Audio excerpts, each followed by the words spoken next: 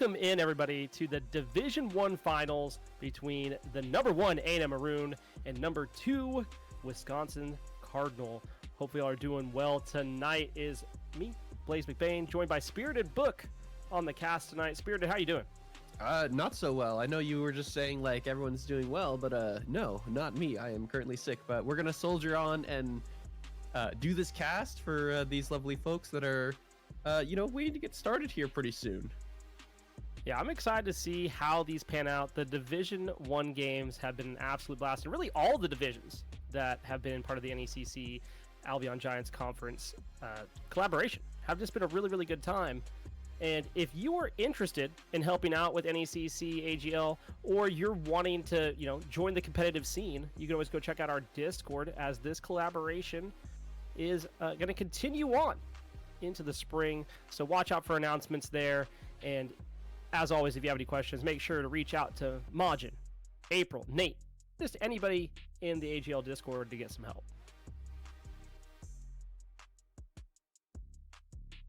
Yeah.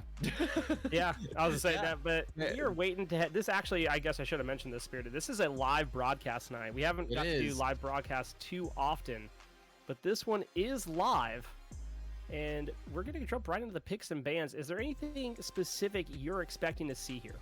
Okay, so my question is gonna be whether we will see any mage solo laners or not. It's kind of been the talk of the town is the mage solos. We saw a bit of it in the SCC qualies towards those planes today. Some Agni solo, some Raijin solo, I believe, if I'm not mistaken. So that's going to be the question mark for me of will we see some of those interesting picks, as it's a set first ban overall for A&M Maroon. That's a little different than what we see in the meta right now. I've seen Set run some of these collegiate games. There's some pretty good Set players out there. I'm not too surprised to see Mammon taken away, along with Poseidon, Toth, and Yamoja. I've talked about it a bit. I really do think Poseidon is actually in a really good spot right now between solo, mid, and even like you could sneak him into jungle carry if needed.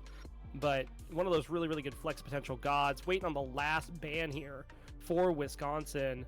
Any surprise markers here other than the Set?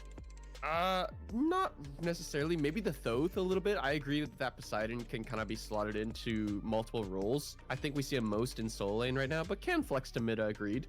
The ADC and jungle, I think, are a little questionable right now, but does have that flex potential, so wouldn't be surprised to see that one taken away. The Thoth is obviously a target ban at the Chalkster, known for this pick in the mid lane, so taking that one away. Good showing here as the Outwash solo is taken away from Super Death Fang, also known for that pick, as it's Athena locked in first for A&M Maroon. Kind of an easy dash taunt god that can make team fights pretty easy to play through after that. Yeah, I was gonna say, I'm hoping that Wisconsin then elects to pick the Chernobog, because last thing you need is an Athena and Cherno that can just rotate wherever they want across the map and just put out the damage. But it is gonna be a Chernobog Ganesha. Ganesha just been one of the staple support gods here in the collegiate scene, and honestly, just always a solid pickup. The Dharmic Pillars and the Silence alone just do so much to shut people down. But on the other side, we see Baba Yaga and Ratatasker, and I'll have to say, I have not seen a lot of Baba Yaga since her nerfs happened, I guess a couple patches ago now. Yeah, with the many nerfs over time to Prophetic Cloak, and then the couple of nerfs to Baba Yaga over time, I feel like she's kind of fallen off, but still a solid sort of mid lane option that players can elect to go to. I mean, this Ratatasker, though, on the side of A&M Maroon, you were just talking about the Bog Athena lane being able to rotate across the map. Ratatasker can kind of do exactly that as well, so it's a double global presence out of A&M Maroon so far for this team that they've decided to go for.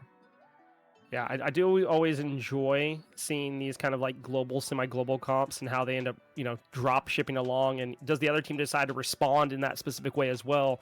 We've seen the Chernobog. Obviously, there's some other options up here that they could elect to go, like the Horus, like the Giannis. I don't know if that's going to be what we see, but I always find it interesting for the pick ban phase of, hey, what would we like to see picked up here? Okay, so wouldn't be surprised if it's a mage here that could potentially flex to mid or solo, something like the Raijin potentially, or the Morgan Le Fay, which we do. So Yeah, I think we're waiting for a bit of a confirmation. There is a awkward moment as Morgan Le Fay and On Her are banned away. Two strong picks. Tells me it's potentially a jungler picked away for Wisconsin. Yeah, we know they're hovering Loki now. We don't know what it's going to be Agni in that There it third pick is. slot. That's a solid pick into the Baba Yaga there, and really into the Rat. Has really Athena. good, just good confirmation on the dive to slow it down, get some bombs off, and the escape there. I like the Agni. Loki picked up here can always be the bane of your existence, or you just put him down, one of the two. Let's see how that plays out here for that guy. Who I have seen put on a lot of crazy plays on the set Thanatos. I'm not surprised to see those banned away here as long as getting this Loki pick. It could be a little bit devastating. But on the opposite sides, Hachiman and Chalk being hovered. Yeah, Chalk, one of those gods. I'm actually really surprised that it's 9th picked overall here, potentially for Super Deathfang. Chalk, one of those guys that has just kind of seen a lot of rise in the amateur scene. Not so much sure about the pro scene just yet, but I know the talk of the town lately has been the Chalk, just very hard to kill and is very good at dealing with backline carries.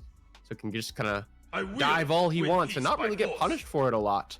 So we do see that Hachiman locked in. Standard ADC pick. I mean, there were a lot of options open here for Control Alt Eat. The Ramo is still available, but just going for that Hachiman makes a lot of sense to me. Just your standard tried and true hunter, really.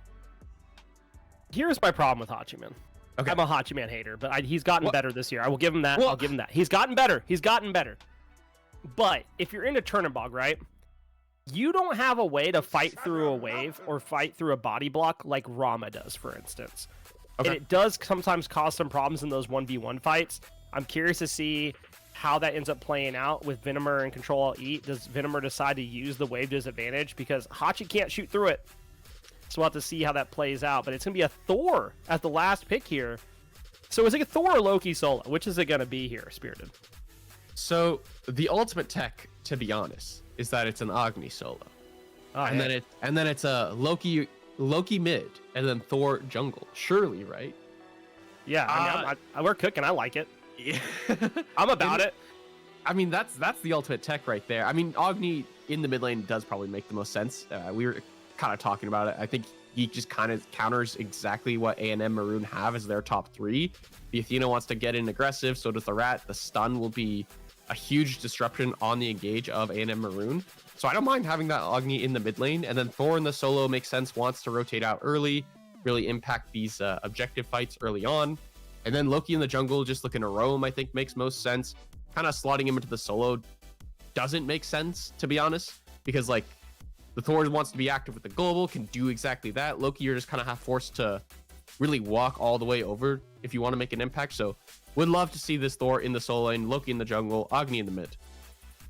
I think Loki going over to solo, if that was to happen, I mean, honestly, he's there for split push and to rotate out. Clear wave, rotate out, clear wave. And that's just it's a really boring play style to play and watch. So I'm hoping that that's not the case. This is not what it's going to be, but just for the effort of saying it, Ganesh solo could be funny, but that's not what we're going to see here. I am happy to say that this is the most meta-ish draft I have seen in a game one. Because lately I've been casting some of the division games, and it's game one, it's let's do something crazy and see if it sticks. And I'm all about that, but this seems much more like cookie cutter. These are things that we're comfortable on. These are what we're gonna play, and we're gonna play to our strengths. And I do like seeing that here. Some nice counter picks, and overall we'll have to see what happens as we head into game number 1. But I'm excited for this. Do you have one draft you're liking more than the other? Okay, so I like A&M Maroon's draft just a little bit better than Wisconsin. That's not to knock Wisconsin's draft. I feel like they have a pretty solid draft as well, but I do like the A&M Maroon just a little bit better. I feel like their initiation is just very easy to pull off. How does Wisconsin really start a fight is the question. It's got to be off the Thor Loki initiation. And those aren't warriors, those aren't guardians. You're probably going in to die. So the question is, can you make the impact before everyone turns and burns on you on A&M Maroon? That'll be the question mark for Wisconsin, is how do they really start a fight? Across the way, A&M Maroon, they're looking for a dash taunt. They're looking for a rat ult. They can chalk blink ult. There is so much potential initiation on this side from A&M Maroon that I feel like they'll have no issues starting these fights. Yeah, I think Wisconsin here is definitely playing for more of like a counter or pick comp. Like they want to be able to counter engage, or they want to be able to pick somebody and then continue on the engage. Obviously, Thor just diving in, there's some issues with that. Does he able to live? We don't know. Is the Ganesh near enough to throw Dharmic Pillars down and cause enough disruption? There's a lot of things that have to work in connection with that. Obviously, I think if you can get a Thor dunk and then you hit the wall and then Dharmic Pillars are up, you have an Agni, you can just drop bombs. That works out really, really nicely. But A&M Maroon definitely have a much more, hey, we're going to be able to dive you, and you're going to have to deal with it. You're going to have to find a way to peel us off. You have the taunt, you have the stun, you have the silence. I mean, and then whatever Baba ends up throwing out ends up being really, really good here. And I don't know. I'm with you. I think A&M Maroon's draft's a little bit more convenient for the playstyle, but I do like what Wisconsin has here as well. If you're wondering why we are into game number 1, we are waiting for us to be let in. We're not on low spectator delay, as I said earlier. This is a live broadcast. So these games are happening as they go. This is a best of 5, and that makes for interesting times, because sometimes you get the meta within the best of 5 that develops, and I'm curious to see if we see some of that as we get through, game number 1, game number 2. Yeah, I agree, and I think some of these picks will probably be taken away in the next game number 2. I just touching on this Loki a little bit, as we were kind of talking about the initiation, I do think A&M Maroon do have to pay respect to this Loki. I mean, yes. Kind of looking at it, like, how do they like really peel this target? Like, if Athena is dash taunting in, and then the rat's looking to follow up, so is Chalk, that kind of exposes the backline a little bit. Baba Yaga, yes, is kind of safe with her ultimate, and if you build into things like Prophetic Cloak, you can kind of play a little safe. But the question is, will Wisconsin really not, like, you know what I mean? Like, can the Loki's dive be successful, and can A&M Maroon really respect and focus this Loki, I think, will be the question. Well, let's head into game number 1 of the Division 1 finals between A&M Maroon and Wisconsin. I do agree, you have to respect the Loki, but you also have to respect that guy. I mean, I watched him just pop off last week in the semifinals. I think you have to put some respect on his name, and it wasn't on Loki, but I can't imagine it with the gods he was playing that Loki's going to be a bad pick for him here. He's definitely going to look to make some disruptions and pick some people off early. Already a very different start as well, going for the Bluestone first on the Loki in the jungle. So no standard jungle items from the Loki, which is a bit of a surprise. I mean, that's kind of a tried and true, is just go the jungle star item. It helps clearing camps a lot better. It gives you a bit of sustain off the camps, but seems like he's going to be A-okay for now. It's really going to be the mid to late game that we'll start to see a starter item like that really be impactful. And Simodyne's going into a cloak here. Which one do you think he's going to elect to go here early with Prophetic. The Bluestone? Definitely Prophetic. I think it's going to be Prophetic for this Thor, which is a little surprising. I think going into the Chalk matchup, obviously you're going to be stacking the physical procs very easily, but how do you really proc your magical stacks? You know what I mean? Like, if you're going in on Baba Yaga, you have the risk of being silenced and all in. If you're looking towards this Athena to get your stacks, like, are you going to immediately get murdered by the taunt and then the follow-up after that? So it is going to be a little risky for Simodon if he goes for this prophetic cloak. Is he going to be able to stack it to its completion? I'm sure he will. This could potentially be a very long game, and game number 1s, I find a lot of players tend to take things a little slowly just to kind of see how teams play out, as we do see the potential look on the left-hand side from the Ratatasker looking for the support. Yeah, Wavy getting active here early, and oh no, Spyrock takes a fall spill for the first blood. Wavy is the one that gets it and then walks over the shield camp, gonna get a little extra on the back end of that, which has to feel pretty good here. You skip the shield buff and you get a pick. Great way to start off the game, and we saw that guy have to back really early on the right-hand side there after doing mid-harpies. This could be a little bit of a problem, letting this Ratatasker get an early start here, and A&M Maroon already on the board at 2 minutes into the game. A dash in by Fridium. Oh, doesn't connect the taunt. Oh, check out that guy. Could Check have out been a that guy little on the bit- right-hand side. They're going to look for a gank. I'm very Yeah. surprised by this play. Oh, this is actually really, really good. Can they finish? It's the question. There's the hammer. It didn't connect the twice. Oh, they're going to have to worry about him teleporting through. Are they going to commit is the question. Bluestone can't do enough damage here. The Chalk gets to live to see another day. And Super Death Fang will be right back in a moment with teleport. Yeah, I feel like that was the play setup was there the entire time. Like, okay, we're going to start Bluestone first on our Loki. He's going to bring a bit of extra damage on enemy gods a little earlier than, say, a jungle start item, but now not able to secure that early, not even first blood, but just kill back onto the Chalk, who's able to survive that. It's kind of looking a little rough for Wisconsin's jungler, who's now going to be a little behind to the Ratatasker, who's just going to be able to farm up easily these mid camps. He won't be forced to back as much. And we saw the Loki back early, and he wasn't even able to like afford even the tier 2 of the Jotuns, what I assume is a Jotuns, maybe a Crusher. We do see a purple buff invade on this left-hand side. A&M Maroon get that one as well, and so far so good for the A&M Maroon team. Yeah, this could be problematic. If that rat hits level 5 early enough and just ganks a lane that doesn't have ult, aka dual lane at the moment, that's going to be a problem because you're going to put this dual lane even further behind as they're fighting over the shield buff. Looks like Spyrock stepping up, trying to confirm it. Can't do it. Control Alt E dashes in. They're going to have to use the shell to get out and get on out of dodge. Control Alt E getting a little bit aggressive there. I like it out of the Hachiman. But to see how this plays out as Chalkster is rotating over, decides, hey, they know we're going to go ahead and back. And Wavy is going to go and collect some farm for the troubles of the rotation. We might get a fight here at the Harpies here in mid. No, that guy's rotating over to duo. Okay, he's level 5. He is level 5. We might get a little bit of a pick here, but he needs the rest of his team that's in duo to step up. That's not going to happen. And, he's just going to run a little lap around the left-hand side jungle. Somebody might be in a smidge of trouble here. Does have a little bit of a lead. Pokes out Super Death Fang. I don't know if that's who you want to go in on. There goes the ultimates. Ultimates exchange there. Waves in the air.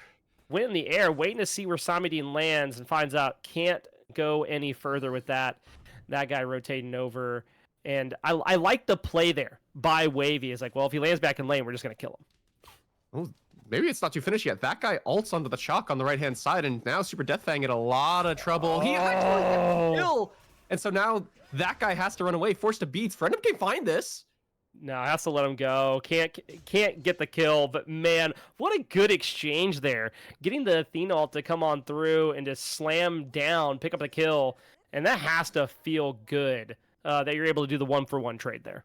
Yeah, and the most important part is Super Death Fang was the one who got that kill, so it goes the way of the Soul Laner, so he's going to have a slight gold lead in this Soul Lane and experience lead against the Soul Lane, so it's a good look so far for Super Death Fang. Despite falling down himself, he at least gets the kill to answer back against Simo. I saw an Agni Bomb rain down there, and I was concerned for Wavy's life. Luckily, was able to dash away. And now a sprint used by Frindium here just to walk away and not have to deal with the shenanigans of Thor and Loki. Making the way over now to go ahead and pick up some extra farm here. And look at what was that, a Sekhmet Scepter for Super Death Fang already? Yeah, I think so. I mean, he's just looking to really play the sustain game. He's looking to really just abuse the cooldowns and the healing and whatnot as much as humanly possible. He wants to spam that 3, especially in these mid to late game team fights. Yeah. I like it. Nice little switch up to the builds that we normally get to see out of solo in general or just warriors. And now Simon is in trouble here. It needs that hammer to come up sooner rather than later. Super Death Fang just ends up saying, it's fine. He'll hammer away. I'm not going to chase it. That guy looking to get active on the left-hand side, but just can't.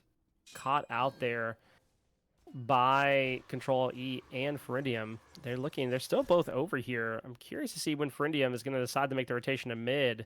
Seems pretty okay with staying here in duo for now, though. Yeah, I mean, both supports usually... Oh, as Super Death Fang does... I was going to say find a solo kill, but it's not a solo kill as Wavy's over there, but with the jungler in right, they're going to look for an aggressive play on left. Venom will fall down as well. What a great play by Control E and Firidium there. They get the taunt, and they're like, okay, we'll just wait. If we poke him down enough, you just hop on the horse, fire the shot, and it paid off. Great play there. And now you have a 2-1 2-1 chalk, you know, and wavy 1-0-1. Your control eat 1-0-1. You're feeling pretty good if you're A&M Maroon right now. Oh, he's on his way back to this left-hand side, but no, Venom's just going to use that ult just to get back to the lane to farm some more creeps. But yeah, I agree. Like, A&M Maroon are off to a fantastic start so far. They got kills in both side lanes. Their jungler has a kill who's looking to be active, and this is usually how A&M Maroon play. Is Freezing's goal is to just farm in mid and be even or ahead as much. Like, you know, his jungler is usually going to get ahead. Wavy's usually going to get ahead, and that's by chance. That also gives Freezing often advantages because of how this team plays around mid harpies. And so A&M Maroon, they're ahead, but can Super Death Fang maybe get killed here? I'm not so sure. No, I mean, Ferdinand comes over with the sprint after the ultimate. Oh, actually, this is huge. You get the rotation here by Chalkster, looking to take out the Chalk himself and say, who's the real Chalk? Now you have Spyrock coming over with the Dharmic Pillars. The Agni Bombs are raining down. Can they get a 2-for-1 special over in the right-hand side is the question. Ferindium running for his life. Doesn't have that sprint online anymore. Pulls the blue buff. And I think Chalkster's going to play for this. See, can they confirm the steal here? And they will. A&M Maroon are the ones that pay the price over on the solo side. Wisconsin with a great rotation there. Pick up a kill and get a blue buff. Has to feel pretty good to know you're getting some movement over on one side of the map. Yeah, and A&M Maroon, they're going to answer back with a purple buff here, but outside of that, they really don't get a lot in answer back. It does cost Wisconsin a 4-man rotation to this right-hand side. They are going to lose the green buff as well, so I feel like A&M Maroon are kind of answering back where they can, which is a good show, like a good showing so far for them. You know, if they're going to rotate 4 members to right, yes, keep funneling more farm into Wavy, who's now has a 1.5 level advantage over that guy. His control just going to continue to play aggressive on this left-hand side.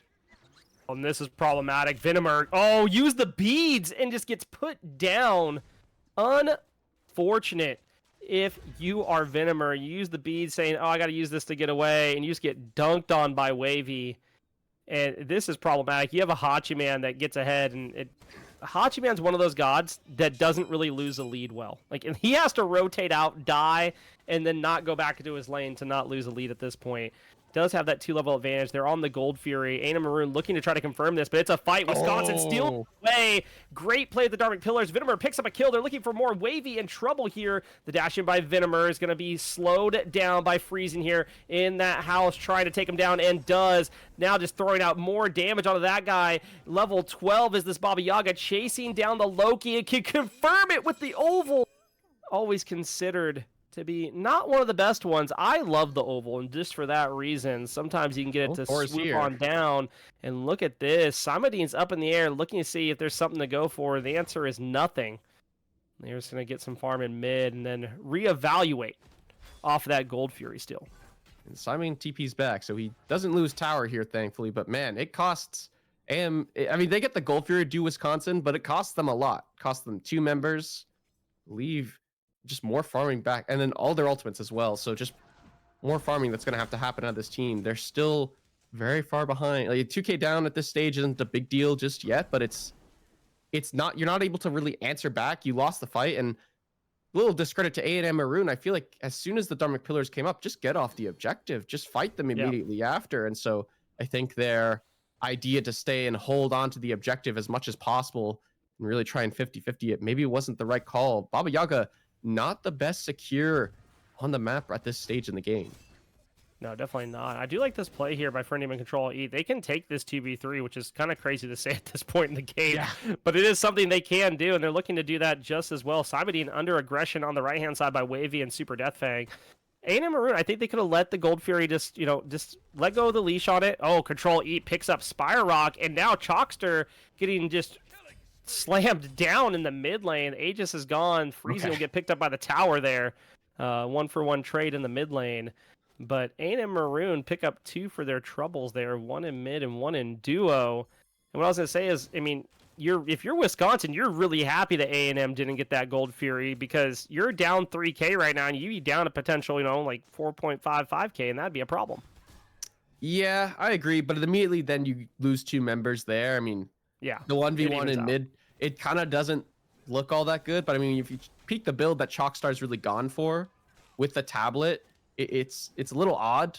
We don't see a lot of tablet builds right now. And once again, Venom just being war crimed, as a lot of ADCs like to call it here on this left-hand side. Just 3 members here again and again and again. Wavy has pitched a tent over here.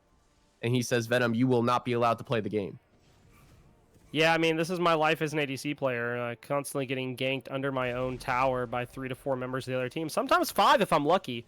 Venomer has just been paying the consequences of being a Chernobog at that tower. You know, they were trying to push leads elsewhere. It just hasn't really panned out yet for Wisconsin. But they have shown that they have the fight potential, that they can fight. And when they decide to select and go for one of those picks, they have this nice little pick comp between the Loki and the Thor. But right now, A&M seem to have most of the answers besides on the securing objectives. That was just weird. I thought for a second, I thought Wavy used his beads. That was not the case. No. Thankfully not, because I feel like he needs these beads. Yeah, I know he does. That's why I was concerned. I was like, man, that's a fat finger that you definitely feel for the next 2.5 minutes. I mean, Wisconsin, we talk about their lack of initiation. It's kind of hard to set up their initiation, but if most of that hinges on the fact of if someone has beads or not. If you have beads, you're pretty good beads away a lot of their Wisconsin's potential initiation. When you talk about the Dharmic Pillars, but Friendum's already kind of thought ahead of that and opted for the sprint first, and now Wavy looking for the 1v1 against that guy. Oh, he's going to dive this tier 2 tower. He goes for it, right? Oh, he's going to let it go. He saw Thor go up. He was like, maybe that's not the best idea ever. I thought he was going to commit, and I was like, I appreciate it. And the ball ult will come through just for that engage. Oh, wow. That is surprising. Venomer going to be paying the price here, I'd assume. Somehow gets away, but here comes Home Sweep Home, raining down the damage. Chalkster in trouble, Venomer in trouble. Spire Rock is healthy, but also in trouble as well. There's the Aegis out of freezing. That guy picks up a kill on the Super Death Fang. And now, can they turn it around and pick up anything besides the Tier 1 towers? The question, you have Chalkster just playing with fire as far as the health bar there. Luckily, Freezing isn't able to crank out any damage, but that guy on this Loki can be problematic with that stealth. Is going to go the other way here. Freezing and Fridium will be okay for now. But very surprised by that dive out of A&M Maroon. I mean, I feel like the play there was force them back in right, and then immediately go and pick up that Pyromancer, and looked like that's what they were going to do. And then Super Death Fang and Freezing Fantasy, they just go a little too deep in mid for my liking. I feel like the call was just push them back and then fall back to the Pyromancer. We can get that objective for free. Yeah, I think it might have just been split calls there. You have one person calling, like, let's go Pyro, and then they probably saw something that was like, oh, we have an opportunity to get a pick beforehand, and they just overcommit there. We've all been there. Feels bad, but that's okay. If you have a grouping here of 3 members of Wisconsin versus the 2 of A&M Maroon, Wavy up there by himself. Dharmic Pillars channeled off the mark. Fridium is now here. This is a problem for Wisconsin. They're going to have to play the safety. Venomer has to get out. There's the beads. There's the Aegis to save the life of the Cherno.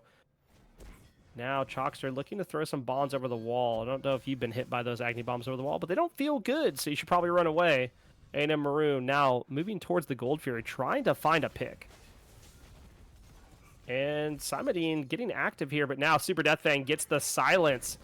And now chasing down Chalkster. This should be a confirmed kill. The dash is good by Agni. That guy being a distraction on the backside pulls A&M Maroon the other way. Good beads by that guy. The Loki's running and trying to get away. Simodine comes crashing into the other side of the fight. Wavy has to back off for the time being. Will decide to back here as Wisconsin has multiple members backing as well. And this is A&M Maroon's go button to try to pick up this Gold Fury. They lost the last one. Can they get this one? Spire Rock looking for a way in. Venomer up in the air. I don't think you commit to this if you're Venomer, but I like the idea of just slowing them down. There's the Dharmic Pillars. They pull it on top of the Dharmic Pillars and luckily confirm it. A&M Maroon walk away with that Gold Fury, but I'm not so sure they should have.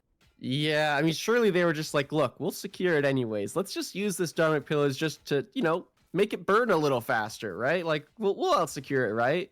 They do end up getting that one. But again, that's a prime example right there of if you have beads, it's really hard to initiate on A&M Maroon. The Thor engage onto Wavy nearly kills him, but he has beads, so he's able to get his dash off in time and get away to safety. There's a 3-man rotation on this right-hand side, but I don't think that they're going to look towards Super Death Fang, who's gone for a very spicy build. He is all in on this health and healing build. Yeah, I mean, the breastplate the Stone of Binding, the Sekbek Scepter. I'm digging it. I have been talking about how Chalk is probably going to be just insane at some point because they keep slightly buffing him in high res. I'm convinced wants him to be good. And I think he's kind of good at the moment. Does a lot of things well. But is there any other things build-wise that stand out? We do have 38 stacks, I believe, on the tablet for Chalkster. Yeah, he's getting there. He's getting it stacked. It's either 38 or 18. I think it actually... It's hard to see. I want to say it's 38. I want to say it's 38. It should be 38 at this stage. I mean, the Prophetic Cloak is also on the way for Simon. I mean, he's got that one first overall, 17 stacks. I assume 15 of those is the physical stacks and 2 of those is the magical stacks. Because as we mentioned, the stacking of the magical ones, Control is going to ult in and then dash in aggressively. No way, dude. Control just gets to walk up. Yeah, he loses the beads agent. He uses the ult. There is no way. Wavy picks up Venomer, but somehow, some way, the Hachiman lives. Wavy dives in looking to keep the fight going and does. Chalkster just escapes by a smidge, but that guy chasing down. Oh, what a great blink by Wavy. Somehow gets away, and that guy is now in just so much trouble. The duress that has to be going through the comms at this point for Wisconsin as the tier 2 tower is just under assault of A&M Maroon, who will now back up, regroup. There's no objectives to get on this left side of the map unless they decide to push a tower, which I don't think they'll do at this point. But Control Eat is feeling himself. No other ADC ever gets away from doing something as absurd as that. You know, ulting in immediately in front of like 3 other members and then dashing in aggressively. Like, it almost made Wisconsin like hesitate. They were like, what is this guy doing? Like, yeah. It made them hesitate, and then they didn't immediately kill him, which is what should have happened. And that gives A&M Maroon the opportunity to go in and back up their AD carry. And ultimately, it's Wavy who just solos down Venom yet again. This Chernobog has not worked out so far. And this is a prime example, by the way, of why I just play Jingwei all the time. Because as an ADC, you are going to get camped. And if you aren't a safe hunter, you're going to get camped on cooldown by a character like a Ratatasker, a Thor, a Thanatos. And you're just going to die on cooldown, and there is nothing you could do about it. I just think if I'm Wisconsin in that case, like if this Hachiman ults and then dashes at me, I think the A&M Maroon have some master plan I don't want to be a part of. And that's the only reason I can think that they just didn't turn and burn Control Eat. Like, they didn't decide to Control delete him. You know what I mean? Like, 'cause that's what should have happened there. Like, I can't imagine what the comms were for Wisconsin besides, like, yo... Is Control Eat out of his mind? There's a Hachiman dashing at me. What's going on here, boys? Well, Venom gets forced back. A little bit of fight here. Wavy going in on the other side here. Gets some damage on the Chalkster, but eats a bomb and then goes, cool, I'm just going to hop away on some trees, do my job here, so we can just invade a purple buff. And we are in this weird state of the game 20 minutes in. A&M Maroon have a very healthy lead here. It's like they've been stalling for this Gold Fury, but it's a regular gold. It's not Oni. It's not Primal. And, like, they need a pick to go fire. It's just so strange that they've been only focused on this left-hand side of the map. Yeah, this is actually quite huge for Wisconsin, this just regular Gold Fury. I almost wonder if you just give this up and just focus on your farming, but they are in the area, and they get double taunted. Oh, my God. Spire Rock, half the health's gone. Simon not feeling too great either. There was a sprint used, and now on the backside, Wavy getting soloed down by that guy. This might be confirmed. Oh, my God. Frindium with the sprint. Insanity. And now Wavy just running away. I mean, the slow was channeled and everything from Venomer. They did everything they possibly could to get Wavy there, and they came up with nothing. Just change of, like, go look in your pockets for some change. It was lint. Now Spire Rock in trouble, throws the Dark Pillars, falls down to freezing. Super Death Thing picks up Chalkster. Venomer is going to be the next one to fall here. The question is, does it go to Frindium? No. Simon somehow saves the life of the ADC, and A&M Maroon go, cool, we'll just go pick up this gold for you real quick. But I mean, Fire and Pyro are on the board. I can't believe they're not going that way instead. Yeah, you have a bomb. You could potentially have picked up 2 bombs here. This could have been a Fire Giant. I don't mind this gold play. I mean, you're just going to get the Gold Fury and continue building your lead.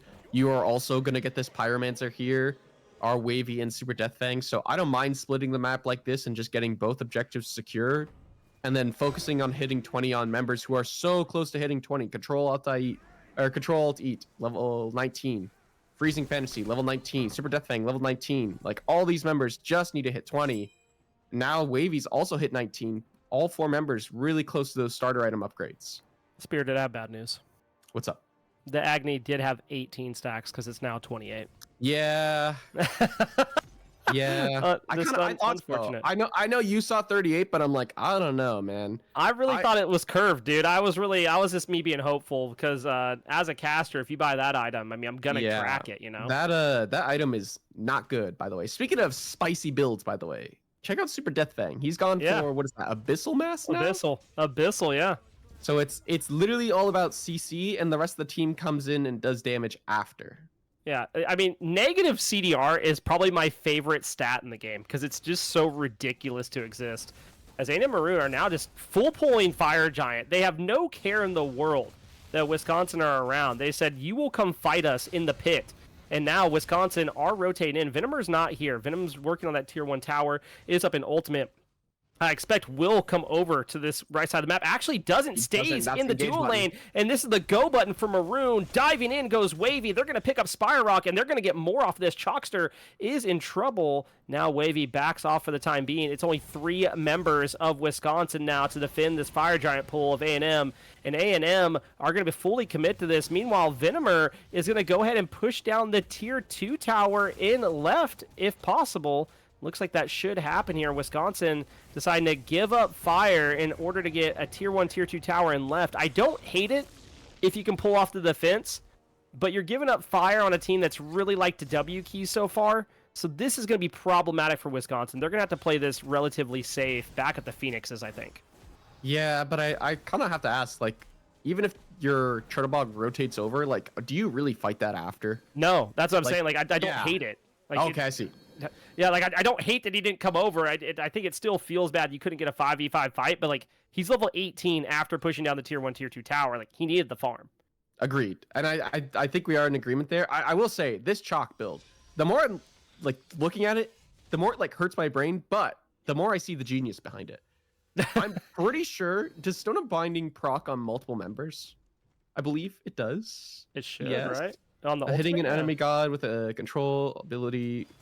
No, it's not even just the ultimate. It's the ultimate and the slow, I believe. And the slow, yeah. Oh, that's huge in theory. So you're slowing people, you're proccing it for everyone, and then you're ulting as well. So just lots of AoE like CC that's gonna proc on multiple members, reducing protections of everyone kind of around you when you have those abilities active. I mean, it's a fantastic build for A&M Maroon, and it's gonna allow Freezing Fantasy, Wavy, and Control Alt E to do just more damage. All of whom have either good engage tools or ranged abilities to cast from while also being safe at the same time. So I guess my question for you at this point in the game, Wisconsin's down like 7,500 gold. How do they get back in? Who do they need to pick off? Who is it they need to take out to make a fight, go their way? So in theory, I would say, it could be Super Death Fang, but I don't think that's the right target. No, I don't think that's the target either. Very tanky, very healthy. Venomer actually just ults straight into the back line. And now Simon comes crashing down as well. This is huge for Wisconsin. They're going to find Freezing Fantasy. Boom. And they find Super Death Fang. They trade out Simoning, but that's okay. Control Alt Eat is here. Control Alt I Eat gets some damage off. Looking to take down, but now Wavy comes hammering down. Can't find what looking for. But A&M Maroon are going to have to back off here. I don't think they can continue the aggression. They have the Titan. But, like, Wisconsin played that so well. I asked who do they need to pick. I was thinking it needed to be the Baba or the Hachiman. They got the Baba. Yeah, I really like that play because what they did was they had that guy go mid, forced Wavy to respond in the mid lane. They're actually going to hover around here on this right-hand side. Friend gets a taunt on a Chalkster, and that could be all. Okay. Oof. Chalkster almost takes a spill there after Wavy dashes in, but they're going to have to worry a little bit about this Titan. This does open an opportunity for A&M Maroon to get some damage off. I think they are going to try to poke down the tower if anything, but now that guy goes in. Great use of the ultimate. Fridium is the... I think Fridium gets the ult off and does. It actually gets out, but now Super Death Fangs here comes crashing in with the ultimate, getting that damage off, getting that silence off. Wavy now in trouble. Simodine comes crashing in from the above, and it's a chase down by Simodine here. Great beads to avoid the CC, and now wants to channel and run it down. Can you get another good wall off? You can't stop the backs, There it but is. Control Alt I Eat is in trouble. Now, very, very low here. Freezing Fantasy on the other side getting chased down by Chalkster. Wisconsin is on the W key, something we haven't got to see much of this game. There goes a bomb from Chalkster, takes down the Hachiman, who at this point hadn't died, and now here comes Wavy looking for a place in. Wavy playing with fire here in the Fire Giant pit. Venomer picks up a kill, and now it's the Dark Pillars. Wavy is low. On the other side is Frindium looking for a play, but Venomer goes up, slows him down, dashes, looks for a kill, can't find it. It does finally. Venomer on the board with 2 extra kills at this point, and turning this around on the Chernobog. Frindium now is the one in trouble. Wisconsin says, we have waited and finally were able to take a fight and turn it around. They were down 7,500 gold before that fight at their tier 2 tower, and they turn it around in what was an elongated, like, 4-minute fight. Venom finally gets to play the video game this time around and makes it happen. Also, huge credit to Chalkstar, avoiding all of Wavy's damage, who was looking for the 1v1 onto the Agni. Wasn't able to find that stun. Chalkstar with the dash, and suddenly that gold lead, it's going to drop down to around 1k 2k gold lead around after this gold fury is taken, and Fire Giant due to respawn soon as well. And I just don't understand why A&M Maroon stayed for as long as they did. And right, I understand you had a pretty substantial lead for sure, but for Endem being sort of forcing that engagement on Chalkstar, you get the beads, that's great. I think after that you just walk away. Your Titan's gonna get some poke on the right-hand side tower, which did ultimately fall. But was it worth it is the question, as we are back to around 2k gold lead, and you take a look at the builds. I mean, Venom's got a starter. Chalkstar has a starter now. Simodine and that guy both have starter upgrades. Those blue stones that we talked about. Like, suddenly it's not an even game, but it's very close. Oh god, Chalkster just walks up and finds out, gets deleted by freezing there. It's Wisconsin now on the back foot here. Spyrock's in trouble. Wavy crashes down. Venomer trying to help peel away the damage onto his support, but Simodine comes in and it doesn't save the life of Spyrock. Unfortunately, now Venomer is the one being chased down. Freezing picks up a triple kill. Might be looking for more on the backside. That guy is in a 1v1 with Control Alt E, and Control E trying to find a way to get the kill. Wavy dashes in, doesn't finish it off. Freezing was going for the quad. Couldn't find it there. No. Simodine is the only one up, and you wait the 30 seconds for fire at this point because it's going to be enhanced. Yeah, I'm actually surprised they aren't going to push down this right-hand side Phoenix. Maybe just not tanky or healthy enough, I guess, on some members, and maybe not looking to risk it, I guess. But they're just going to go for this enhanced Fire Giant, I would assume. 17 is around, does have teleport and beads available to them, so could look to potentially steal, at the very least, force them to get the Fire Giant before it hits enhanced. He's going to go to the sky, and that's going to make them hold it, actually. Really good play there by Simodine, just at least forcing them to wait a minute. I was going to say, if he comes crashing into that pit, he's going to die. But maybe he gets distilled away, but he is going to instantly die. I almost wonder if it would have been better if he did go in, because that almost makes A&M Maroon panic a little bit, and then maybe they pull the Fire Giant, and then they kill it before it gets enhanced Fire Giant mode. And so suddenly the game is kind of in this, awkward state where A&M Maroon can kind of just siege down these Phoenix without a care in the world. At that stage, you would have had to have A&M Maroon back already. They were kind of on low health bars, and they had huge spikes anyways. So they were going to back as is. The death timer for Simodine wouldn't really have mattered, to be honest.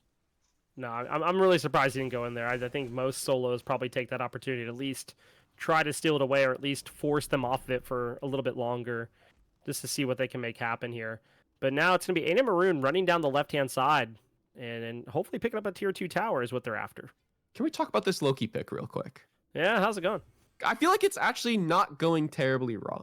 Like it's not. We see some Lokis and they kind of aren't very impactful. The one thing I would like to see a little more is see that guy go more towards finishing off the carries. I feel like he's aimed more towards finishing off tanks a lot of these engagements. But part of that issue has been Wisconsin's target priority. They've really been focused on just killing these tanks. Their most successful fight was when they completely ignored the engagement out of A&M Maroon and then focused on the backline instead.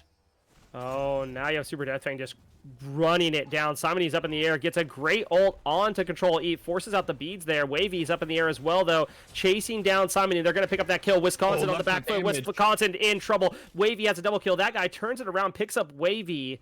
2-for-1 special, but unfortunately, they lost a bird. They're going to lose another one, and Wisconsin have to find a way to defend this base. They got health bars low, but Freezing picks up Venomer, and they're looking towards this right side bird, and it's going to be Fire Waves coming down the left side soon enough. Freezing on the other side of this wall has to be a little bit careful here, because that guy could decide to ult in on Frenium, decides not to. Super Death Fang goes, has him backs. It's three members of A&M Maroon that are standing around. Frenium goes in. Chalkster is able to dash away. That guy just poking out some damage here. Frendium's going to be in trouble. Frendium should fall. Does to Chalkster. Look at where Death Fang is. Death Fang comes around the corner looking to finish off an Agni. And there's the Aegis, but no, you can't live through the whirlwind of that axe. And A&M have weathered the storm of trying to run away there. They have the birds.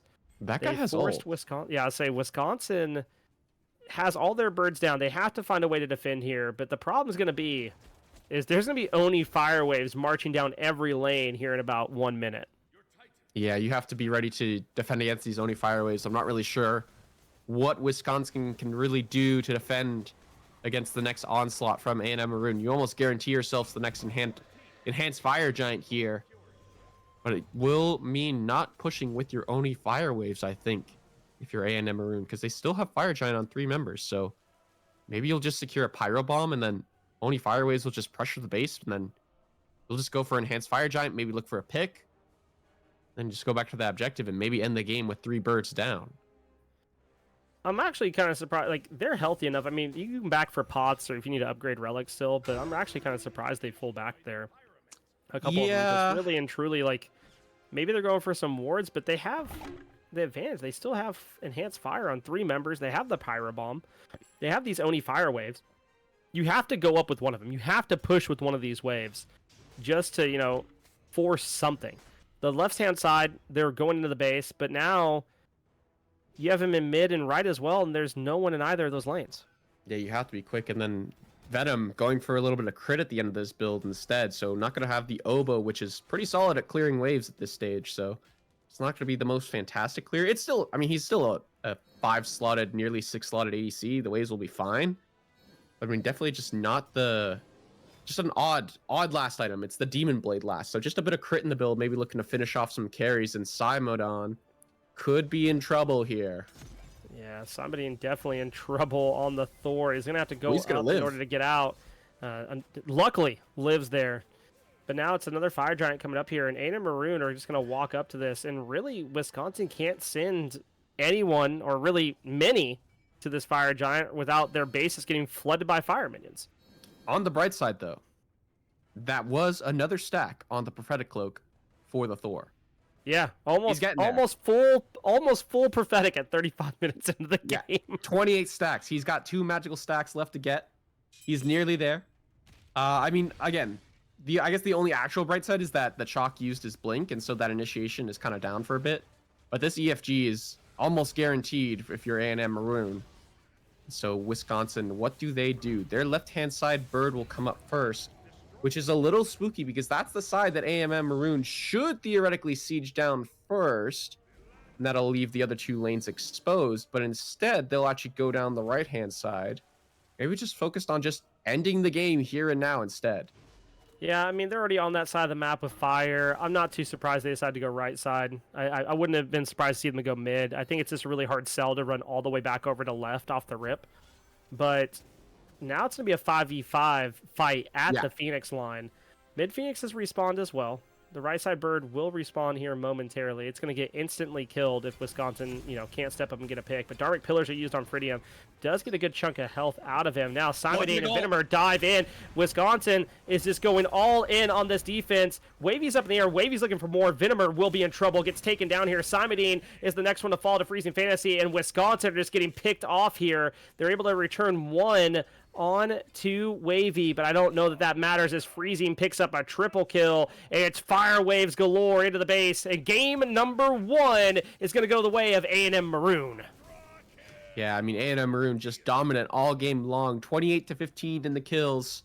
That's nearly, I believe it's an over 1K gold lead. Math is hard at this point. My brain is a little foggy, but just a dominant game number 1 performance out of A&M Maroon. And again, it's just the Athena is very easy to engage with. 0-4-19 on the Athena for Ferendum. This pick has to be looked at, as well as I think the Chalk has to be looked at. Just nearly unkillable in those late games. Just an absolute menace. And when he does die, it's because you've committed so much to killing him that afterwards you've already had all your prots reduced from that Stone of Binding.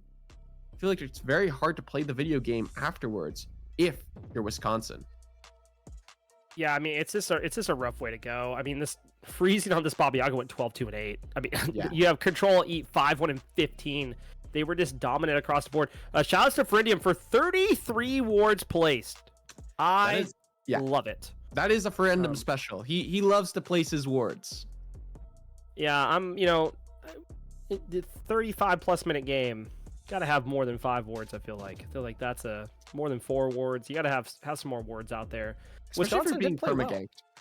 Well, Wisconsin did play well, like fighting back in there. I mean, it looked like they were going to be able to turn it around. Fell up a little bit short. I do think game 2 picks and bans are going to be drastically different than game number 1, but we'll just have to see how it goes. But before we find that out, I guess we'll go over to a quick break.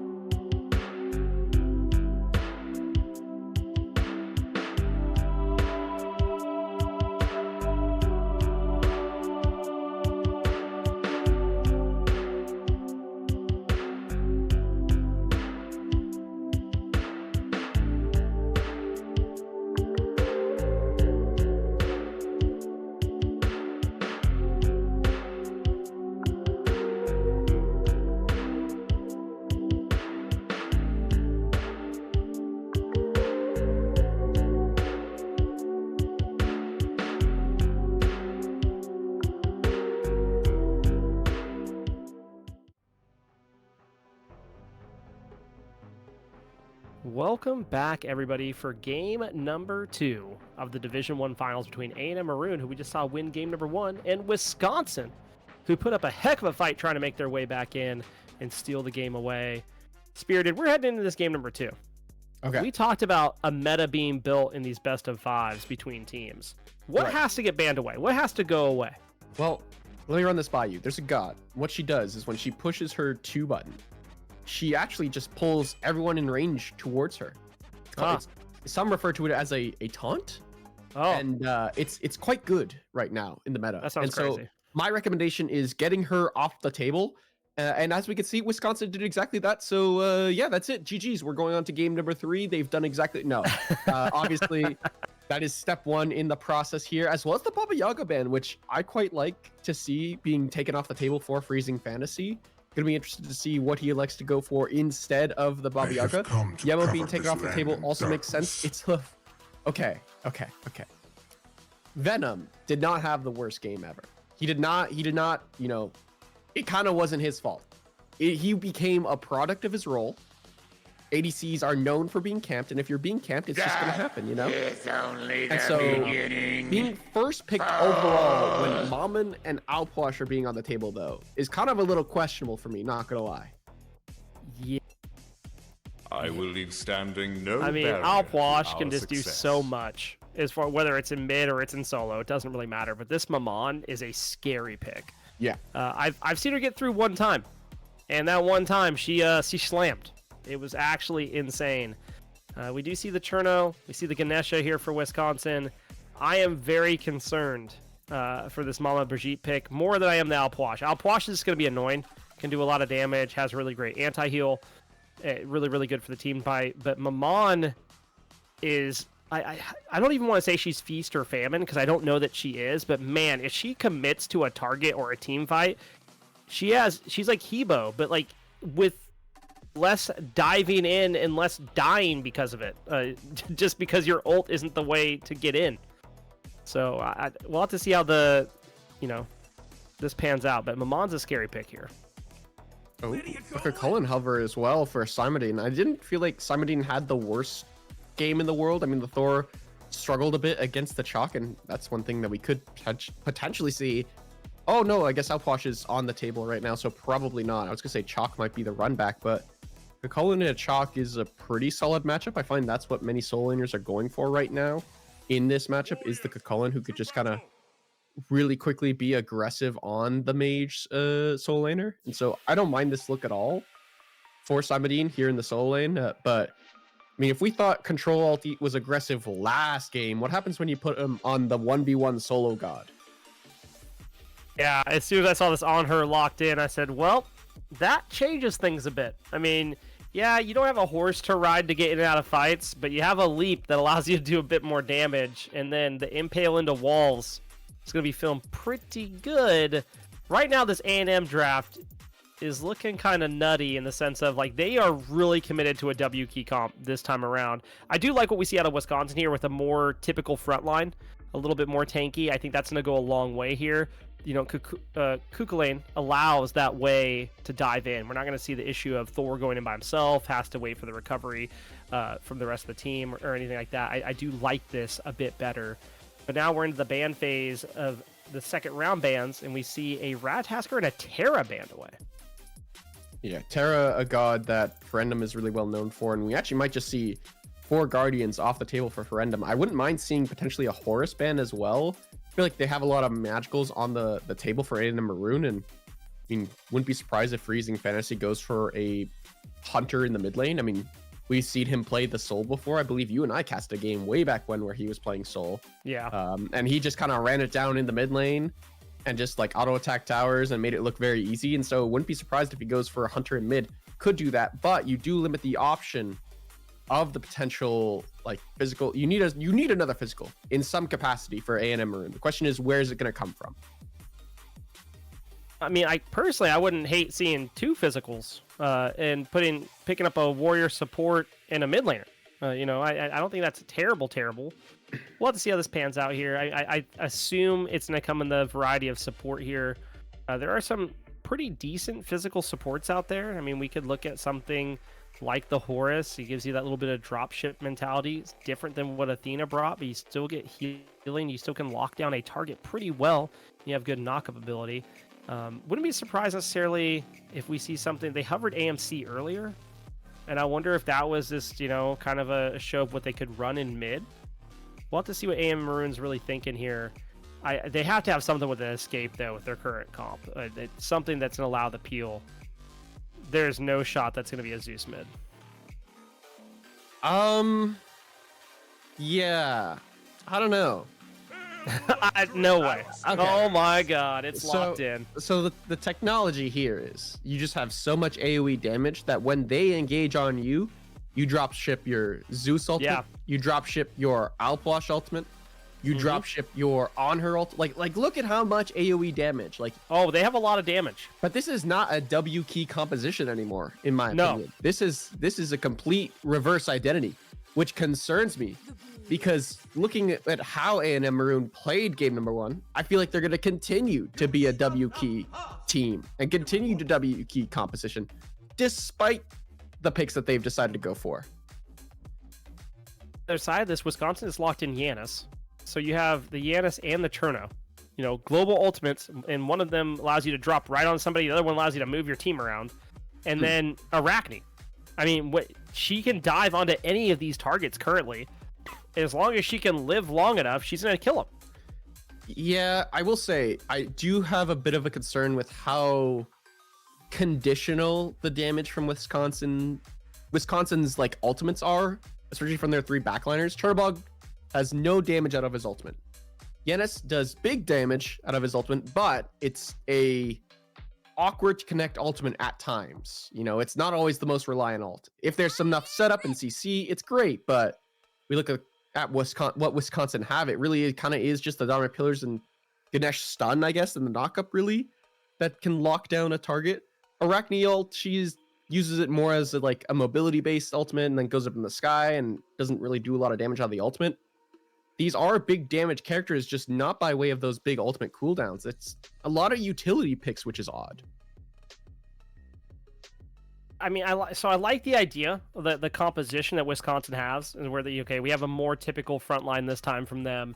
We have a more cohesive team fight possibly, where it's not having to be so pick oriented or counter engaged. But A&M Maroon is cool. We're just gonna run full damage, this full blaster, and see what happens. And this goes back to my statement at the end of the picks and bans for game number 1, that usually in the first game we see stuff like this where we're going to pick a bunch of just crazy picks. And really Maman, not that crazy. Alpwash on her, not that crazy. But then we see Zeus, Neja, and there's a lot of flexibility in what we have here. But there's so much damage. It's not just single target. It's AoE as well. And this could play to a massive favor of A&M Maroon. I know we said, they lock in Zeus. That kind of gets rid of the W key. But then they lock in Neja, who can really help set up this Zeus. Right. And I don't know, man. This is a scary time. I think either A&M just runs this game, or vice versa, Wisconsin stalls them out early and then is able to turn it around late. I mean, that's kind of how I'm feeling about these two comps. I don't know about you. Yeah, I think there's a lot of damage, and most importantly, it's AoE damage out of A&M Maroon. I think the way they played the Chalk last game and Athena last game, you can kind of see that identity is still kind of there. Alpwash isn't going to be the space creator by way of his body, but by way of some of his damage and important cooldowns that he has, and controlling space by way of that. Meanwhile, across the way, Neja, another engage-based support. Well, I assume this Neja is going support more than likely, but another engage-based support who's going to sash in, ult someone, and then when he lands, they're going to drop the important ultimates on him. And if anyone shows up to try and protect that target who's been ulted, they can kind of get punished. I will say, the Neja as an engaged support, not the same success rate as, say, an Athena. I feel like Neja support hasn't been a character we've seen a lot of as of late. I agree. Are we sure it's Neja support? That's the question. So it's time to do some cooking here. Yeah. My only other thought is that it's Mammon support. Unless it's the classic genetics Zeus, genetics Zeus support. Could be. There was a famous stream clip where He played Zeus support, you know? Surely that could be on the cards for Ferendum. You want to know a lane I ran one time? And this is like All right. really, really cooking. All right, let's hear Mammon it. ADC on her support. That is a solid lane. That sounds like a solid lane. I that's the thing about this A&M draft is there is some pretty good flexibility here on where picks could go. I mean, I'm assuming it's going to be Alpwash solo, Mammon jungle, Neja support on her, carry Zeus mid, but I wouldn't be surprised if we get in there and that's not the case at all. What are our thoughts on Zeus solo Alpwash mid here? The context of this composition, because look at it could this be better. Okay, so I do think mid lane is arguably the safest lane in the game, to an extent, right? Yeah. I don't think it's solo. I think if you stick a Zeus in solo, he's gonna die. Oh yeah, I think he's gonna get ran at the whole entire time. But then you know where they're gonna put their pressure. They're gonna put it in solo. Oh, that's true. So the technology for A&M Maroon is they stick the Zeus in solo because they'll know that Super Deathfang gets camped, because that's exactly what happened in last game, despite him being on a warrior pick. So then A&M Maroon cycle all of their resources to the left-hand side for the on her, and just pump all their resources into him to hyper carry this video game, and then get early Gold Furies, transfer the on her over to the Pyromancer, and then secure those bombs, to which they can then use those bombs to secure themselves the Fire Giant objectives. At which point the Zeus will be a non-factor anyways, so at this point it doesn't matter, and the game will play out as is with an A&M Maroon victory. Well, I was gonna ask who you thought's gonna win this game, but I feel like you've cooked your way to an A&M victory here.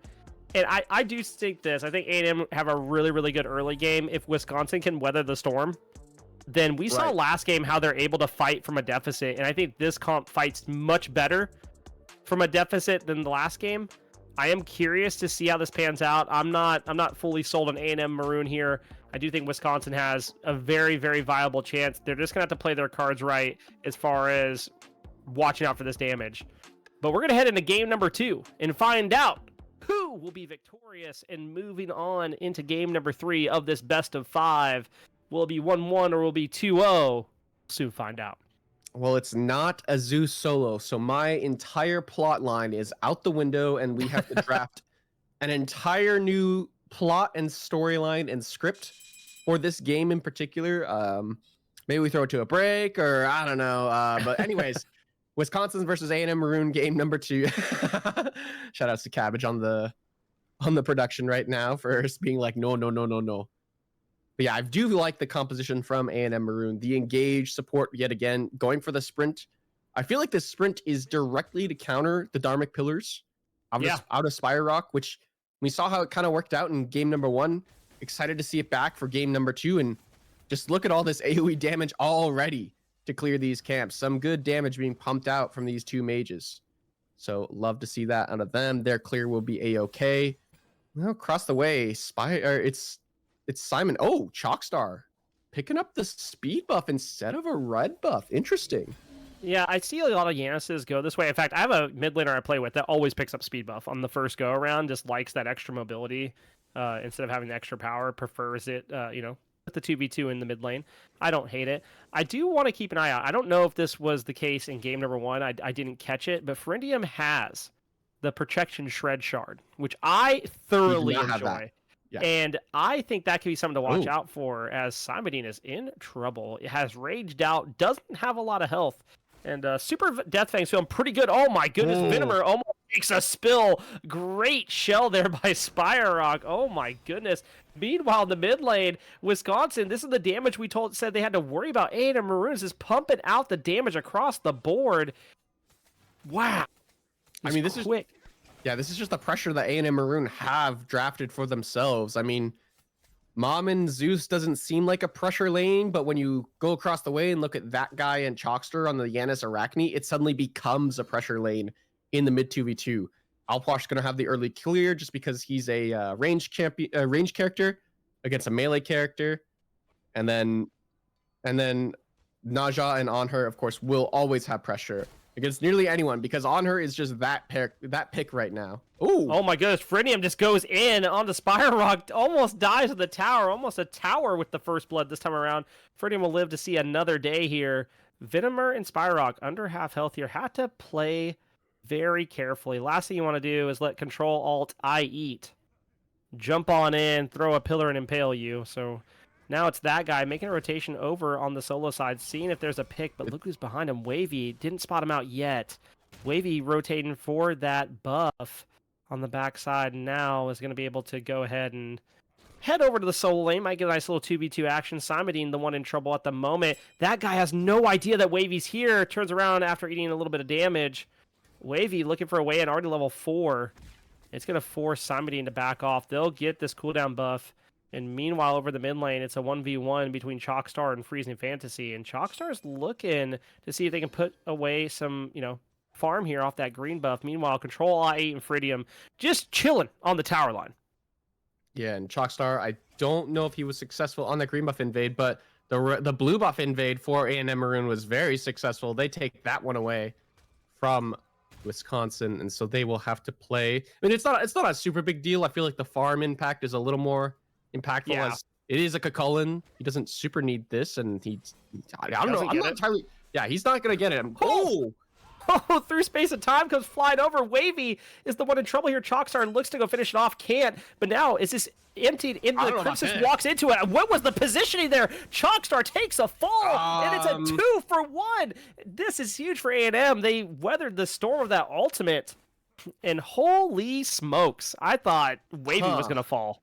So, okay, I love the idea there. I'm like, first of all, I'm like, why is Simodine even here? Like, he's just kind of walking at this blue, and he's not even going to get it, and he's still kind of playing aggressive. It's a great ult from Chalkstar to get the through space and time. Already hitting those early. Love to see that. But then doesn't find, I believe it's Wavy on the backhand side of the tier 2, and then looks for Super Death Fang, walks through the near entirety of the Empty the Crypts. Takes so much damage from that. He shows up the Zeus rotation in late from Freezing Fantasy, and that fight's practically already over. So 2 quick kills, first blood and another for A&M Maroon, and that is already a significant gold lead 4 minutes into this game. Holy cow.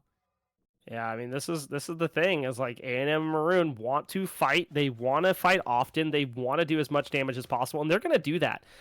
It was this really unfortunate positioning there by Chalkstar walking into that. Now that guy just gets taken down, shows out the power of Maman Brigitte.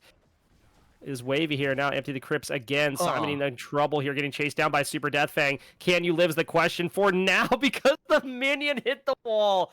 Holy, A&M Maroon put another one on the board, get a TKO on the Super Death Fang here. Or sorry, Super Death Fang gets a TKO on to Simodine here. This is huge.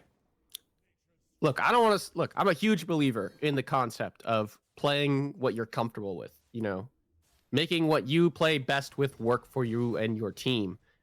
However, I hate to say it, this game is looking like a bit of a draft diff thus far. There is just no pressure in any of these lanes. All 3 lanes, except kind of Chalkstar, he's kind of able to snake around these objectives and sort of in the jungle because he's incredibly safe. He's got those portals to work with, a CCU and ultimate. And so he can kind of play safe, but it's not the same. He's actually looking for a bit of a 1v1. Misses the portal, Freezing Fantasy. Got those juke shoes on. Love to see that. But outside of the Yanis, who can kind of play a little cheeky in the jungle, there is just no pressure out of any of these lanes. Even the Arachne isn't able to successfully pressure people out, as Friendem could get caught here. There's a Arachne hunting. Oh my god. Did you see the ring toss there? That was beautiful. Obviously, he goes up in the air there. Now there's the sprint by Friendium. After the Dharmic Pillars you mentioned earlier, and they can't go in. They can't even attempt to do anything because Venomer has no health. Right. Spyrock has just a smidge more. And it is, again, Wisconsin under so much pressure here. Even after the rotation, you think, okay, maybe they're going to be able to do something. No, they're just unable at the moment to do anything. It's a Jotun's Wrath early for that guy. Interesting pickup here on the Arachne. Yeah. I'm just trying to think. Maybe you're looking to be that CC bot, as we're seeing a right-hand side fight, but Chalkstar looking to be cheeky in the jungle, sure, but it's not going to work forever. Eventually, you're going to get found out, and he will be caught by a combination of Wavy and Freezing Fantasy, pincering down on that Yanis, who's eventually caught out. Or as I should say, finally caught out. Can I say what my favorite part of that was? The fact that he was? went and thought about dying to tower. Like he was like, I haven't got hit yet, and then Wavy hit him. And he was like, oh, I'll just walk out of the tower now, I guess. Well, like he thought about like, oh, if I just fall the tower, no one gets credit, and I love that. Yeah, instead I think it goes to Wavy, who It is does. It does. accelerating very quickly this game. He is 3-0-1, has that Doom Orb already online, and I Oh, think no. has a lot of gold in hand should this character continue to farm. Already up 2 levels over the counterpart of that guy on the Arachne. It is a very difficult game for A&M Maroon to really fight back into, honestly. Or sorry, Wisconsin to really fight back into.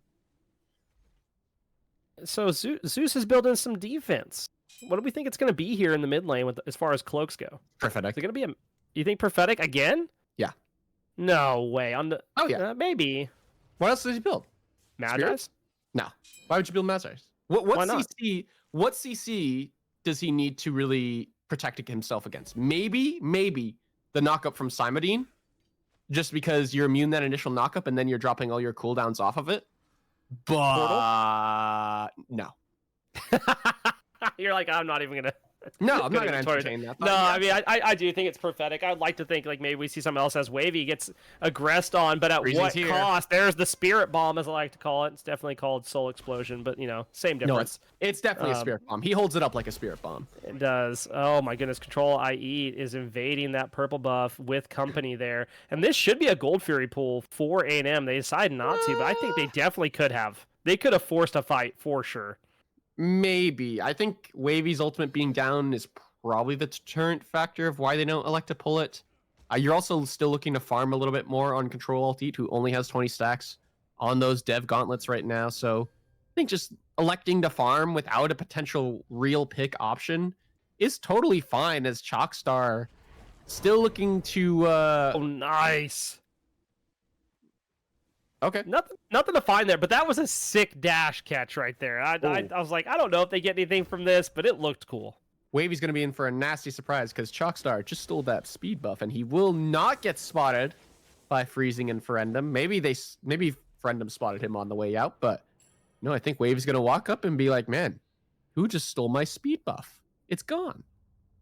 Yikers. Decides not to go over for the other one. It's heading straight over to this solo lane from looks at Simodine. It's playing pretty aggressive here. Gets the Crips, and now Wavy's on the way. Dash doesn't connect, but here comes the stun, I would suppose. There it is. And there's the damage that comes raining through. They should be able to pick up this kill, and they do. Super Death Fang is the one it goes to. Meanwhile, on the other side of the map, Dark Pillars is channeled, but Spyrock just instantly deleted for the troubles between Friendhim and Freezing Fantasy. Holy smokes. It's a 6-0 lead for A&M Maroon, and now Control IE throws up the pillar, Vinimer dashes into it, and that's pretty much all that's going to happen with that fight as Friendhim makes the way over. But there's really nothing for them to farm unless Vinimer decides to step up. Really surprised about the Gauntlet of Thebes first overall for Spyrock. I wouldn't have been unhappy, I think, with a Heart Ward first, with how much magical damage there is on the side of A&M Maroon, though granted, you are laning into a 2v2 physical lane. As that guy, he's 3 levels down, but I think he actually gets this. That would, one would think, but I'm not so sure at the moment. Oh no! Super Deathfang has the juke shoes on. It's a 1v2 It's a now. He zoning should out. fall. Holy. I mean, that Looked like guy, Super Deathfang might pick something up. yeah, I mean, I think we talk about like zoning alts kind of as a meme a lot of the time, but I feel like that in particular was a bit of a quote unquote zoning ultimate from that guy. He cuts off the option so that his soul laner can show up and secure themselves that kill, which is a huge win going in the favor of Wisconsin, as Venom, he's seen this movie before. He knows what's about to happen to him. He is on his way out of this world. Yeah. Spyrock throws Dark Pillars, but for what? I mean, I get it. It deterred nothing, but I guess just to show that you're there as support. Unfortunate there. Vinimer just gets baited to go to his purple buff, thinking there's only like 1 or 2 people there, and it's all 3, just waiting for you around the corner. Typical ADC life there for Vinimer. Yeah, but at what point does Venimer just say, look, I'm not going to get a single purple buff, I'm not going to get any bit of farm, and just just sits under tower? Because we've seen multiple times where like he gets dove and like give things up, give up the purple, give up the tower if you need to. Like at some point you just kind of have to cut your losses, and I feel like Venom as a player hasn't really done a very good job of doing that this game so far. He's kind of just let it happen to him, which, not to discredit Venomer, this is a tough situation for any ADC, but it is important to understand like when to cut your losses the most and just say like, look, it's going to happen. It's going to find farm when and where I can. But I mean, as is right now, he is 2 levels down, doesn't even have his dev stacks finished, is building into what I assume is an executioner, and it's going to be a rough one for him this game, I think. And Super Death Fang is the one getting ran at now by that guy and Simodine. There's the Crypts Unleashed, and now we have to see, can he fight under this tier 1 tower? So far, this is a pretty good little defense by Super Death Fang. Actually gets them both pushed off here. Wavy is rotating in. I'm not sure they're aware of that. They should be, though, as now Wavy spotted them out, decides to back off. Venomer up in the air. I don't suppose Venomer comes over here, but probably should with how many people are there. No, Venomer is up in the air, comes back down, and is going to die here to Control-Alt-I-E. Wavy picks up a kill onto that guy. It was a 2v3 situation over on the solo side, and right now it's not looking good for the side of Wisconsin. They're going to have to back off here, and now it's a Gold Fury for absolutely free 99 for an AM. Yeah. Okay, I'm not going to lie. That took me a bit by surprise. I was not ready for that bit for a second, but I appreciate it nonetheless. Yeah, I mean, it is just a dominant performance once again by A&M Maroon. Again, they've just picked the pressure. It's a bit of a draft diff. I mean, the Yanis isn't able to fight early. The Arachne can kind of fight early in the 1v1s, but I mean, with the way we saw the pressure kind of work out and being forced under the tier 1 tower early and not able to really get anything going on either side lane, it was very hard to really do anything. So it's just been a lack of pressure across the way. And again, Wavy's just allowed to do things like this, where he just dies for free. And honestly, again, once again confused by the Chernobog first pick overall, shows me a lot of what you can and cannot play on your own team. Control-IE. Is this getting... Okay, I was like, he is getting away with an absolute theft over in the duo side. Happens to finally take a spill there after relics were used. Chalkstar shotguns him down, but A&M Maroon still pick up a lot off that. They get a tier 1 tower on the solo side and mid. This lead is only getting larger, 7.7k. That's 2k a minute, by the way. Yeah. Or no, wait, let me run the math on that. It's no. It's a k per 2 minutes. Thank you. Yeah. I did it. I figured it out. Verdium takes up Venomer. And that's some decent damage. And Venomer might be in a little bit of trouble here. Gonna try to pull the purple buff, but Control-I eats on the way. Spyrox here throws down the Dharmic Pillars. Oh, he gets it. Isn't able to confirm it. Verdium gets it. Absolutely insane. Wavy on the way, though. They stayed for the shield buff, and they have bit off more than they could chew. Wisconsin now under a ton of pressure to run away. And look at this. On the other side, you have Chalkster possibly rotating in on this Giannis. Meanwhile, you also have Freezing hanging out in the mid lane. Now it is problematic here. Going for the Spirit Bomb is Wavy. Connects all the damage onto Venomer. Taking another spill again as the ADC of Wisconsin. Meanwhile, over on the mid side, Freezing Fantasy versus Chalkstar and that guy. How's it going to pan out? Chalkstar throws out the ultimate, misses it. Freezing jukes out of the way, puts him down with the detonate, and that guy will live to see another day with the ultimate there running out. What a great play there by A&M Maroon. So I know we talked about it earlier. Yep.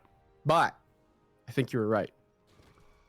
I don't think actually, is that a Mantle's? Is Mantle's second item for Freezing Fantasy? Yeah. Yeah, it is. Okay. Wow. So we were both wrong. Gives you some solid prots, some good CDR, and a bit of CC immunity, if I'm not mistaken, as well. In the passive, which is fantastic. So very different look for the Zeus this game. A little surprised to see it. Mantle is one of my go-to items if I want to play like tanky or bruiserish on certain gods, just because like it allows me to initiate or people to initiate on top of me, and then I get the little shockwave off of that. But now Super Death Fang taking a spill into 1v2 here. They finally got the payment for their troubles. They have tried this gank 3 times now.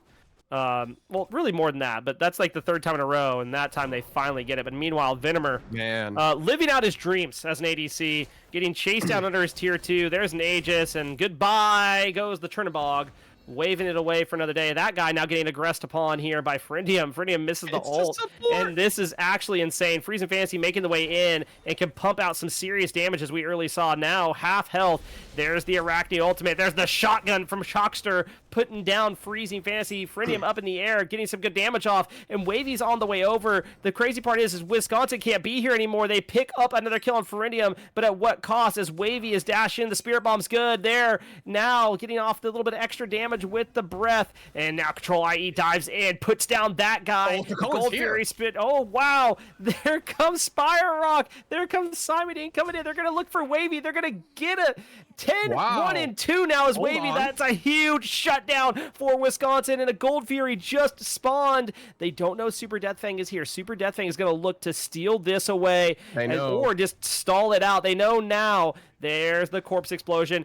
I expect there is going to be an emptying of the crypts pretty soon. It's getting low. Venomer is still pretty healthy, but now Spyrock's in absolute trouble here. Can't step back up. Willing to fall in. Is A&M Maroon isn't able to steal it away. Wisconsin does get it, but Super Deathwing put out a ton of damage in this 1v3 situation, just buying time as Freezing Fantasy is now here, picks up Spire Rock. Frindium is on the way as well. This elongated fight got a Gold Fury for Wisconsin, but at what cost is the question. A&M Maroon now running it down with their support in mid laner. They're running into more as that guy is here as well, cranking out the damage. This is crazy as Chalkster is over the wall looking for a way to get the damage off, and there isn't any way to find.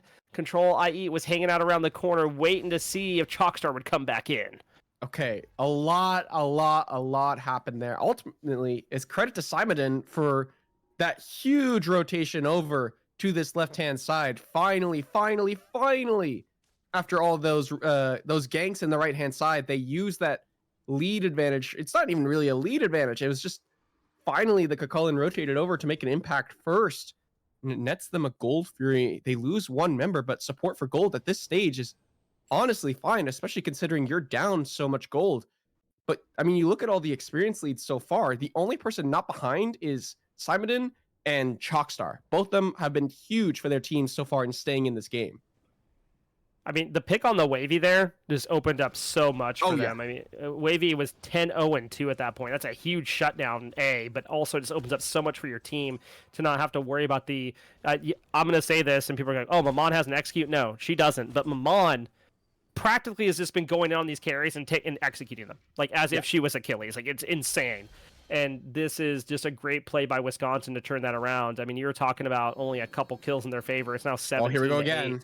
But look at this. Super Deathfang now in trouble. That guy running down over here with Simedine, and it might be a change in playstyle, but no, Wavy shows up, and that guy is in absolute trouble. Has to get up into the ultimate, but on the backside, Simedine gets taken up into the air, is going to fall down into a ton of damage from A&M Maroon, and that's a tank gone on the side of Wisconsin, and that guy doesn't have an ultimate anymore. This is going to be a Fire Giant pull here by A&M Maroon. They're going to see, hey, does anybody want to step up and find out, can you take it away? Spire Rock is very aware of this pull happening, and this is very reminiscent of game number 1 as Venomer is pushing down the tier 1 tower in the left side. A&M Maroon confirm it. Dark Pillars is used there. Should be the Pyromancer pull next. Venomer pushing down the tier 1 tower, looking for a tier 2, just like what happened in game number 1. Meanwhile, Chalkstar hanging out here in between the Phoenix and the tier 2.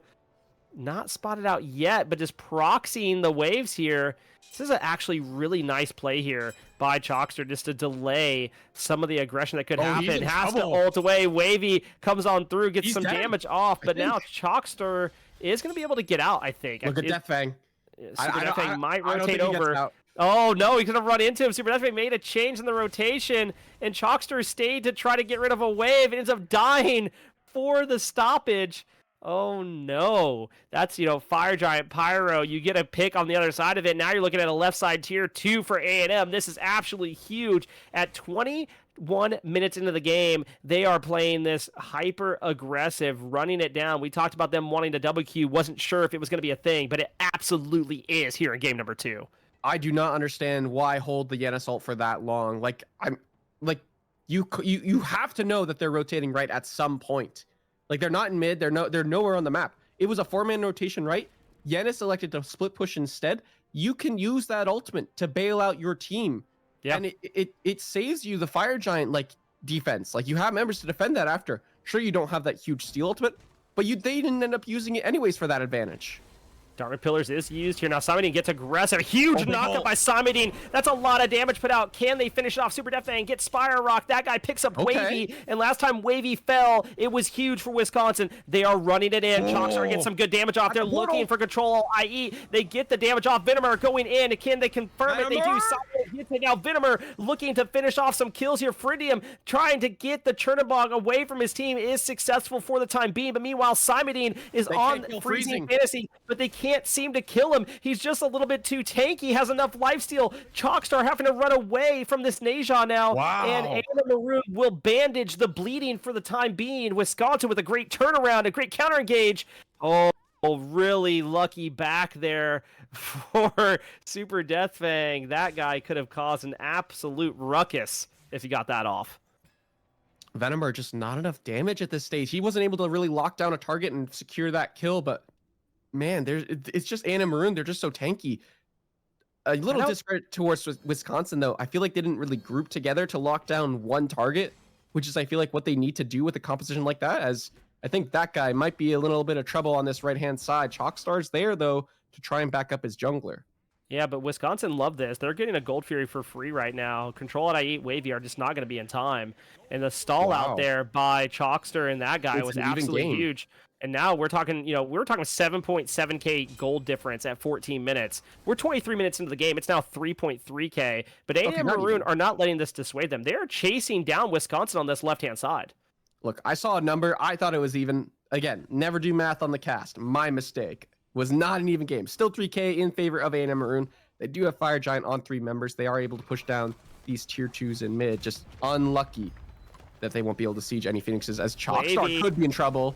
Wavy's in trouble too. Wavy walks up, might find out. That guy gets some good damage off. Can it finish? Chalkstar puts him down with a great ultimate through the wall here. And Chalkstar's trying to find more. Chalkstar needs to be very careful. Not very healthy. Trying to find a way to confirm some more damage. But now this is the point where Wisconsin has to be careful. They cannot chase this down. They have to slow it down. I know they want to chase it, but they cannot.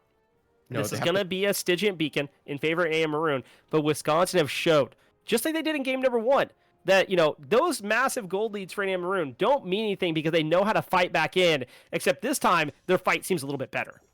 Yeah, I mean, they're doing a fantastic job so far. I will, put a little ante towards, I guess, A&M Maroon and how they've really played these sieges. I feel like they're just going a little too deep at times as A&M Maroon do secure themselves the Pyromancer. That guy in deep into enemy territory.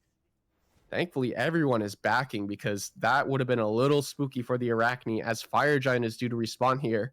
And I feel like Wisconsin, they're kind of at that stage in the game for themselves where they can actually step up to defend this Fire Giant if they'd elect to choose to. I think they have to. I don't think they can give this up for free. I think they have to at least show. I think they have to at least show face that they're not willing to let it go for free. Like, you don't want what. No, it's not. But you don't want A&M to just feel like they have it. You know what I mean? You want to at least show a presence. They can get it. You can let them actually take it if you want. But I think you at least show face, letting them know you're not afraid to step up to them, because it seems that they like to get a little bit aggressive and then they punish. And I think if you show face, you might get them to be a little over aggressive and punish them. If I'm Wisconsin, that's what I'm looking for. It's paid off the past few times, but meanwhile, Titans are running down the right sides of the map. What do you think about this Demon Blade again here on the Chernobog? I like it a little better if he's going to go to hold that thought. There's the ultimate's coming out. Goodness. Dark Pillars is used, separates out that fight really nicely. Ooh. But it's Wisconsin who's in trouble here as Control IE comes over the wall. Chalkstar puts down one, but Wavy puts down another, and that is 2 gone, 1 for each team here. Low health bars on the side of Wisconsin. Spire Rock is getting chased down by Fridium. It's going to be a support getting chased down here. Venomer is going to actually get to back some way, somehow. Teleporting in now is going to be Simon. But look at this as Chalkstar is coming in as well. Oh, what a great impale there. And Freezing Fantasy's in trouble, trying to crank out the damage, trying to get with his team. Can he live? Just get a little bit extra damage off on the Venomer's the question. Alternate timeline. The timeline. Prox gets Freezing back up. This is huge because Chalkstar's having to chase this down. They want this Zeus off the board, but the Zeus is just a little bit too tanky and happens to live for the time being. The Nikes are good this time around. Getting to run away is Freezing Fantasy, but there's a Titan pushing down the right side of the map for A&M Maroon. They're looking for Simon, and they're going to find him and control. All I eat gets to eat him up and live to see another day. This shouldn't be game just yet, but it's getting there. That guy just respawned. So did Spyrock. I don't even know if you can really siege this bird with how low ult is really for that HP. And there's the Dharmic Pillars. They have to spot out that guy. That guy just goes in, deletes one. He's going to find another. And this could be a triple kill for the Arachne. Again, A&M just staying around, biting off more they can chew. It doesn't make any sense. Why not just back and go to fire? Yeah. Why? Why push down? If the Phoenix there, you could have just let it push and get fired. Chalkstar just puts on a clinic along with that guy, and the Titans in there fighting each other. Who cares? Wisconsin defends, and now they can pressure fire if they want to. It's not EFG just yet, but it's close. They might be able to sit around and wait for it. I'm not so sure just yet, but they're going to probably beeline right towards this Fire Giant. I assume that guy is going to look for some wards out deep. He will. Wavy is around. He is a mage, and that could spell a little bit of doom and gloom for A&M Maroon, but it's a 5-on-1 right now. Not really sure what Wavy could do here.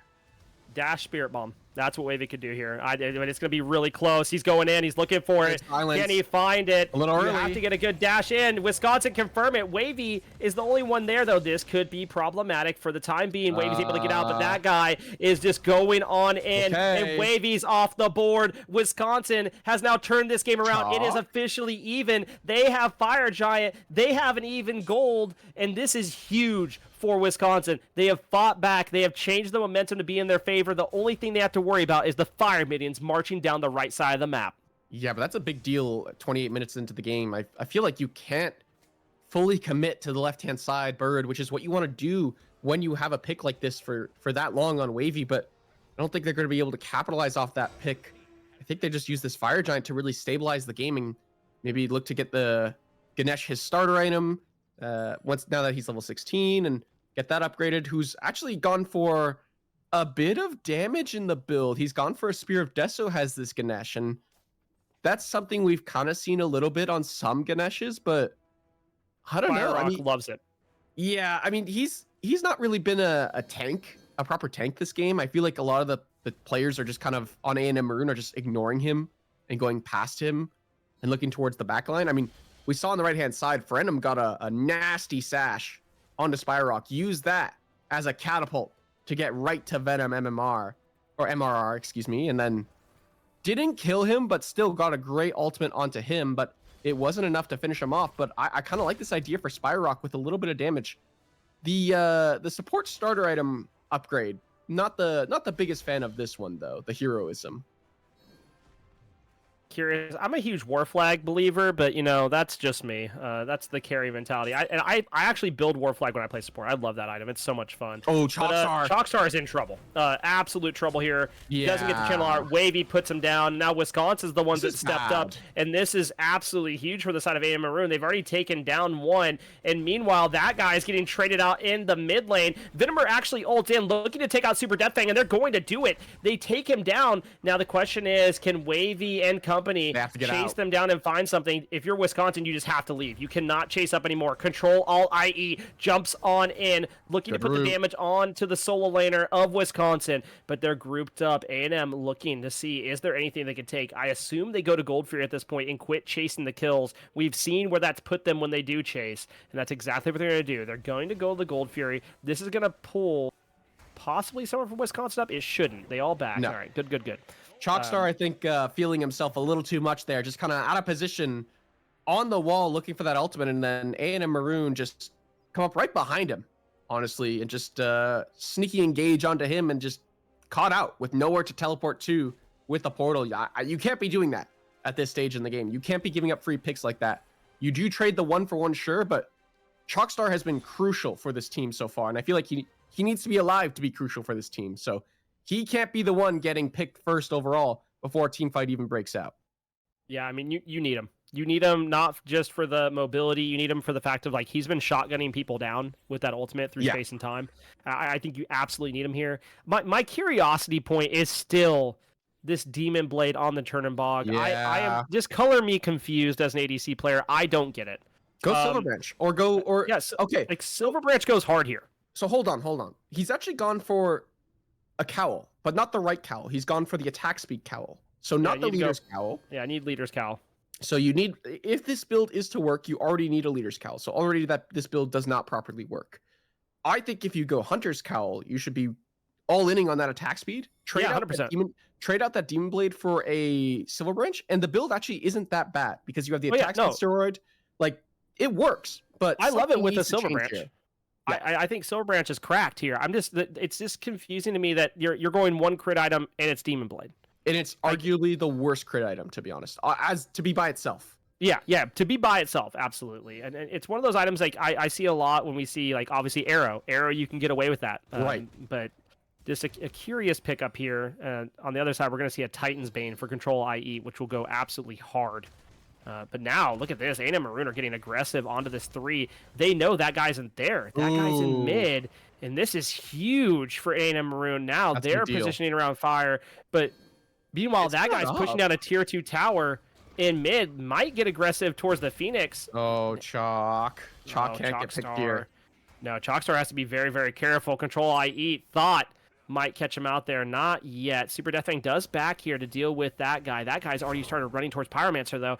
And meanwhile, Simodine's fighting with Wavy, and the Pyromancer pool is going to end. But Simodon just eats a ton of damage here. Oh my goodness, that guy gets caught. There's the beads. Now jumping in is A&M Maroon. They're looking for a way to pick off this Arachne. They want a pick so bad. And Chalkstar's going to put down Wavy. That's what Wisconsin needed. They need Chalkstar to live. They need to pick off these high-value targets. Wavy being the first of many here on the A&M Maroon side that's putting out a lot of damage. And now it is Wisconsin with the pressure. They're going to look to pull a Pyromancer and get that bomb, and they will do just that. It's going to be straight into a Fire Giant. It's enhanced this time, and they can do it. A&M Maroon have to step up to them, and this is not a position they want to be in with their current team comp, but they're going to try. Super Deathfang runs in, pops the beads, pops the crypt, looking to shred out some damage, and it looks like it's going to be a 50-50 for a Fire Giant. Vinimer is getting shredded down. Wisconsin confirmed the enhanced fire. They're all low. Freezing Fantasy picks up one. Control and 8 another. That guy exchanges with Fridium.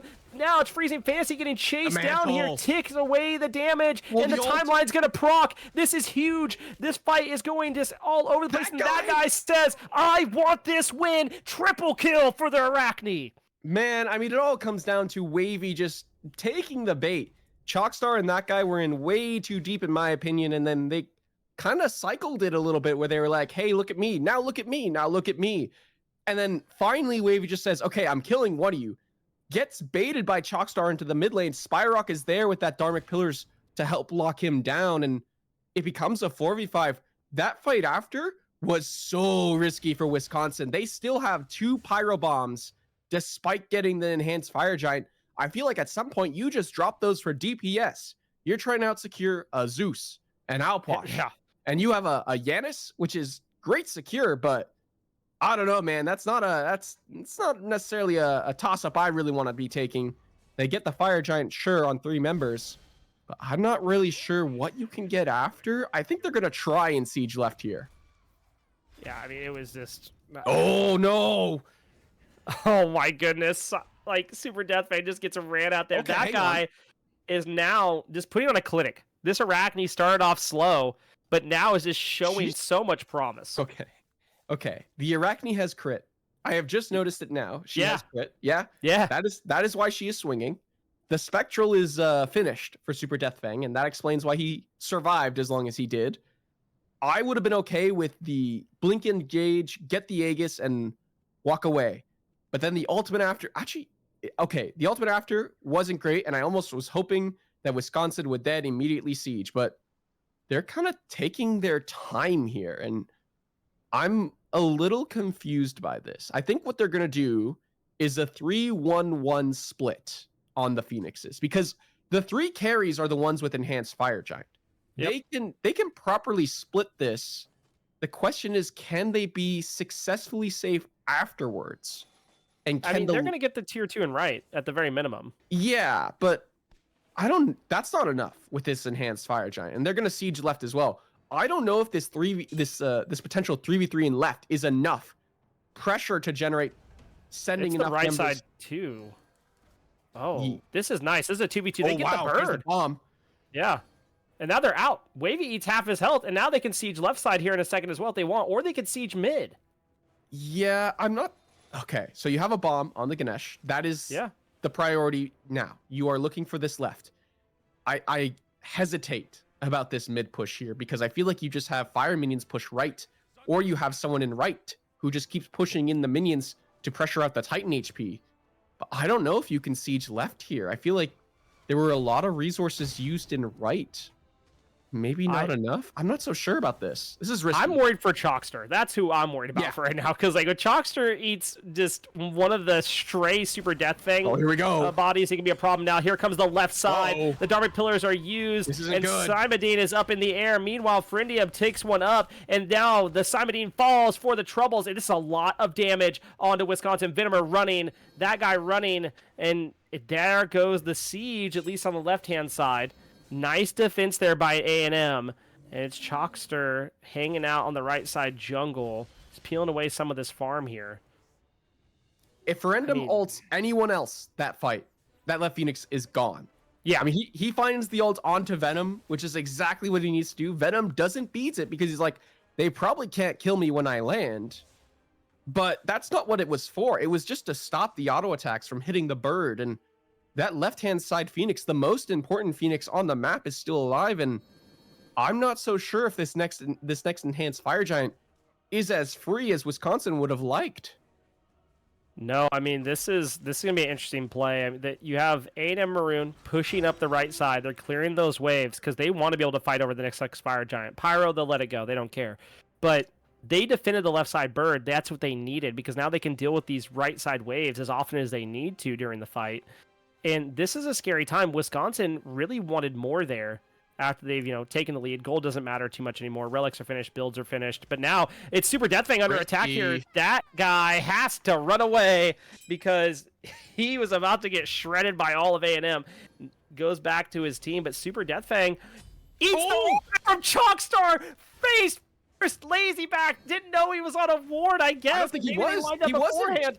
Oh, wow. What a great play there by Chalkster. Must have lined it up beforehand. Holy smokes. Wisconsin just blows the game open at this point. It's another enhanced fire in their favor. A&M look to step up here with Frindium, but they can't do anything. Venomer now up in the air looking to slow them down. Wisconsin putting the pedal to the metal. They want to take game number 2 for their favor. Great play there by Venomer. Dashes into the wall. Now still alive. Frindium low. So is Freezing Fantasy. Wavy looking to turn this game around and take hold of the defense. Takes one out. The ADC, the most important person to take out as far as objectives go. But it is enhanced fire. You still have that guy with crit in the mid lane. You still have the other 3 members of Wisconsin hovering around looking for a way into this base. They want to break it open even more than they already have. Holy smokes. I feel like you just needed to split right then and there, but no, Super Deathfang is going to come back online any second now. I mean, huge credit to Chalkster. That was a blind ultimate that he hit there. I don't think there was any vision at all on that outwash. Chalkster turned on the aimbot for a second, as some people like to call it, and found that one. I don't like this insane chase down that Wisconsin felt they needed to do on the right-hand side. You got the enhanced Fire Giant, the most important objective on the map. But you can't then end the game if you don't first take down the Phoenixes, and losing your AD carry like that, who went so far in, so far deep, with no immediate backup. And it just became so unfortunate. Venom was forced to dash into the wall, then had no dash to stay safe while pushing down the right. And you don't even get a bird at the end of the day after getting so many resources out of A&M Maroon around that Fire Giant siege. I mean, you're hoping for more. Wavy really slowed that down. Really a great play there for the defense. Now, it is Wisconsin that have to be careful here. They want to siege. They have enhanced Fire Giant on 4. They're picking up a Stygian Beacon, but I don't know how they can siege. I mean, the 5 members of A&M being up, and the fact that the Phoenix is up on the right side, that's the one that they're going to have to go for. It's weak already. But do you want to? Yeah, so that guy's going to siege right. He has the Pyro Bomb. So right is, I think, a foregone conclusion, but I'm not sure. I feel like you do what you did last time. Send members left to force the left-hand side bird because you want that one the most. Or at the very least, have 4 members on the right and have that guy go left with the bomb instead. I don't like this idea of we're sieging mid and right. Get the most important objective out of all the birds. Get the left-hand side one furthest away from Fire Giant. Unless you're just confident in your next Fire Giant siege, which they should be, as Simon goes in. Oh my god. Dark Pillars was great there. Super Death Fang in trouble. Simon eats a lot of damage, but for what purpose? Frendium takes one up. Simon is low. Simon's gone. No. And Venemer is in trouble as well. Dashes into the wall.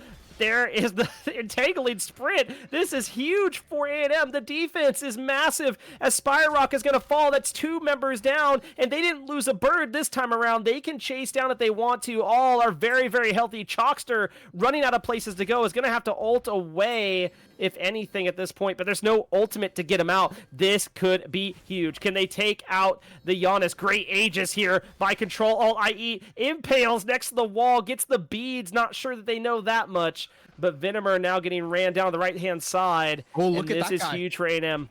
That guy on the backside chasing down Wavy. There's the Spirit Bomb. It connects with no one. They do have to be careful. This Arachne has proven to be an absolute menace in the late game. He gets mid. She's gonna And get mid here. He's going to run mid because they went for Pyro, and this is free. Yeah, I mean, he needs to go fast though because they're on their way back.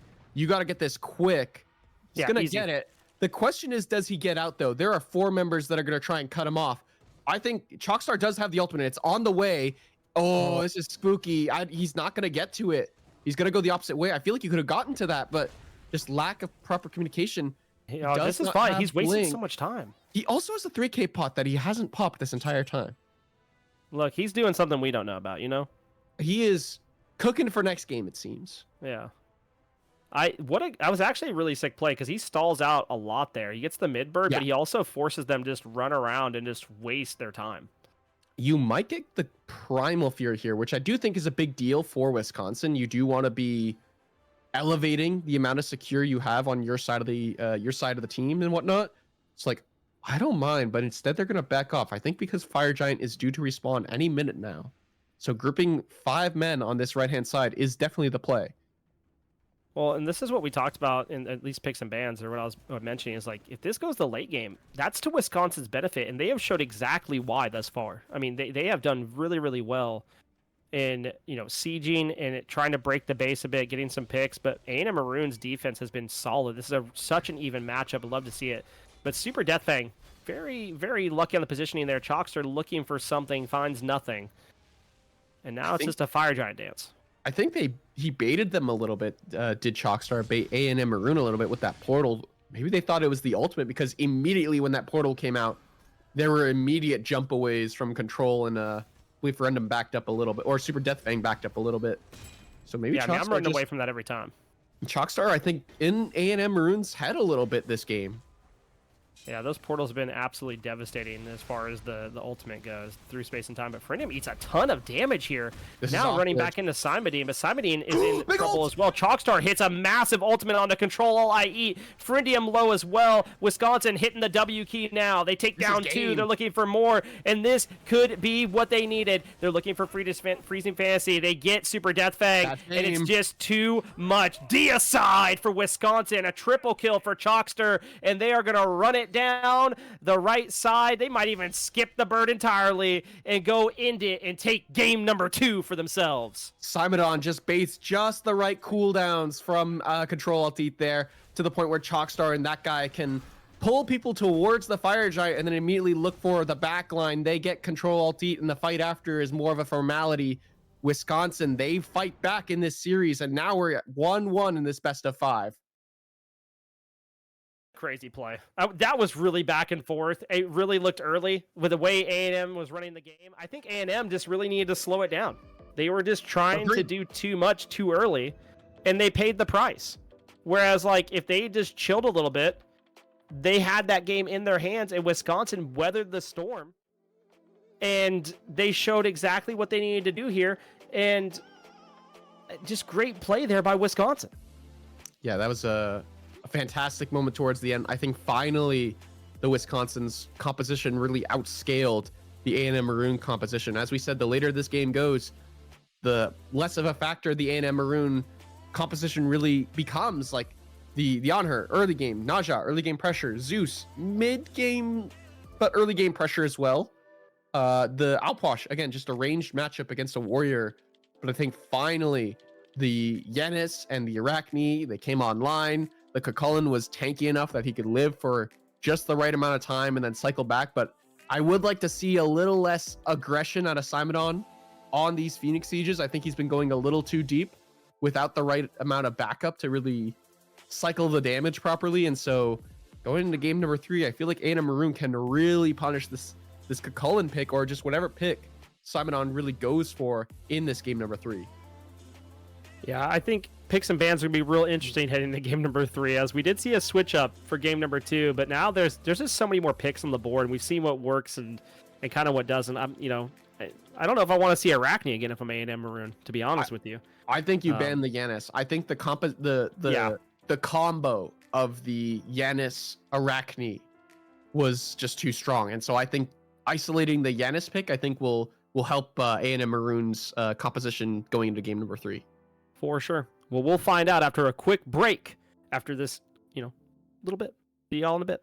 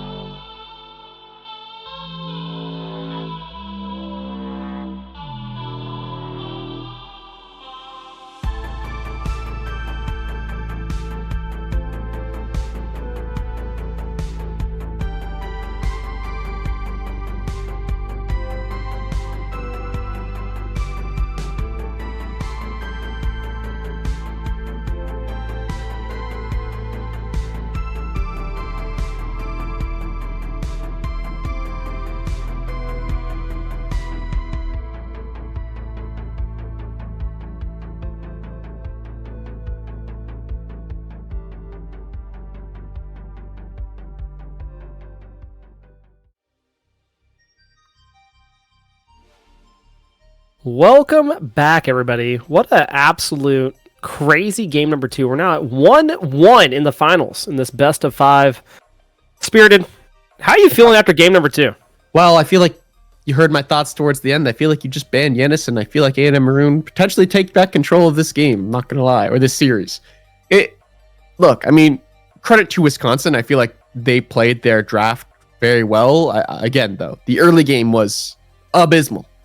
A&M Maroon just took control out of that game, and especially in the early game. I will give credit where credit is due, though, in Wisconsin fighting back the way they did. Very impressive. Chalkstar and Simodine put on an absolute clinic in terms of how they managed to work together. And then that guy coming in late with the Arachne mid to late game was fantastic. And so I feel like that core worked really well the last game. However, we're in game number 3 now. It's 1-1. And that is exactly what I wanted to see happen. Wisconsin take away their own Yanis. Wait, hold on a second. Yeah. I was like, that's exactly what you wanted to see. Hold on. Wait a minute. Yeah, I am confusion. Can I get a chuck with production? Okay, there we go. Yeah, that makes a lot more sense. A&M Maroon, first pick because they lost last game. I was about to say, like, production, can we get a confirmation on that real quick? Holy, I was concerned for a second. I was like, they are cooking with some fire that I don't understand. They were. Wisconsin, once again, banning the Athena and the Baba Yaga. Love to see that. Poseidon first for A&M Maroon, likely going to go into the solo lane. But it's a Ratatasker answer for Wisconsin this time. So that guy will have to play something different. Love to see that. The Bog once again for Venom. Okay. You know? I don't know that I've seen Venomer play another god other than Cherno. Is that true? Like the ever? I don't like. I think last time I casted him, he played Cherno as well. I need to go look. I will confirm that over time. But I like Cherno. Cherno is a solid AD carry. He's decent. He can global ult. He can really dive with your team, which is great. That's a great look. And with the Ratatasker this time around, I actually quite like it. I like this Rat Chernobog combo where like there's actually some potential like dive together. The problem is that guy has played his dive very differently than the rest of his team. He's kind of looking to sneak some kills in here and there, and I'm not sure if that's going to work really well with how Venom really wants to dive, because he's just kind of gone in, looking in deep for the back line, looking to whittle down some carries, and it hasn't worked to as much success as he would have liked. I lied. He played Cupid. And he did cook on the Cupid. So I'm actually kind of surprised we haven't seen something like the Cupid instead of the Cherno, just to kind of switch it up and provide a different type of gameplay out of the carry. But we're going to see an Agni locked in here along with the Mammon. We saw what this Mammon could do last game, and it was pretty devastating when it got a chance to play. And this time it's going to have an Agni and Poseidon to set it up. That could be kind of crazy. Yeah, the Mom and Agni Poseidon combo looks very scary, but what kind of world are we living in where 3 mages are all top 3'd for A&M Maroon? It's you think mages are pretty good?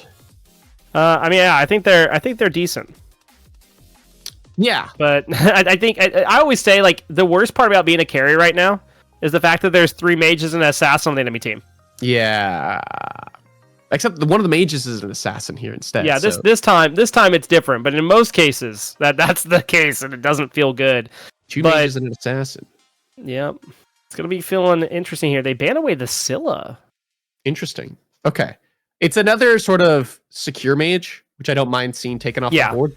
The Thor ban is interesting as well because that kind of tells me that, like, are they gonna? Is this a rat? You know. Is it a rat jungle? Is it a rat solo? Like, we don't really know. So the Thor ban is very interesting. Maybe they're worried about another Thor solo, but I'm not sure you have to be worried about that if you're A&M Maroon here. I think they're worried about rat Thor together. I think that's probably the more problematic part here. Especially when you have some setup. When you have like this Maui. I think it actually feels pretty good. Yeah. I was going to say, the Maui, we haven't really talked about that very much. Very good at facilitating awkward dive compositions, because like you can either full send dive and the Maui can really back that up, or he could be the one initiating and then ulting to pull people in, and then it works out great after. I'm curious to see what are they going to pick here the first way out. It's going to be a Vulcan hover here, and that gets really interesting. It's going to be locked in. You're talking about secure mages. Vulcan does it pretty good. Yeah, I'm a little worried this time around because obviously it's not the Ennis. Chalkstar can't make those flashy, high mobility plays in the jungle, and then now he is kind of forced to really play this super safe, not really safe, but like super immobile character in mid. And so I'm a little concerned for Chalkstar, I think, this game. He's really going to have to change up his playstyle from last game to this game. And it's a hover for one of my most favorite characters in the game. Horus? And it's locked in. No, definitely not Horus. That god stinks. Give me the Jingwei. Control-Alt-Eat playing aggressive on a pick like Jingwei. I cannot wait to see how either great this is going to be or how terribly wrong this is going to go. Oh, okay. Okay. Oh, I forgot they didn't ban the Thana this time. Ooh. So it's Rat solo, I would imagine. Vulcan 100%. mid. And there's a lot of setup. Wait, no. This is Rat mid. This is Rat mid. Huh? It's Rat mid. What? Can you explain this to me? I think it might. I clearly do not know ball. Hold on. I feel like it's Rat mid. Just a feeling. I don't have like 100% like philosophy on it, but Vulcan solo. Okay. Thanatos jungle Rat mid. Vulcan solo into Poseidon. Yep. Do you want to be a Ratatasker dashing into Poseidon in solo lane? No. Right, but hear me out. Put Thanatos in the solo lane, and Thanatos just murders the Poseidon. You know? That's fine. That could work too. But maybe give me. That's a pretty fantastic combo right there. I hear Rat can do the same thing. You think it's Rat mid? I think it's Rat mid. So I've seen it once this collegiate season, and it was insane. And I'm convinced it's Rat mid. But that wasn't this team. It was not, but it's still Rat mid. Oh I'm my just convinced. God. Okay, look, Chalkster does not scream to me to be an assassin player. I don't know how you saw how he played the Giannis last game. The dude was walking up and shotgunning people. What do you mean? Right, but that's how he plays his mages. He's a mage player, man. He doesn't like his assassins. He's just a tried and true mage player. I sincerely hope this is Rat mid, but looking at these two comps, are you liking one more than the other here, Spirited? You know what? I loved A&M Maroon's top 3. It's pretty good. I don't buy the Horus Jingwei lane. It's pretty solid together. Like the 2 into the 1 knock-up for Jingwei is like pretty great. Like there's just a knock-up into a knock-up combo, which is pretty absurd because knock-up is not DRable. But I kind of like what Wisconsin have drafted here. I love this Rat Thanatos Vulcan combo. I don't like the Bog. I'm not a huge fan of the Bog. I feel like you can slot any other hunter in the comp is great. But I love this Ratatasker and Thanatos. You have 3 characters then go up in the air and rain down on somebody. That's all I'm saying. And when you have that, usually it goes pretty fun. Pretty good for you. So it's a bit different though. Like Wisconsin having more of a dive comp than what we've seen, and I like it. So we'll have to see how that pans out. Yeah, I also kind of like this idea that they've gone for. It's very different to what we've seen out of them these last 2 games. It's a huge shift, and they have to adapt to it appropriately. If they don't, it could come back to bite them really badly. Because you look across the way of what A&M Maroon have, they have a lot of solid anti-dive with the Poseidon and with the Agni, just things that stop the CC from coming through right away. But we look at A&M Maroon's like composition, it really is just the Horus 2 and maybe the knockup that really initiates here. The initiation is not great for A&M Maroon. They are looking to play counter engage this time around. So they will not be on the front foot this time. And I mean, Wisconsin, they kind of have pressure in some of these lanes now. Ratatasker, assuming it's in the jungle, which you're convinced it's not. If it's a Rat mid, the Thanatos Rat lane will be an absurd amount of pressure, I would imagine. The Bog Maui lane is solid. It's not as good as, say, a Horus, but the Jingwei isn't as good pressure this time around compared to things like the Onher. The Vulcan solo, I guess, is going to match the Poseidon, assuming. So it should be an interesting situation here for sure for these 2 teams. I do quite like the Wisconsin draft a little more, though. Yeah, I think the Wisconsin draft brings a little bit more spice. And that's kind of weird to say with the Mammon on the other side, but I think it just is different than what we've seen really from both teams here. And the confirmable CC out of your tanks for A&M just isn't as much. Yeah, you have Whirlpool, but they might run around that. They might sprint. They might just beads. It just depends. But I feel like the confirmable CC from Horus isn't going to be enough here. Hold on. A&M Maroon, are we convinced that these mages are going where we think these mages are going? I am not entirely sure. I feel like there's a lot of flex potential here where like Agni solo wouldn't be terrible. Right, and we actually saw Agni solo played by Julio today in SCC qualies, which was interesting. So if I were to cook here, which we've clearly known me to be cooking lately, I would put Mamin in the mid lane, Agni in the soul lane, Poseidon jungle.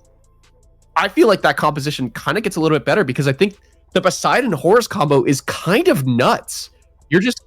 You're chewing and then you're throwing out the Whirlpool Cripple Kraken. Try saying that 3 times fast. Jeez Louise. Cripple Kraken, Cripple Kraken, Cripple Kraken. I got you. You know what?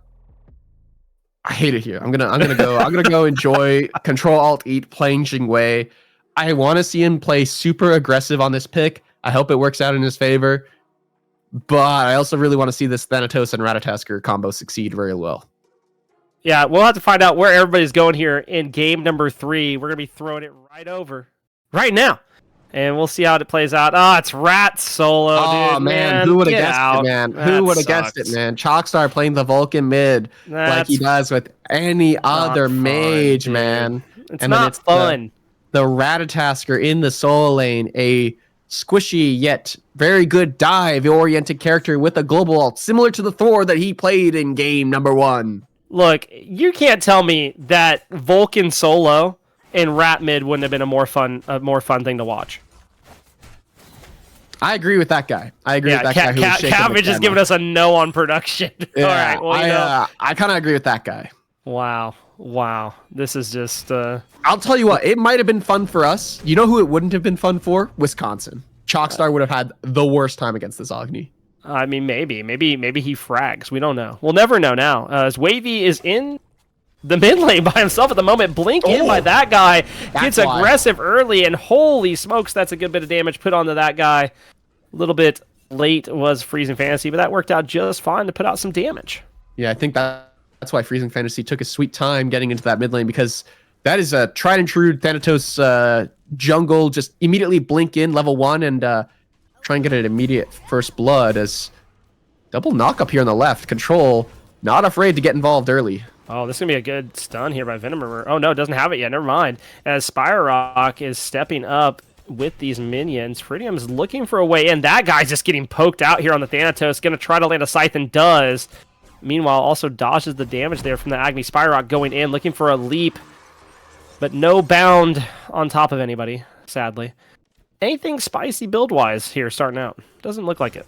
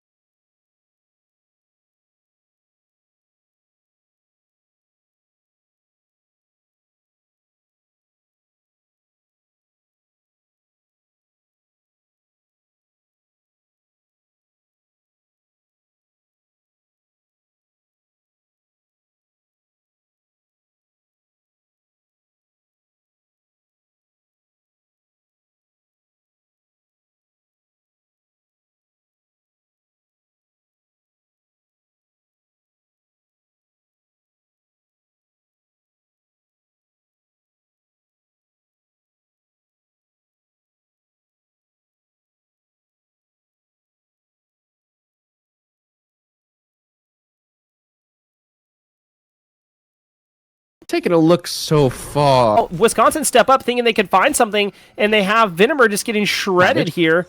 Now, what's going to happen? Oh, we're good. Spyrock goes in, but there isn't anything to find. It's all good. Control IE gets to back away.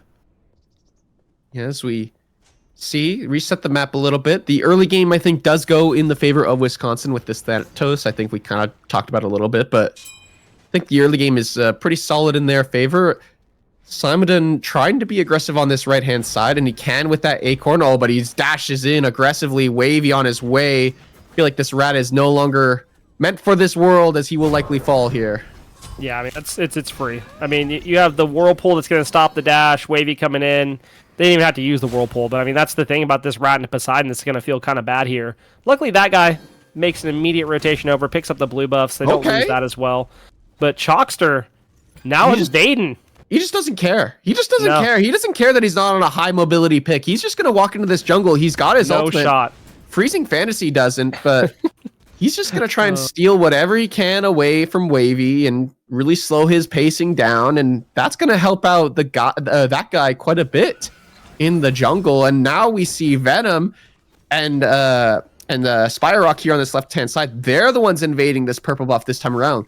The Maui has just given them an immense amount of pressure compared to these last two games where they've really struggled on the Ganesh. Yeah, I really like this Maui pick. I think Maui just brings a lot to a team fight, especially like we're going to see that later on when he starts just plucking people with an island. And, I think that feels good. Landfall is just one of those ults that feels good. It's not going to be about separating out a fight with Dharmic Pillar. And we'll have to see how it pans out. I think it's going to be a bit more exciting for Wisconsin here. Maybe not so much for A&M Maroon. The good thing is they have a Jingwei that can just jump out. And now Simon getting aggressive here, forces out the beads from Super Deathfang. I think I like it. Oh. Okay. Well, that was unfortunate. Yeah, that would have been... If he lives, he probably gets to the tower in time, and Chalkstar is there. I imagine the Mammon is dead.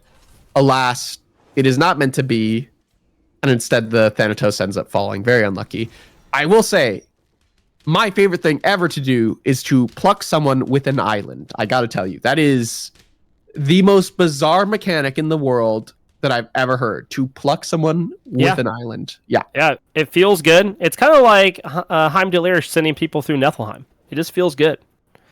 Yeah, but I feel like, that kind of makes sense. But I don't know, man. It's just, you just say that again, like plucking someone. Yeah, plucking someone with an island. Yeah, no, I know. Sounds crazy, but it works. I mean, it sure does. It gets you some kills as Simonin, once again, probably not long for this world. Oh, never mind. Oh, the dash is good this time. No whirlpool to slow it down, but look at this.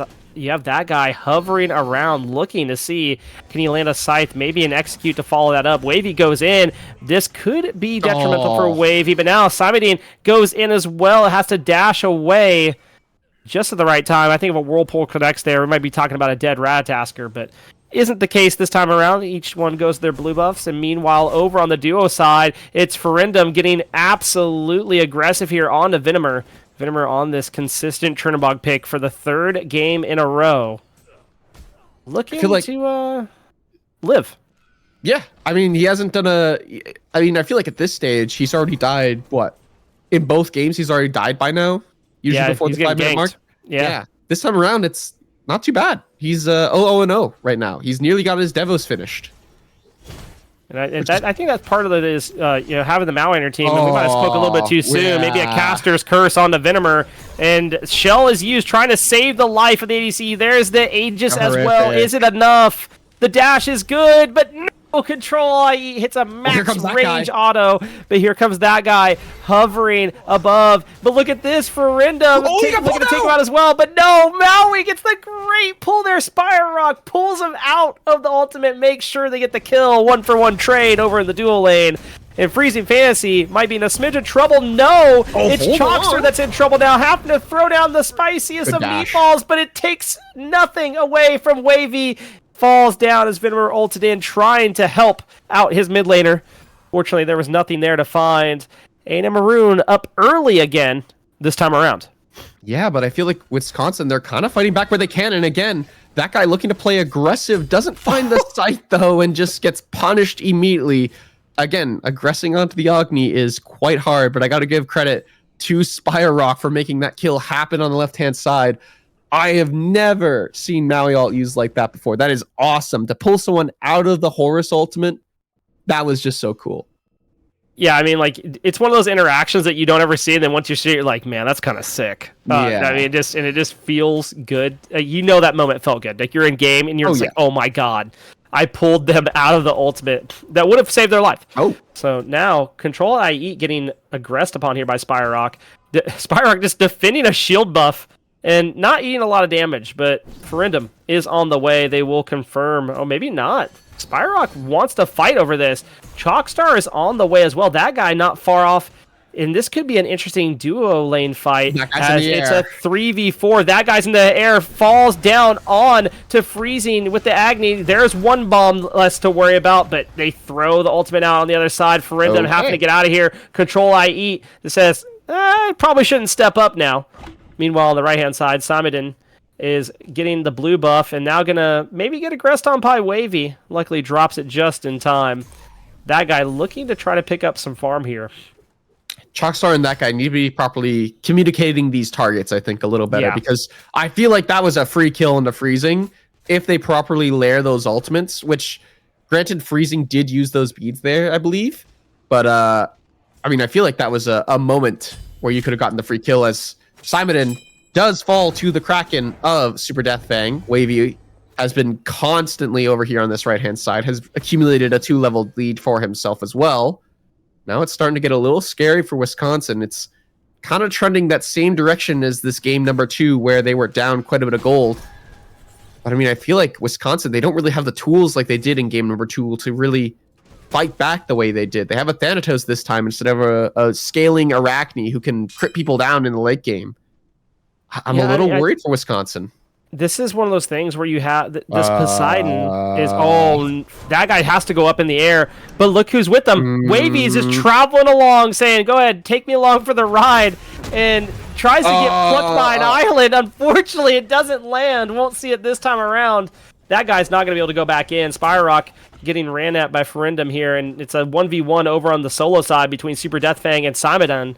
And Super Death Fang, I mean, this is the benefit of having this Poseidon. You have that cripple, which is an easy ability to hit, and then Rat can't dash away.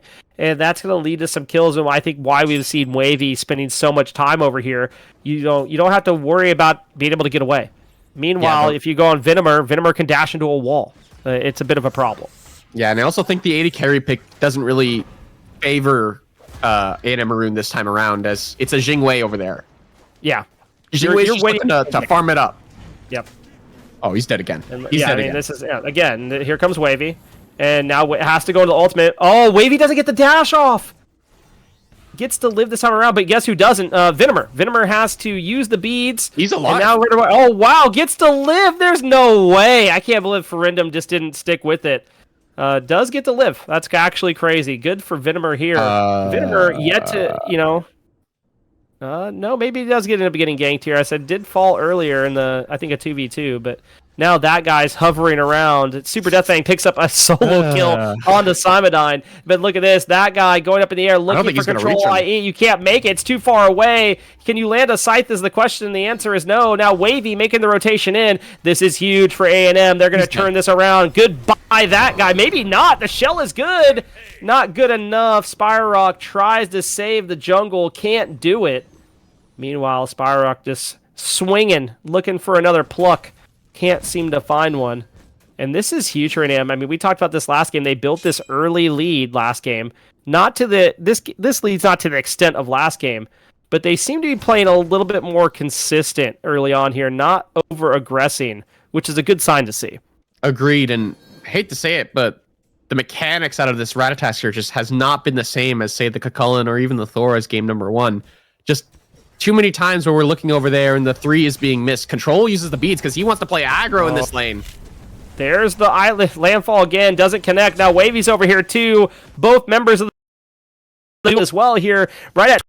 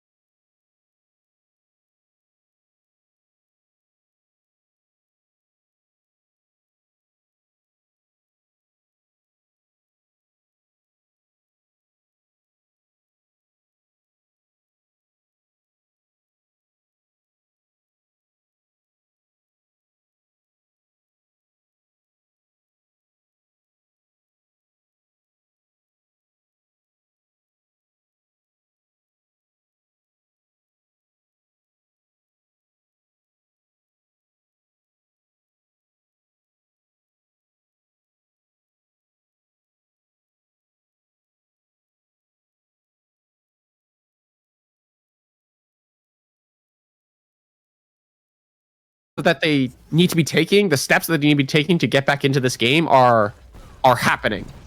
You know, they're making things happen across the map where they can't really fight, which is great. Like that's what you need to be doing when you're down quite a bit of gold and quite a bit of experience. The problem is, I feel like last time where A&M Maroon constantly focused on ganking the duo lane, and Wisconsin was over in the solo side, and they were focused on constantly camping Super Deathfang. This time around, it's been, oh, this is a free Gold Fury pull. Maybe, no, they're just looking to cut off the option. I think they're looking for Venom. Yeah, they're going to cut off the option. Look who's there. That guy's not far away. That guy's coming in. I think this could actually get turned around. No, that guy just goes for the buff instead. Because he's fine. They can't fight this. I was like, man, I tell you what, if they come around that corner and find a Thanatos, I think they're going to just run at him. Why not at that point? And Wavy's over here in the mid lane now looking to see if there's something to find. That guy going up into the ultimate. Where are you going? That guy looks for Wavy. The beads is good. And now that guy, bye. Yeah. Control I-E does exactly what the name entails, hits the control delete button, gets rid of the Thanatos. I don't understand that play at all. Chalkstar wasn't anywhere close. Venom wasn't anywhere close. Doesn't have the ultimate. So what is that guy doing there? You can't get those 1v1s anymore. Wavy's level 14 and you're only level 13. Your items aren't fully there yet. It is now Venom has to run away from the dual lane. Oh, great ultimate from Spire Rock, but he has no jump. He's probably going to sacrifice himself here for the cause. Unfortunate for Wisconsin. I feel like they're just not playing the same game together this time around.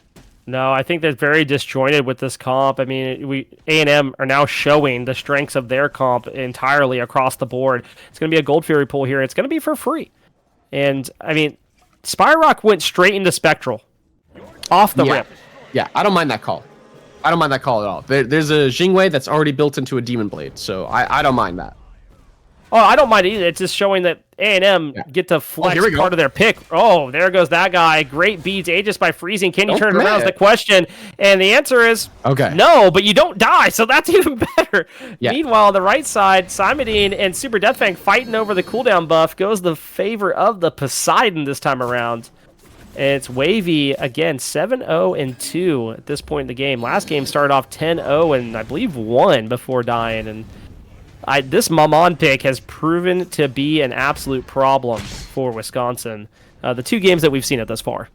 Yeah, I almost wonder, I don't really know what you can really change in terms of the picks and bans, because Fredham has a nutty Yemoja. You can't give him the Yemoja. You can't really give the Athena clear, and then you clearly can't give them the Baba Yaga, so I don't feel like there's a ban you can cycle away to ban this one. Instead, is now that those relics are gone, Freezing Fantasy is a prime target, but that guy doesn't find it. Yeah, Simodine finds freezing on the backside here. That's going to be big for Wisconsin. There comes Ultimates crashing down. That guy trying to finish off Wavy and can't. Great. Oh, there's a pluck on the Super Deathfang. That feels pretty good. Vinimer running it down. There's the Aegis. Can you save yourself is the question. Nope. Great Whirlpool. And here comes Simodine. Still running. Finally falls. Goes the Poseidon. And meanwhile, the mid lane Chalkstar getting aggressed upon by Fridium. There's the beads. He's somehow still alive, looking to take out the Jingwei, but there's nothing to find. They have to be aware that Wavy is on the way back. They're going to have to back off for the time being. But great fight there by Wisconsin. Picking up Super Deathfang is a huge plus, and they got Freezing Fantasy earlier on in that fight.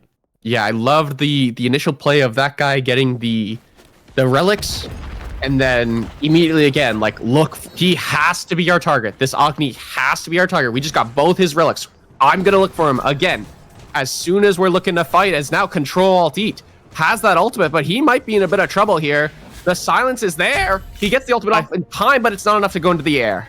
Yeah, I mean, this is the strength of a Thanatos at this point in the game. Now Wavy's the next one in trouble. Great blink. Here comes the Hovering Death, and this time it should crashing down where it needs to. Can you connect it? The beads are gone. Wavy picks up a kill. It doesn't get traded out early enough here. Now finally falls, but Vinimer falls to Freezing Fantasy, and what looked like it was going to go all Wisconsin way has turned to be a 2v2. This is fine. Simodine has made the way, so has Chalkster. That guy still hovering around. Freezing Fantasy trying to find a way out of this fight. Heals coming through from Ferendum, and this is good. A&M back up under their tier 1 tower. They halt the aggression of Wisconsin, but a great play there, and shows off why the Thanatos can and is so strong at this point in the game. Right, but again, where's the communication between these two members? As left-hand side, Control is looking to play aggressive on the Chalkster. Simodine gonna try and finish off Control all deep, but the horse is here, so he has to back away.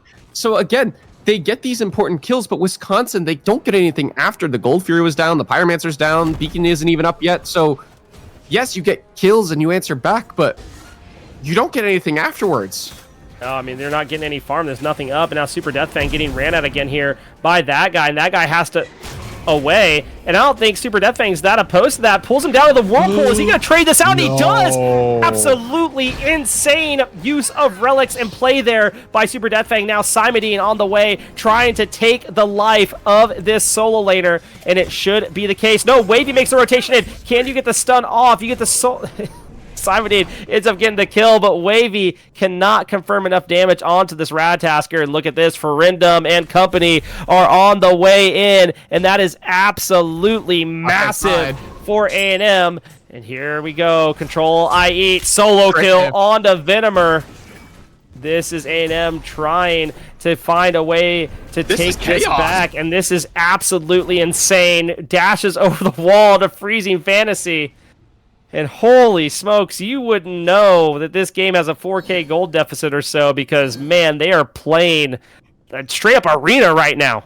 I feel like A&M Maroon, they got to be careful. If they keep playing this style of play where it's very scrappy, I feel like the longer the game goes, again, the better it favors Wisconsin. There's the Aegis. I don't think it's going to matter, though. No, I mean, Control IE gets pulled in. He says, okay, Spyrock somehow still alive. No. Can you finish him off?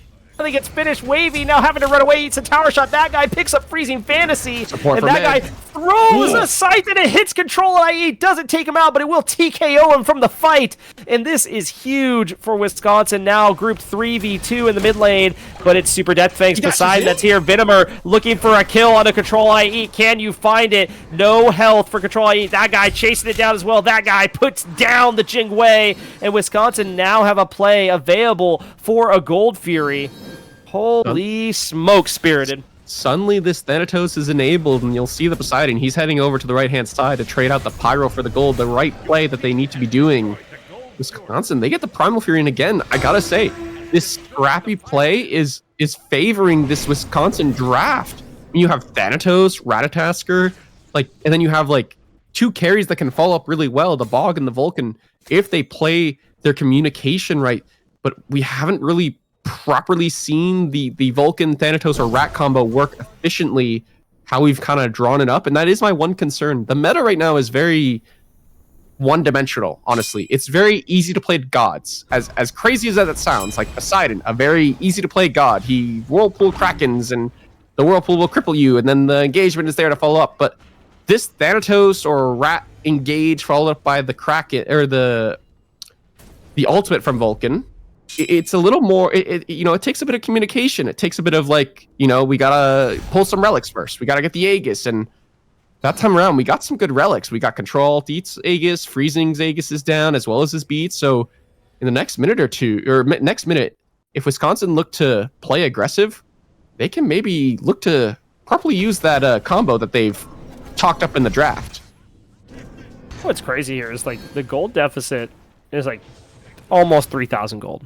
Yeah. But it's 18-9 kills. It just shows that Wisconsin's been playing fairly well to not allow, these kills to be turned into a ton of farm on the backside. And now it's the tier 1 aggressed upon in the mid lane here by A&M. And Spyrock's looking to try to find somebody. Earthshaker's fired out, but he doesn't connect. But there's the pluck. And here comes the Ratatasker diving in. Wavy in trouble here. Simodine's looking for the kill. Can you confirm it? Control Alt I Eat is looking to try to pump out the damage on the Jingwei. You have a ton of crit. Has to get away, and Wisconsin is taking over this fight in the mid lane. Simodine showing off the juke shoes, puts on the Nikes and said, you can't hit me now, and Ferindum has to dash away out of the fight. Wisconsin has to try to get some objectives here, is going to go ahead and get the tier 1 tower in mid. The question is, what do they want to go for next? Is it going to be jungle farm? Is it going to be a fire giant or more? They have picked up 2 members of A&M, and they have an opportunity to pick up more. That guy hovering around the corner, and there it goes. taking out a ton of damage on the freezing. Great beads and Aegis by freezing here. Now Simon looking to try to finish off the kill and can't. No, there goes health. Getting the health is that guy trying to go ahead, pick up some extra farm here. Meanwhile, it's a fire giant pull for Wisconsin, and they will confirm it with just 3 members. Spyrock barely living on the backside of that. A&M look to see is there anything they can pick up, but no, there are no lazy backs to be found. Simon now in a little bit of trouble on the Ratatasker. Through the Cosmos is channeled, hopping away. He will go. That guy is going to be the next person looked at, but he can just walk away. Horus has ult coming up very soon, but that's all that play was there for. Oh, it's a 5-man grouping on this left-hand side. That guy and Venom have to run. Super Death Fang around the backhand side. Here comes the Horus ult. Venomer dashes right into a whirlpool, into a Kraken, and Venomer in trouble. Somehow lived just for a second. There's the island. Has to try to separate off some of the aggression. Spyrock getting just fired upon here, and A&M will back up for the time being. Nice whirlpool there, but look who's behind them. That guy is still there, looking to see is there anything that they can find on the side of Wisconsin. Freezing Fantasies also hovering on this right-hand side. A&M know that guy is here. They're not going to allow him to just lazy back behind all of them. They're going to push it. They do have an Oni Fury spawning, though. That could be something to look for. I mean, 15 seconds on Venom, and he does have ultimate when he's back up, so this could be Wisconsin's opportunity to really look, but they're not all grouped.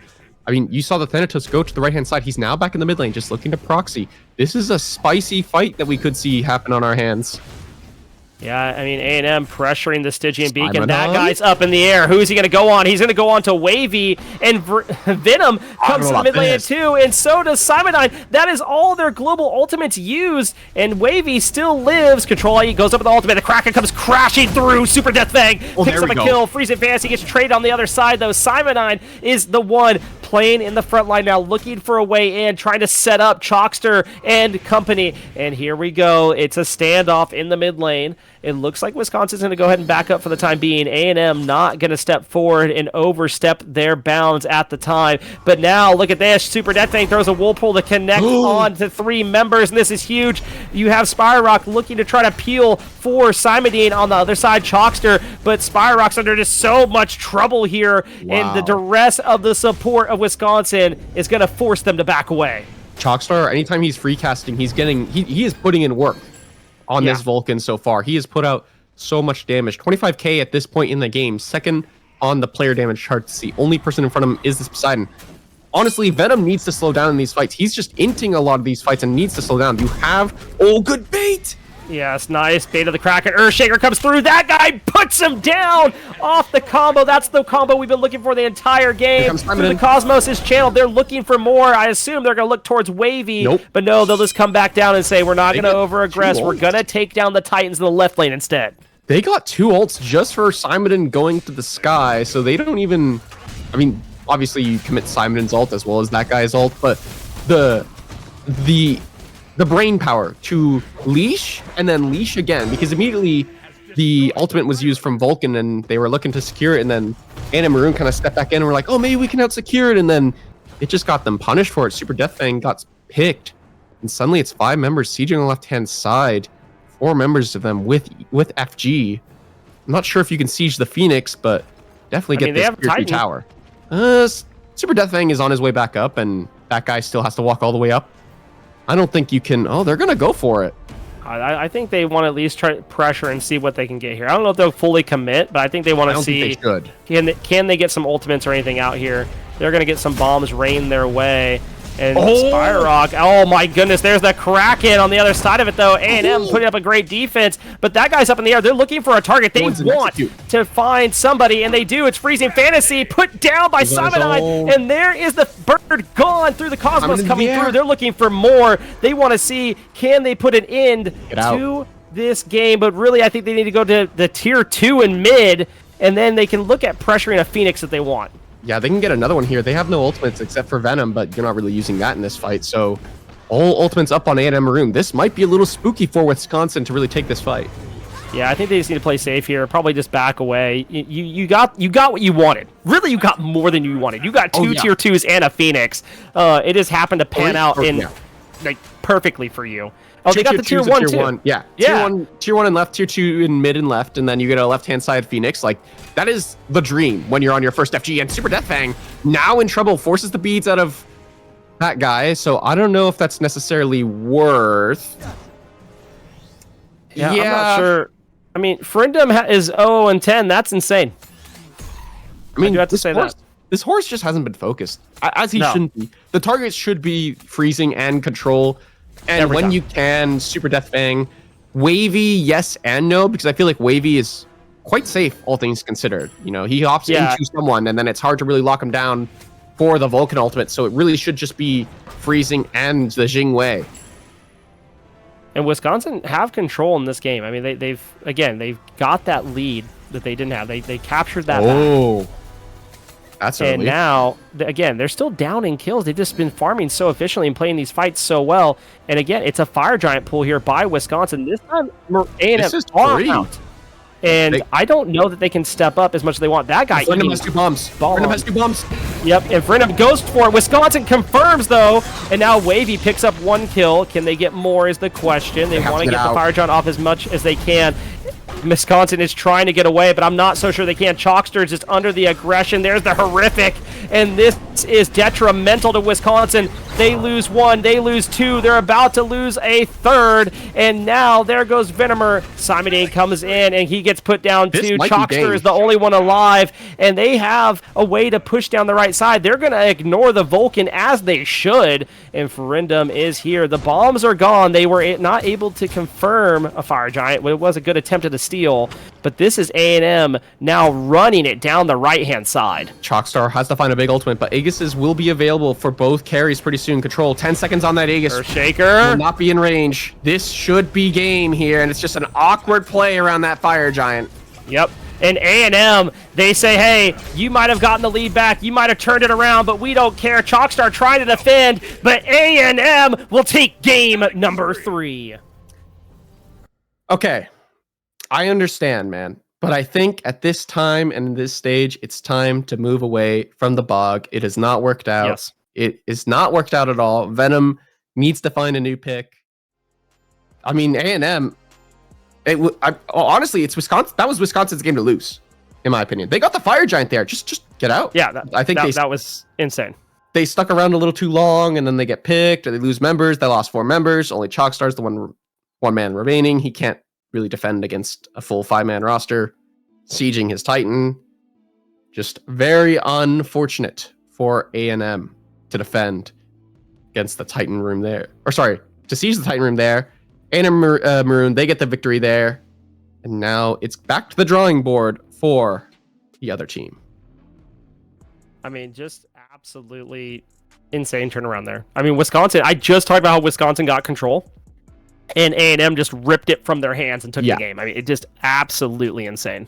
Yeah, which is like, you can make those plays. You can absolutely secure those Fire Giants with your Earthshaker and all that. But then immediately just the call should be, look, we've committed our huge ultimates. We can't really afford to fight after. I have a problem. All right, what's your problem? 0 wards for Chalkster. 1 ward for Simodine. I mean, I'm not saying wards win game, but man, it's sure a lot easier if you have vision. Yeah. Huh. That is unfortunate. It's quite easy to hit some of those ultimates in a blind situation when they don't have to be blind, but that's just me, you know? Yeah. Just some thoughts. Yep. Some food for your thoughts, so to speak. Huh. I don't know. I have a lot of questions per se. It was a low vision game period. Look at some of these numbers. 3 for freezing, 5 for wavy, like even for Frindom, only 7. Like this was a low vision game period out of everyone in this game. Yeah, I'm surprised. But A&M take game number 2 and literally take it out of the palms, the hands of Wisconsin. And we're going to throw it over to another quick break as we wait for game number 4 in this best of 5 that's live tonight. See you in a bit.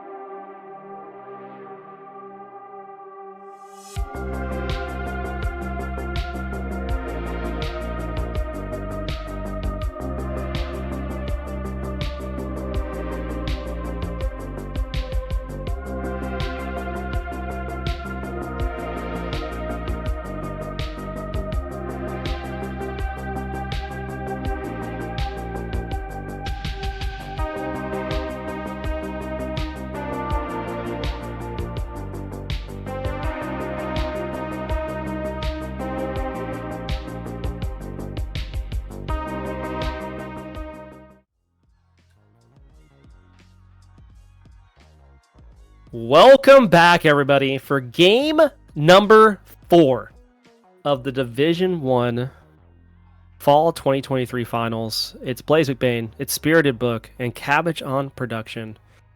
What a crazy end to game number 3. A&M stealing it out of the hands of Wisconsin at a Fire Giant. Spirited, what are we going to see in these picks and bans, man? Well, I feel like A&M Maroon have sorted out what they need to do. Obviously, just ban away the Yanis, and after that, I feel like it's they're just chilling, But I mean, I feel like if you're Wisconsin, you kind of do a lot of what you did in these last 2 games, but you clean up your act a little bit. You make sure you properly play these late game Fire Giant sieges, because that did not work out in the favor of Wisconsin. They kind of choked a little bit towards the end there. Yeah, I mean, like what's crazy is you drop 2 pyro bombs in hopes to steal away enhanced fire, or not even, it wasn't even enhanced, it's a steal away fire. Yeah. You don't get it. But then you just do the chase down. You pick everybody off, and you think, wow, there's a Vulcan still up. A&M lock in, do the right thing, and just run it down the right side and in the game. Really impressive stuff. But we do have a little bit of a technical difficulty. They had to remake the lobby, so we are waiting for picks and bans at the moment. So it'll be a smidge longer. I have to say, we talked about, how do you deal with this Mammon? I really think, you can't afford maybe to put it in the bans, but maybe you pick it away. Yeah, I feel like that has to be in the cards in some capacity. This Mammon on Wavy has just been a detriment to the lobby, honestly. He is cooked all 2 games that he's played it so far, and to allow him to do it, I think, a 3rd time would be quite criminal. I don't know. It is a tough one, to say the least, because it has been obvious that this bog has been a major priority for Wisconsin, as we see here. So I don't know. I think you have to... Personally, I think you should move away from the bog. But I don't know if that's what they'll do. He's clearly been a fan of it. I don't know if we'll see Venom do it again or not. I think if you lock the bog for a 4th game in a row, the build has to change. That's kind of my opinion. I'm wondering if maybe going a Death Toll route feels a little bit better for sustain purposes. But maybe that's not the case. I'm not 100% sure here. I would just like to see something other than the Cherno. It hasn't Agreed. really panned out. I think, yeah, cool. You're able to ult and slow things down to help your team get into these team fights, get into good situations. It just hasn't panned out that way. So I'd like to see something a little bit different. Like I said, we've seen him play Cupid before. He was pretty successful there. I think that kind of works with a lot of the things they're wanting to do. But will we see that? Not so sure. I actually would like them just not to pick ADC first pick. Yeah. I will say though, A&M Maroon or Wisconsin electing to choose second pick because obviously they lost last game. So choosing second pick, you have a plan. It's kind of just odd. Yeah, I feel like they're like, so. I mean, they're obviously going to give it the Moment again. So I'm not entirely sure what the game plan is to let a pick as strong as that go through yet again. Yeah, I don't know. Did they first pick Mammon last game? A&M? I don't think they did. I'm trying to remember what they did first pick. Poseidon. It was Poseidon. You are correct. Yeah. So maybe they're hoping to get Mammon on the second pick here. I mean, I just think that has to be taken away. Agreed. It has to. Or you're looking to pick the Poseidon. You have to take something away here. Yeah, you can't let them have that same comp again. It was way too strong. I just think consistently Wavy has played the Mammon really, really well. And I don't know. I think just getting rid of it's probably the smarter option here. Take it away. Let that guy cook. Yeah.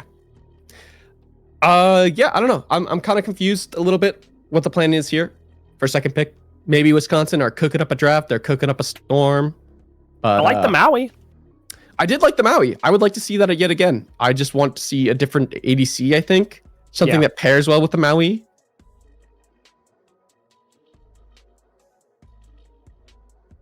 All right, we are waiting. We do have a couple of minutes trying to figure out. They remade lobby. We had to get back in with spectators, so we are waiting. We are speculating what they may do. I do believe that Maui was a good pick. I don't know that I want to see the Vulcan again. It just seems like they got on page with the Earthshaker one time, and I think while I like the idea of this.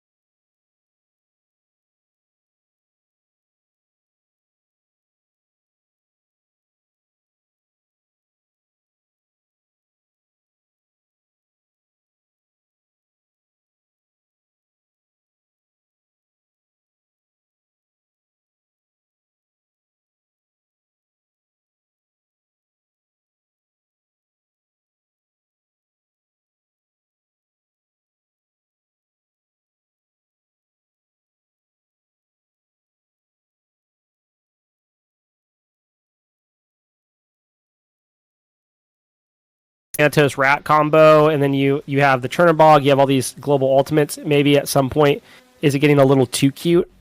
The CC for the Maui, you know?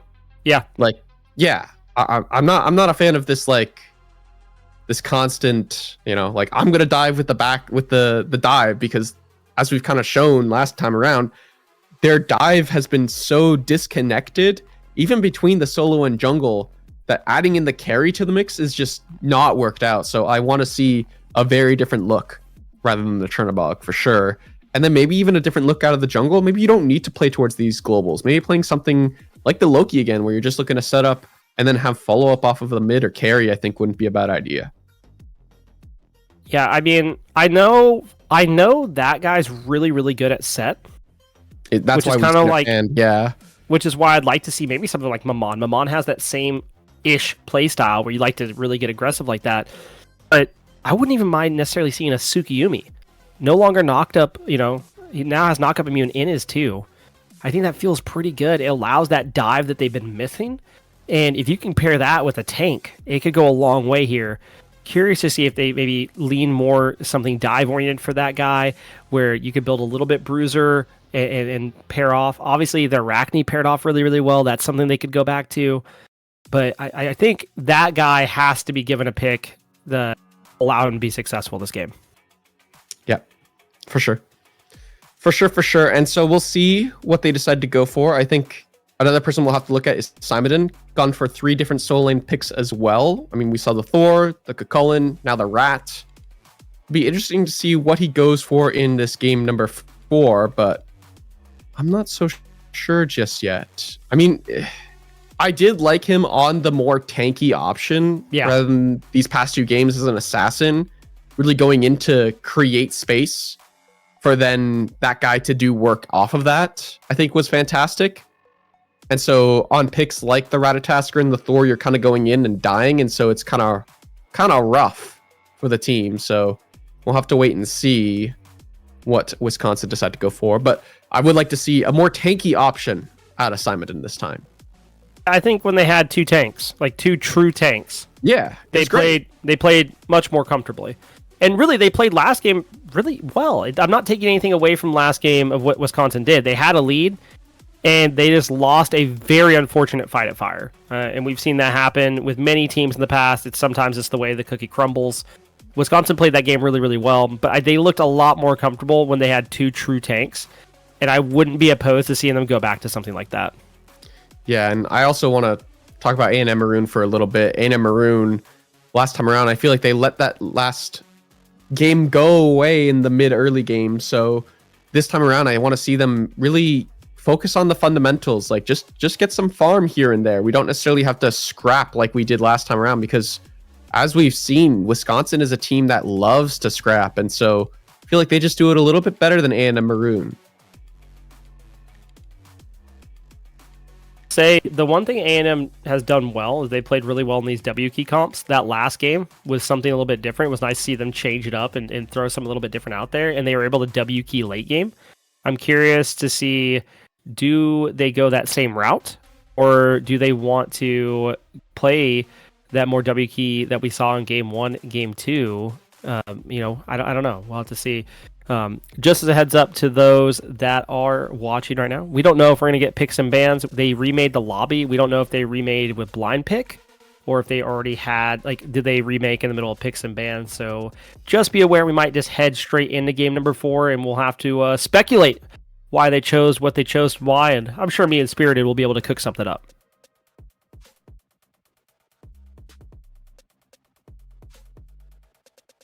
But we are.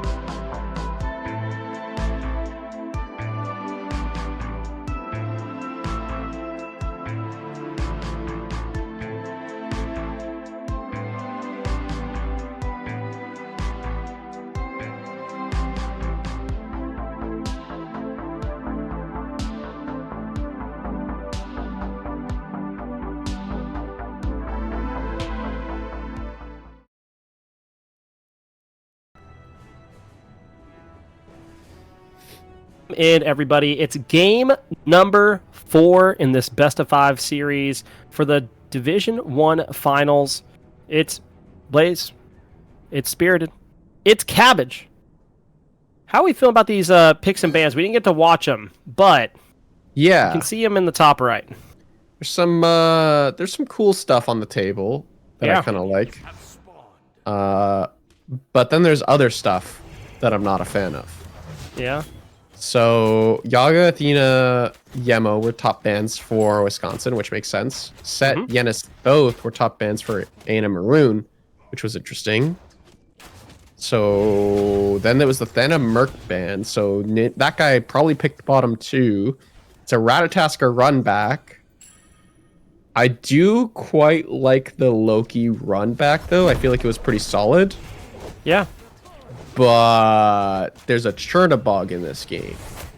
And so I hate to say it, but it's the same build. I kind of think, well, okay, I don't mind the start, but like, I kind of think the series might be over just in picks and bans, to be honest. We will have to wait and see, though.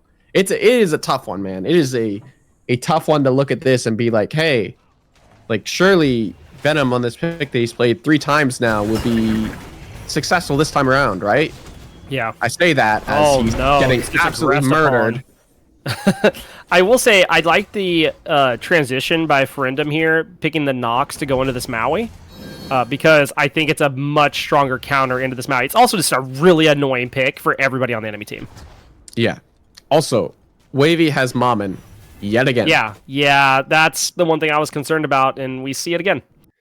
Yeah, Death Thing also has Poseidon yet again. So I think this is it almost seems like Wisconsin didn't necessarily learn last time around, and maybe they're kind of focused on like, hey, look, like we were winning most of that game. We just made one small mistake at the end there, but I don't know, man. I feel like you lost the early game. Something had to have changed maybe, but they're just going to try and run back the composition that mostly worked well, change out the jungler for someone else, and hope it sticks yet again, and maybe just don't make those mid-late game mistakes and come away with the victory this time around.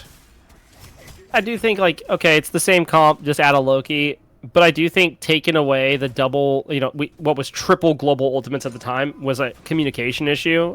Obviously, Thanatos was banned away. I wonder if it's a little bit easier for them in some regards to operate some of these fights. Obviously, you have to deal with this Nox, and oh my goodness, Control All I Eat is doing just that. Eating up some damage with that arrow, just firing away.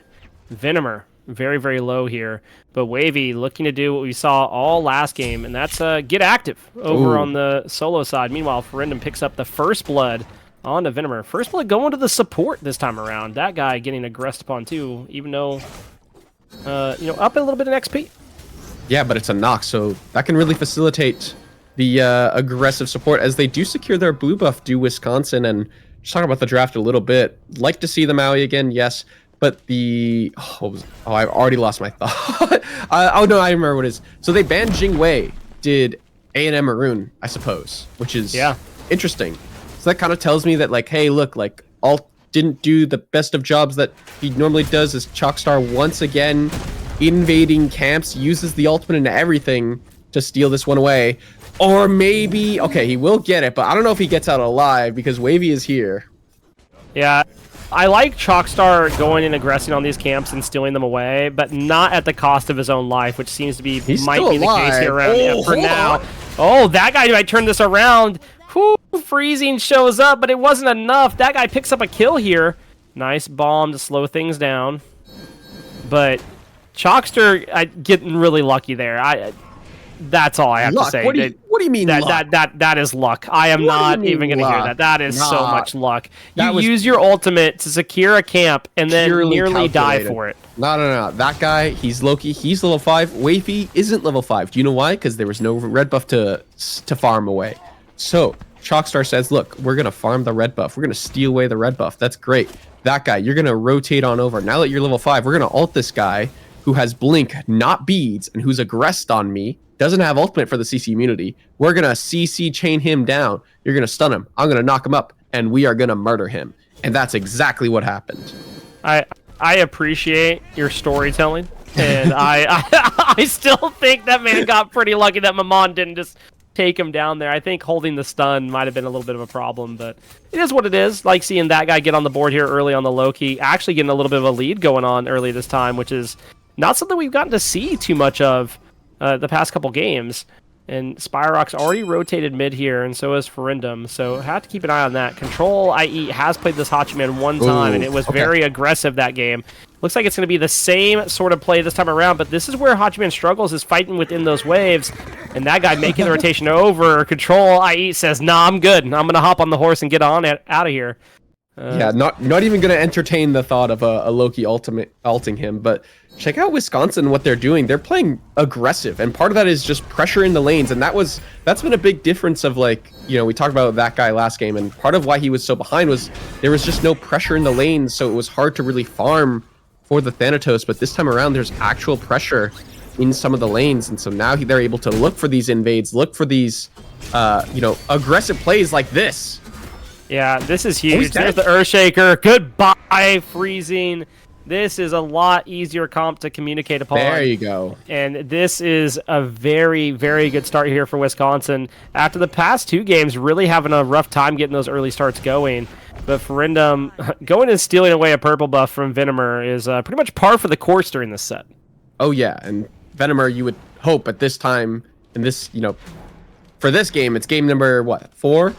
Yeah. And you'd hope he'd be used to this by now. But, I mean, that's the combo that we talked about a lot last game. The Thanatos ult into a Vulcan ult, the Earthshaker, and this time around, a lot easier to execute with a instant Loki ult. No need to wait for whether your Thanatos is maybe going to go in, maybe not. He's going in, and it's either the stun's connecting or it's not. So always firing that Earthshaker is a good look for Chalkster.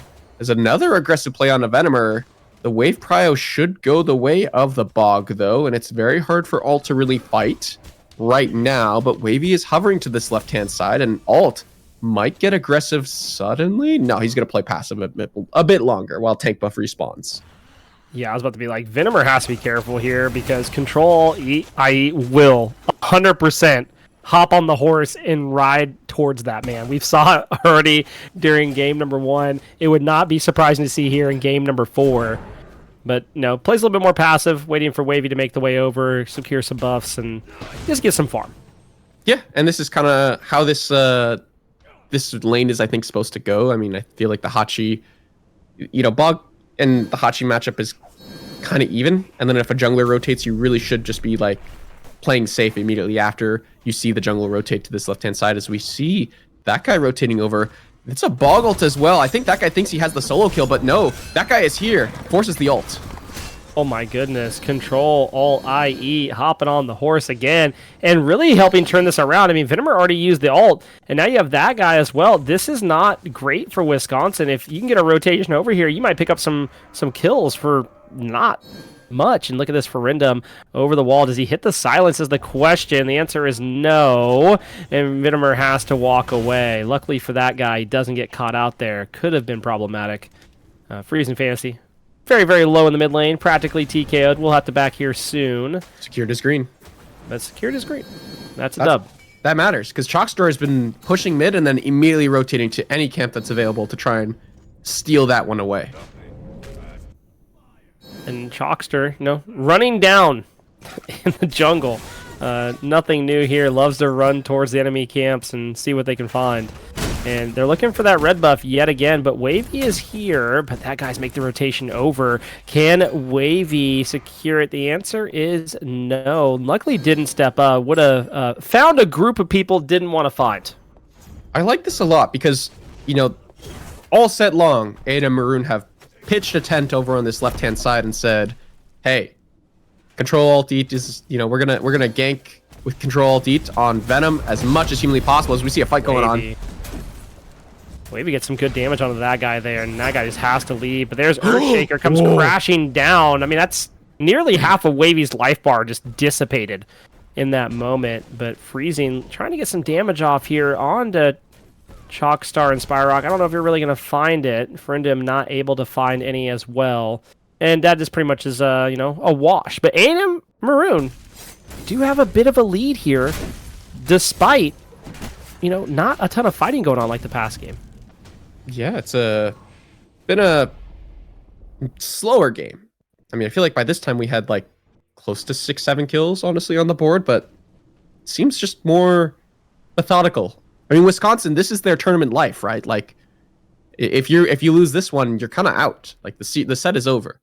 They want to force a game number 5, so they're gonna play this slow, methodical, no scrappiness like the last game. So it's gonna be very interesting to see how they continue this game. Ooh. There it is. That's what I was talking about earlier. Is Control IE is not afraid to start ulting in. Those gooseberries is stacked. They're going to go ahead and be able to get rid of that wave. But Spyrock is making the rotation over. That guy not too far away here. They're going to have to chew this down quickly if they want to live. This 2v3 becomes a... Or sorry, 2v2 because of... Oh no! Venomer gets taken down a little bit early. Control Alt IE is going to be on the receiving end of that guy. Ferindum doesn't have any more damage to give out, but Wavy's on the rotation in. Wavy trying to make a play here. No, just ends up going for the buff instead. Unfortunate play there. You thought Wavy might be able to make, you know, just some sort of aggression towards that guy and close it out, but no blink available. No, it's very hard to really collapse on people, as Chalkstar now might be in trouble as well. Gets stunned. Can he get away? I don't think so. Nope. Nope. Nope. Nope. Just a immobile an immobile mid pick yet again for Chalkster, and Chalkster positioning like he's a Ganis. You know, just Chalkster things, you know? He's tried his best, but just unfortunate situation for the Vulcan to be in. Gets picked there while members were in the left-hand side, and so no red buff invade for Wisconsin. 3-3 are the kills, but it's a bit of a gold lead going the favor of A&M Maroon, as it kind of has been all set long. They've had every early game lead advantage, as here on the right-hand side, Super Mega Death Fang Super Death Fang is getting ganked. Shoutouts to Super Mega Death Fang. I was like, man, you're giving this man extra adjectives now. That's crazy. Dude, no, Super Mega Death Fang is the evolved form of Super Death Fang. Let's be honest. It's Venom getting ganked again. Dude, Venom's just really having the best ADC life ever. Gets locked in. What? You didn't even hit Ferindum. Let's talk. You didn't even have to do that. The most disrespectful route I've ever seen in my life. I mean, why not? That man was dead to the rights. Holy. I mean, I don't know. I feel bad for Venomer. This game has been playing it a bit more steady, but you're 0-3-2. The Chernobog just has not paid off.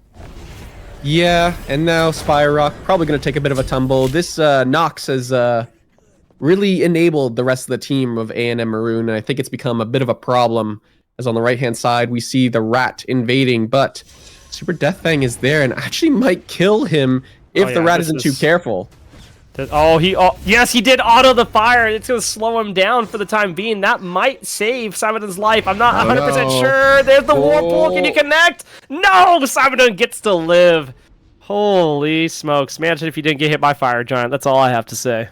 That's a bit of a curses, if you ask me. Definitely a misplay of mechanical prowess out of Super Death Fang, not to be confused with Super Mega Death Fang, because Super Mega Death Fang would have gotten that kill, let's be honest. Yeah, Super Mega Death Fang would have hit all the things and not got hit by that Fire Giant. But now, Ferindum, you know... Okay. I feel bad for Venomer. I don't know what else to say. I mean, we've been talking about this has been the case all 4 games thus far. Is like, hey, we're gonna come over to your lane and make it miserable for you. And here goes Super Death Fang in the 1v2, getting to live to see another day. And actually, they're getting aggressive here. Simon going under the tower. Can the tower finish off the job? The answer is no. And they actually finally take out Super Death Fang, but it's a Gold Fury pool, and Wisconsin walks away for it now. A&M Maroon are trying to turn it around and get something for their troubles. They pick up Spyrock, but that's a pretty good feeling if you're Wisconsin, because you're also getting a tier 1 tower over on the right side. Boys, get the Bastions. Get the Bastions. They're worth golden experience. No! Okay, so we don't get the Bastions, but that's unfortunate. So Wisconsin, not min-maxing their farm, but they do get the Gold Fury, and look at that dip. It's a kill on the Super Death Fang, because let's be honest, Super Mega Death Fang would have lived those. Super Death Fang falls, and immediately it's a Gold Fury pull, which is the correct play from A&M Maroon. But I guess it's Venom there. It looked like it was Venom there who stole that one away. So hot damn, we got ourselves a game on our hands. A&M Maroon dropped the gold, and it's Wisconsin who come away. They're not ahead just yet, but suddenly you can kind of feel it. Some momentum is changing in this game a little bit. And that, remember, game number 1, I believe, Wisconsin stole away an early Gold Fury, and it did help their momentum and help them out just overall in the game. It seems that we might get that here as well. Oh, here comes Bog. But now, there it is. That guy's here, and there comes Earthshaker crashing on in. It's not going to do out the damage they want, but there's 4 members picking off 3. Wavy gone to Simon, and Chockster picks up Super Death Fang, and this is huge. It's a swing for Wisconsin, and now they just have to decide what do they want, what do they need to take. They have to go fire, and they should, and that is absolutely what they're going to do here. I'm not sure. No one picked up the bomb on the side of A&M Maroon, so unfortunate for them. They'll get that pyro and not get anything else out of it. Wisconsin will get this for free 99. Fire Giant, 15 minutes in, is going to help push some things down, and Control IE is going to do a Venomer impression and push down a tier 2 mid tower, or tier 2 tower in left while they do Fire Giant. Which, I mean, what a fantastic play and a call from Wisconsin. You know, finally, the Chernobog works out and does what Chernobog does best, which is take awkward engagements.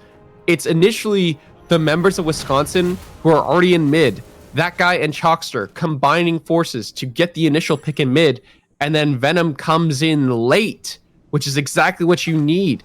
The Bog to rotate on over with the ult safely, and so he doesn't die right away, and that's what you need. And then you have the 5-on-3 advantage, and suddenly you get yourselves a 15-minute Fire Giant, the earliest Fire Giant of the series so far, and you can start brute forcing these towers like this. It's going to be scary for A&M Maroon. The gold spike might suddenly go the way of Wisconsin, and this will be the earliest time that they have a gold lead in this entire series. Yep. This is huge for Wisconsin. It's the momentum. You can tell that they feel a lot more comfortable this time around. Getting on the same page with their dive, I think, is absolutely huge. Chockster's hit Earthshakers consistently this time around. That guy's been able to play a lot, more sneakily on this Loki and find some good picks. Spyrock's been consistent on this Maui, and here comes Simon looking to crash on in. There it is. Frindom trying to save some people. Super Death Fang hits a great crack on the back end, though. Now Wisconsin has bit off more than they could chew as Chockster puts down Wavy, but it's going to be aggression by Control All IE to no one's surprise or avail here. Can you finish this off? Freezing Fantasy trying to find something. There's nothing to find. Venomer looking to ult in from their base, and they find Freezing Fantasy on the back end of this. This is huge for Wisconsin. What looked bad and got turned around on top of them is now in their favor. They have a wave pushing their way, but really they could go look at a tier 1 tower. Beacon. Oh, they have them all. The Beacon's there. Beacon and then Gold Fury. I would think Beacon, then or maybe just go gold now. I don't know. This is kind of risky. It's a 3v Beacon. Yeah, it's a 3v3, and you haven't backed necessarily. Chockstar should get this here, I would imagine. Maybe. I don't know. I don't think Frindom would give it up, to be honest. I think Frindom runs at that if he stays there. I kind of like the call here to get the Oracles. I think this is probably huge here. You definitely want this next Gold Fury. You want, if you're Wisconsin, to continue to build this lead that you've just built for yourself off this Fire Giant, and you still have Fire Giant on 3 members, and you have Vulcan ult to confirm. We get it.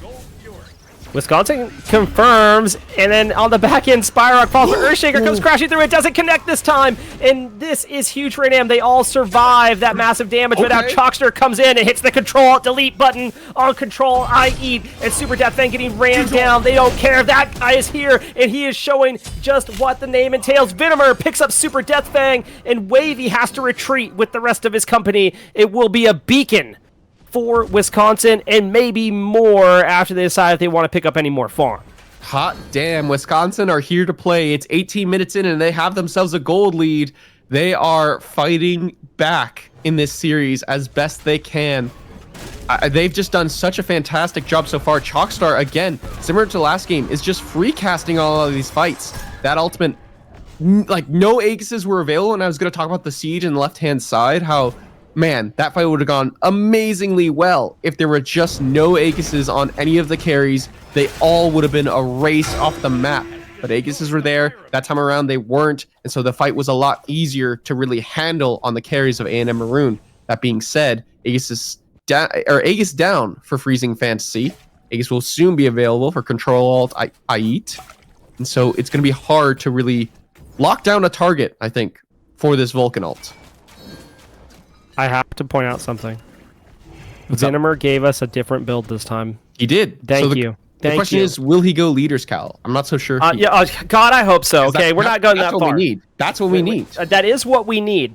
But sometimes we don't always get what we need. So far, we've gotten a better stat line this game, and I appreciate that. We do. And look at this, Super Death Fang looking at Simon in here with company. They're coming and raining in, but there goes the through the cosmos, and the rat says bye-bye, see you another time. And that was actually pretty good. I mean, you get an ult out from the Hachiman there, and that has to feel good. You have Fire Giant coming up at 20 minutes. That's right, the second Fire Giant of the game is getting ready to spawn. And Wisconsin has done a ton with this Fire Giant. They were at what, like almost a 2K gold deficit, and turn around, they're up 4K now. Yeah, this is pretty absurd, but I don't know if Wisconsin can necessarily pull. I mean, yes, you've just accumulated a lead for yourself, but look at some of the members. Venom, not level 20 yet. Chalkster, I think the only level 20 on his team, and yes, that is quite a significant XP and gold swing in the favor of Wisconsin, but I don't know if it's enough to just brute force this Fire Giant. I still think you need to do some extracurricular activities, as my friend would say, before you can really get that Fire Giant. As in mid, I believe it's that guy who's in trouble. Use the ultimate. Doesn't find Super Death Fang. I mean, I feel like that guy has had a bone to pick with Super Death Fang all series long. He is constantly hunted for the solo laner mate whenever he's on a mage. Yeah, I think it's just the fact of knowing that you could take down a mage relatively easily, and that just breaks up in the fight, especially when that mage is designed with Kraken. Oh God, that is a lot of damage put on to control ID. Wow. And Jockster just lays down the hammer, and this is huge for Wisconsin. They pick up one. Wavy on the backside gets deleted by Venomer. He shows up in the time of need, and Wisconsin pick 2, and they're going to have to back and reset, but that has to feel good if you're Wisconsin. That combo was absurd. Finally, we see it happen. We've seen small semblance of the full combo coming into fruition, but that time it finally happens. Chalkster has to be a little careful, does have Aegis, but here comes the rest of the members of Wisconsin. Now it's Super Death Fang, who could be in trouble. Chalkster doesn't guess the right way though, and Super Death Fang, he will fall. Simondyne now might look for Ferendum, who's kind of stuck in mid, but there's not enough damage to really lock down a support. Say that guy chunking the support, but yes, Fire is the target. No Vulcan ult this time around to secure it, and Freezing Fantasy is alive, but it doesn't seem like they're going to contest. They're going to go to the left-hand side instead, and suddenly it feels like Wisconsin, they have the wind in their sails. They have the momentum behind them. They're winning this game. Yeah, I mean, Wisconsin have just shown, last game, again, they executed well last game. They lost one firefight that lost them the game. Yeah. That's what lost them last game. Or else we're talking 2-1 the other way, and this time they come out with a vengeance. They are not happy with the way the last game ended. They are executing like a fine oiled machine at this point, and they're looking for a mid Phoenix from the looks of it. They should head over to the left-hand side, I think, though. I think to get in that tier 2 is probably going to feel pretty good, but they also have some gold in hand they might want to spend.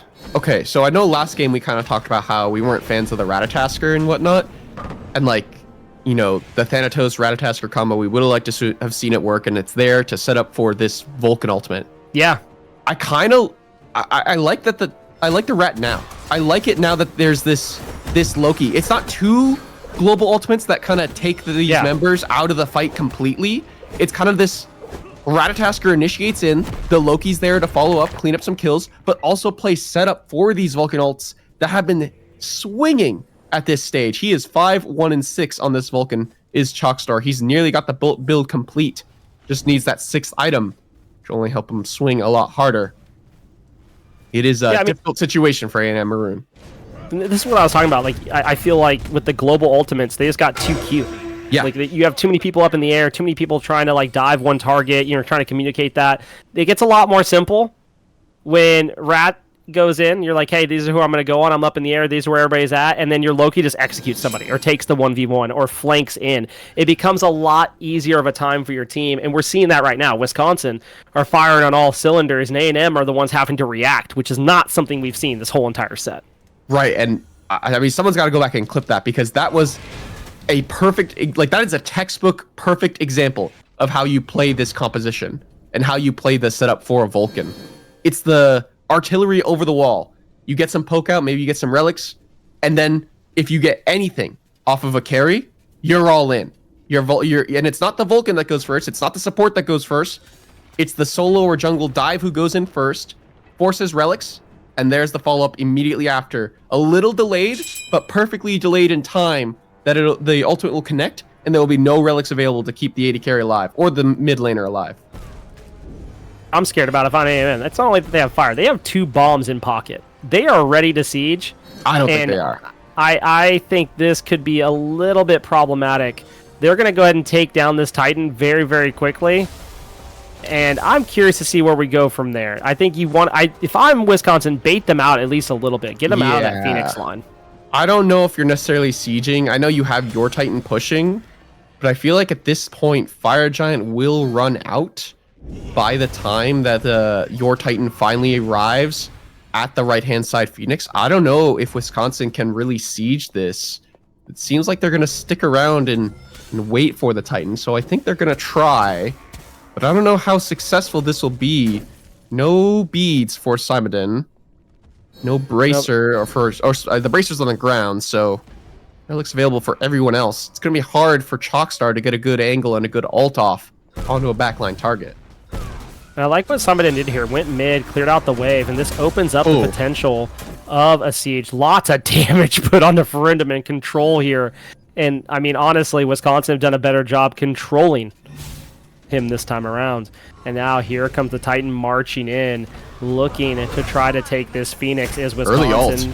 Early ult from Ferendum, and the pull on the freezing is absolutely huge. They get the beads. This is the go button that they wanted on the backside. Simon's going in on the carries. Super Death Fang turns one down on Chalkstar. That's absolutely huge for A&M Maroon, and Wisconsin are trying to get anything. They're going to get the Phoenix, and I think that's about it. I think they should back off. It looks like a couple are considering staying. Ooh, the health bar of freezing gets really, really low.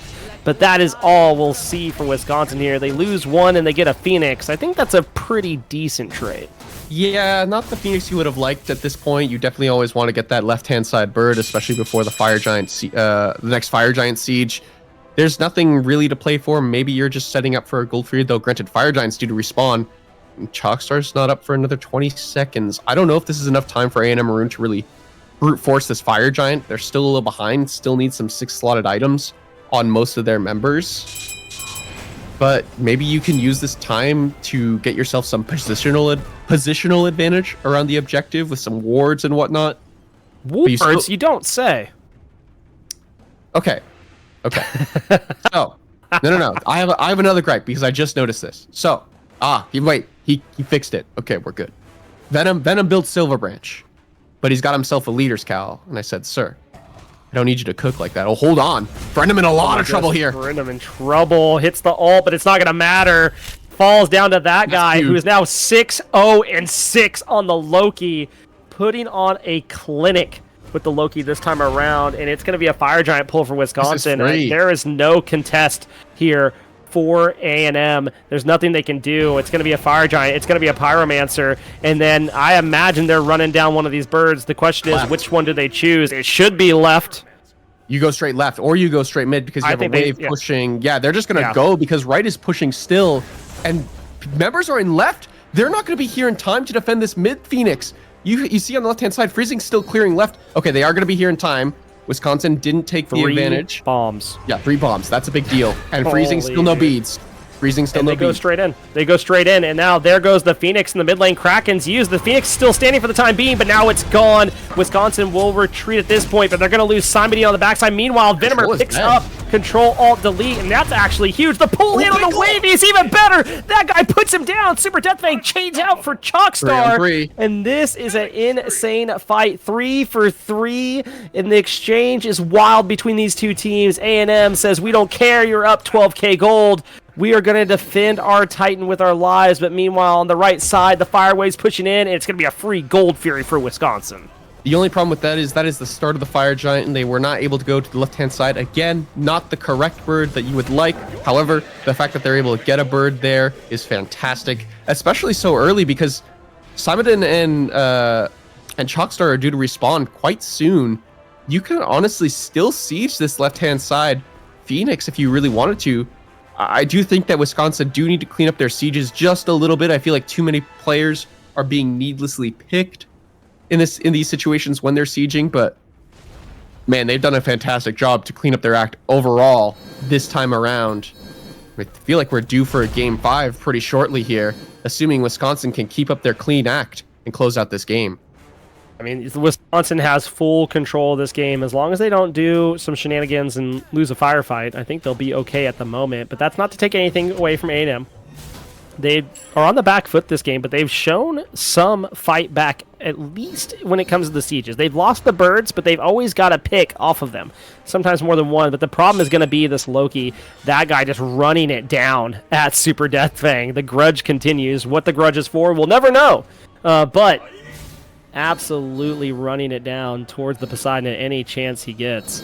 I'm going to be honest. I feel like Wavy's just been a non-factor this game, and that's not to discredit Wavy as a player, but the Mammon has not had as much success as it has the last 2 games. This was a carry pick for a hot minute on the side of A&M Maroon, but now it's just kind of relegated. It's 2-5-5. 30 minutes into this game, it is struggling as there's an engage on the left. Yeah, Super Death Fang for Random go in along with Wavy. The Kraken's good. Control IE picks up 1. And now this is the chase down A&M have been looking for. Wavy getting active, but now getting turned around and chased down by Simon. This Radtasker proving to be an annoyance for A&M. Freezing picks up another, and that defense looked like it was going to be good. But that guy's just over here split pushing down the Titan, and here comes Venomer. Freezing's gone. Who cares about the Aegis? Bye-bye, says Venomer and company, and Super Death Fang looking to turn it around. They have to worry about that guy split pushing down and taking the Titan at this point, because they got a mid bird. They got the right side bird, and they have to respect this Loki. And now Firewave's pouring into the base, but the rest of the team from Wisconsin is backed off to go to the shield buff. I feel like at some point Chalkstar just needs to be slamming that 4 key, because that's 2 times in a row now where he's just been the target and then immediately dies before he can get that ultimate off. It works out in that situation, and I mean, Chalkstar, he was 5-1 and something at one point, but now he's 5-4-8. He's died a couple more times compared to last time we checked in on him. So it's been a rough situation for the Vulcan. Uses everything in his power to stay alive. Both relics, a shell, but it's still not enough. It's so hard to keep this Vulcan alive. But Wisconsin, I mean, I feel like that worked out in their favor. They just need to be careful that they're able to keep finding wins, even though Chalkstar is dying. But I do think Chalkstar still needs to slam that 4 key, even if he up-downs it on top of himself. Somebody's taking a chunk of damage from that ult. Yeah, I mean, Chalkstar has been the first one to go on every time. They're like, okay, if we kill the Vulcan, that helps us out. But meanwhile, on the backside of it, if any damage gets off onto somebody, that guy's like, haha, cool, let me go pick up a kill. Now 7-0-6 on the Loki. I mean, just been active this whole entire game. This has been the performance that I was expecting out of that guy. And Freezing Fantasy just gets poked out here. And not going to be too much aggression here as of yet. Just throwing out the blind. You know, always a fun thing to happen. But look how deep into their jungle he is, and this is just to create space. This is just to buy time. Deny the vision for A&M Maroon, because that's the only way that they can really step up and contest. They have no vision on this Fire Giant. They have no idea how low it is. It's going to be impossible for them to really step up here. They're going to try, but it might be too late. Oh, great pull in by Spire. Super Death Fang in trouble here. Now looking for a great Kraken, gets it onto Chalkstar. The fire is still up. Can they steal it away is the question. Wisconsin gets the Fire Giant, but it's been a great call here by Maroon to try to run it down. Venomer comes in. Can he turn it around, or is he in trouble? He gets out for the time being. And meanwhile, Rat's up in the air, crashes down. Super Death Fang gone. Ferindum looks to be next, but they're still there. Freezing Fantasy crashing down bombs over and on. And game number 4 goes to Wisconsin, and we are heading into a game number 5 here in the Division 1 finals. Spirited, this is wild. Yeah, finally Venom puts on a performance on this Chernobog. Love to see that. It has finally worked out in their favor. They make the plays happen. He's not the first going in. He's just there to show up in the mid to late of the fight, or to back and then ult back in, and then that gives them the man advantage. And you love to see moments like that happen. And so it's A&M Maroon who will be forced to go into a game number 5 as Wisconsin take that one in what honestly was a fantastic performance out of them. even that situation, again, Chalkstar doesn't get a kill that entire time. The ultimate didn't land properly on the Fire Giant. They didn't secure it. It was a scary toss-up for a moment there. But they managed to win the fight after. They slow it down, and then they re-engage. They group up. They stack on certain members. They just bide their time, engage again, and they win the game. Yeah, I mean, just really, really well played there from Wisconsin. It's like the Giant has been awoken that game. I mean, they really put it together there, just running it down, trying to just, flex a little bit after what happened in game number 3. Yes. We're in a game. I have to remember we're going into a game long 5 set. But I'm excited to see what happens in this game number 5. I mean, Wisconsin showed they know how to deal with this Mammon, something that we were concerned about. And Venomer finally shows up on the Chernobog. It took 4 games, but we're there finally. Yeah, and so you almost got to wonder, like, what's going to be the priority here? So it is A&M Maroon who have side selection, whether it's Order or Chaos. You have the option of first or second pick, but that time around, A&M Maroon had first pick, but it was Wisconsin who took away the W. So you almost have to wonder, has Wisconsin figured out how to play against A&M Maroon's first side selection? Seems like they figured out something. We'll have to figure it out here in game number 5 shortly as we head over to a quick break. We'll be right back.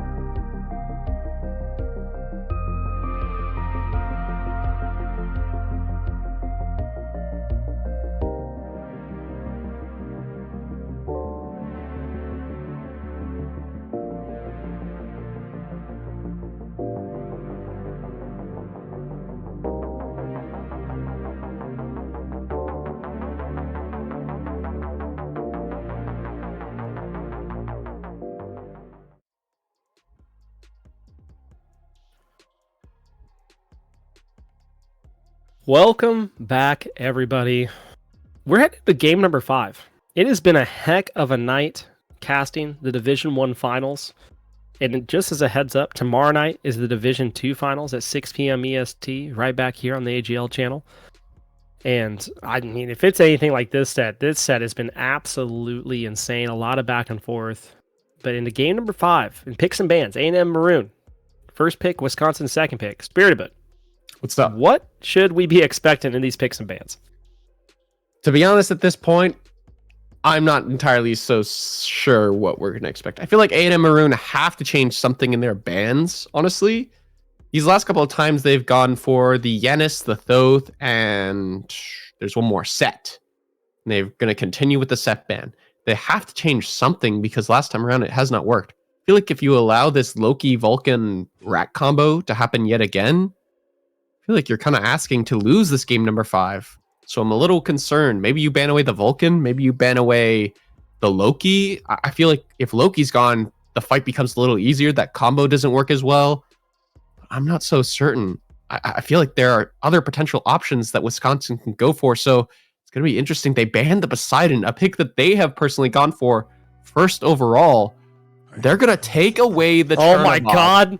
We're going to see a different ADC for Venomer. Let's go. Game number 5 is going to be crazy. This is I mean, we're at that point in the series where Venomer has played it 4 out of 5 games, and in game number 5, he has to show that he can play something aside from the Bog. But this does leave a couple options open for Wisconsin. You can early lock this comp and this combo yet again, because I think Ratatasker out of all the picks is the most contested. And so Yeah, they're going to 100%. lock that one in right away. I don't think you have to pick your carry just yet. I don't even know if A&M Maroon know what Venomer will play. I feel like it's going to be something odd. It's going to be an Cupid. odd pick. It's going to be Cupid. It's going to be something very different and odd, which I will say, Cupid has a pretty okay matchup into the Bog. Yeah, it doesn't feel bad. He might go for Rama. I think Rama is pretty good into Turnabog. I'm just excited to see Venomer. I mean, he finally had a good game on the Turno. And I think we're going to pick up something here. But now it's Ganesha locked in as the second pick. Personally, I've been such a huge fan of the Maui. I'm not entirely sure why they've gone back to this Elephant Man pick. The Ganesha, it's solid, sure, and does facilitate the dive. But I feel like Maui just had such good success and setup. So a little surprised to see this out of Spire, that he's going back to the Elephant Man as opposed to the Pluck with Islands Man, which I very much prefer right now. Yeah, Pluck with Islands is way more fun. Shout out to Plucking with Islands, man. Yeah.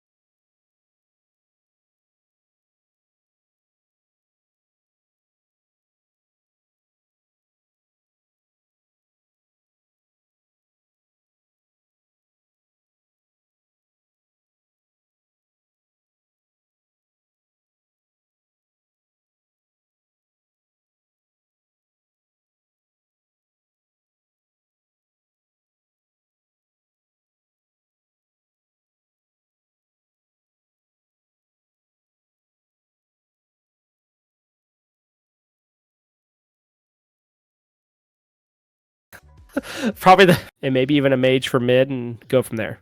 Oh, I think we crashed. Oh, are we back? All right, we're back. We're back. Okay. Sorry, repeat the question one more time. Yes. No. Okay. No. I said I'm curious to see like what they want to lock in here. Do they want to take something away from that guy? And that's exactly what they do. They lock in the Loki and they lock in the Thor, baby. A&M Maroon are just taking away the picks from Wisconsin, and there's the weird pick you wanted. It's a Heimdallr. I knew it would be something odd, not the Cupid, and I think Heimdall is actually pretty fantastic here into the Loki, just gonna spot out the stealth. So gonna be very hard to get on top of this Heimdallr, a very safe ADC pick, which I kind of like in this game. It's not too bad. I am a little worried about Wisconsin now, though. They've kind of drafted the Heimdallr. You know Vulcan is off the table for Wisconsin here. You know that he's out of here because they did not pick it in the top 3. So A&M Maroon likely going to ban that one away. The question is, what will Chalkstar go for after the Vulcan is off the table? I don't know, because like we've been seeing a lot of Agni. Does he decide to go that route and take away the Agni? I mean, that's not a bad pick, especially with a Ganesh. I mean, Agni has been on the table, yeah.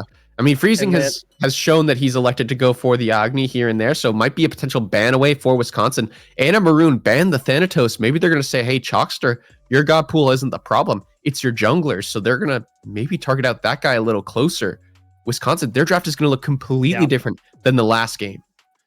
This is where they just throw bans at that guy, and they took away the Feast or Famine picks.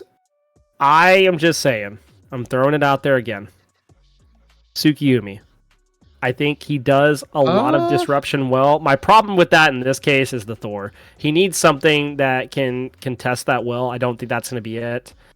I'm wondering if we see something more towards like the Sasano side. Maybe. I don't know. It's gonna be interesting. Sasano would do good work in getting to the back line, but it doesn't do what he's kind of done. The Arachne is still available, and we saw him play it the other game. I believe they won with the Arachne, if I'm not mistaken. So, they did. Because it was Crit Arachne. Right. Oh, okay. So hear me out. Crit Arachne versus Loki. I feel like if you scale, the Crit Arachne is just infinitely better, is it not? I would assume so. But we'll have to see how it plays out. I'm slightly concerned about what Wisconsin has going on here. I want to see how Maroon figures out their draft.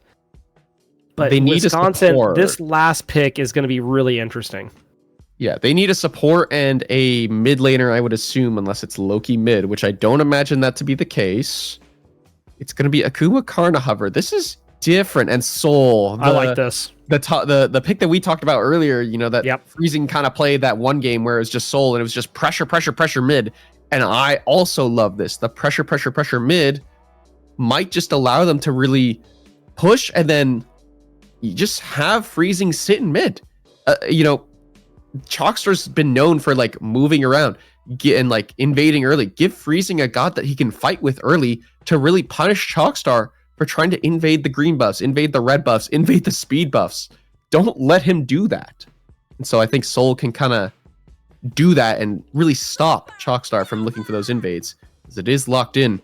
I am not a fan of this Kumbhakarna, though. I'm going to be honest. I would quite like to see the Nox yet again. I know it didn't work out, or maybe see a different pick out of Ferendum, but I don't know about this Kumbhakarna, man. He's going to be... Look, here's what's going to... It's one of two things. Either he's going to put them to big sleep, or it's going to be a big sleep for him for the game. One or the other. I don't think there's going to be a lot of in between here.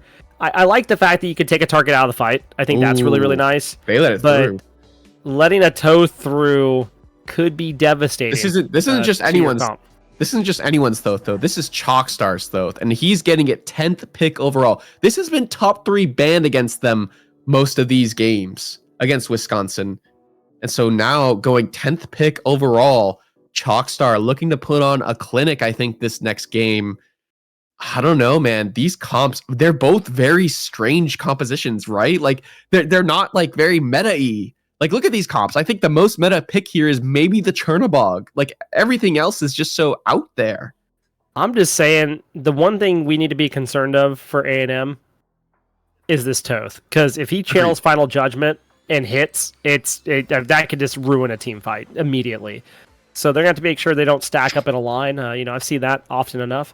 But on the other side here, I mean, this Loki could be devastating. We saw what it did last game for that guy. I'm curious to see how it plays here for Wavy. Wavy's been a pretty aggressive jungler thus far, and I'm really excited for both these comps. I mean, yeah, they're not like super meta-oriented, but this time we see A&M Maroon take a different approach by taking those semi-global ultimates for themselves, or those global ultimates for themselves that Wisconsin's have been taking. And yeah, they still have the Rat, but they don't have the Cherno, they don't have the Thor. I'm curious to see how their team fight changes, especially around Venomer. Right, I agree. But I think, as we saw in last game, the globals wasn't the idea behind their composition. I feel like Simon was just kind of there to really engage with the Ratatasker, and this is kind of why I have an issue with the Ganesh, is because the Maui was there to also facilitate that dive and be a secondary engage if need be, or a beats puller. And so this time around, I think it's the same identity, but instead of a huge Vulcan ult, it has to be the Thoth ult. So once again, the communication has to be on point, because it wasn't on point last time we saw a similar situation where it was Thanatos Ratatasker and they were setting up for a Vulcan. So this time around, we'll have to see if their communication can be a little bit better. And I mean, Vulcan was available this time around, but they're going to elect to not go for it, which I think makes sense. I feel like into Soul, the Vulcan would not have a very good time. Or into Loki, I think there's just a lot that A&M Maroon have that can really kill a Vulcan. While the Thoth can be a little more mobile, doesn't have a CC ultimate, sure, but has a dash, and so can really juke out some of those key abilities that A&M Maroon have. So we'll have to wait and see how that really works out for Chalkstar. A back and forth series this far. I mean, game 1 A&M, game 2 Wisconsin, game 3 A&M, game 4 Wisconsin. If it follows the same path, that means this is A&M's game. But is there one team you're favoring more than the other at this point, just based off these drafts? I have no idea, man. I feel like, it's such a difficult decision. I'll tell you what, I like the core concepts of both drafts. I like what A&M Maroon have done to adapt and take away plays that Wisconsin have really won with and been successful with as of late. The Chernobog, the Loki. If we don't see Venomer really succeed on a pick like Heimdallr, like we kind of saw him do on a pick like Chernobog last game. And I mean, Venomer has been very streaky this entire series. You know, he's either really hot or he's been really cold. And so I think we'll have to have a lot of faith in this Heimdallr pick to see how it turns out. Across the way, you have Wisconsin, and just to knock a little bit on A&M Maroon, just because you're taken away doesn't mean you're going to be as successful with some of these picks. It's a lot of, pressure on, I think, Wavy to put in the work on this Loki like that guy did the last game. And I mean, if that guy's very successful on a pick like Loki, he knows exactly what to pick and play into a pick like Loki. And I feel like this Arachne is the answer, the webs to really cut off angles for the Loki to path, the crit build that he's likely going to go for yet again. And Heimdallr, a god that doesn't really build towards the crit, I think is just designed here to be a damage like sponge, not sponge, but like you're just there to throw out some damage on the front line and whoever you can hit, and maybe Odibo will do good work for you, especially because there are four squishies on the side of A&M Maroon. Yeah, I agree. We haven't seen them play these picks that they've stolen away from Wisconsin this time around. I think there's a lot of good setup here. I mean, you have the Thor that can dunk in and really single out a target, or if he lands on multiple targets, that can be absolutely devastating. Kumba's going to take a target out of the fight.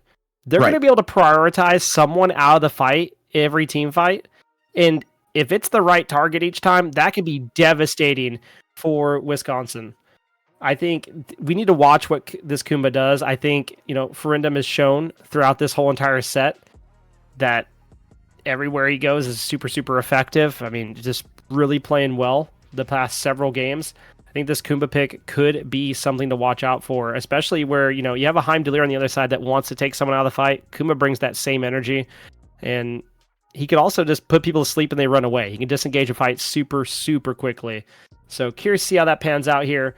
But Venomer is the one to watch for here on a new ADC for game number 5. Do you hold on to this momentum for this game is the question. Yep. That's a fantastic question. I'm not so sure, but we'll have to find out as we go into game number 5 of this best of 5. We'll see if Wisconsin can make it happen.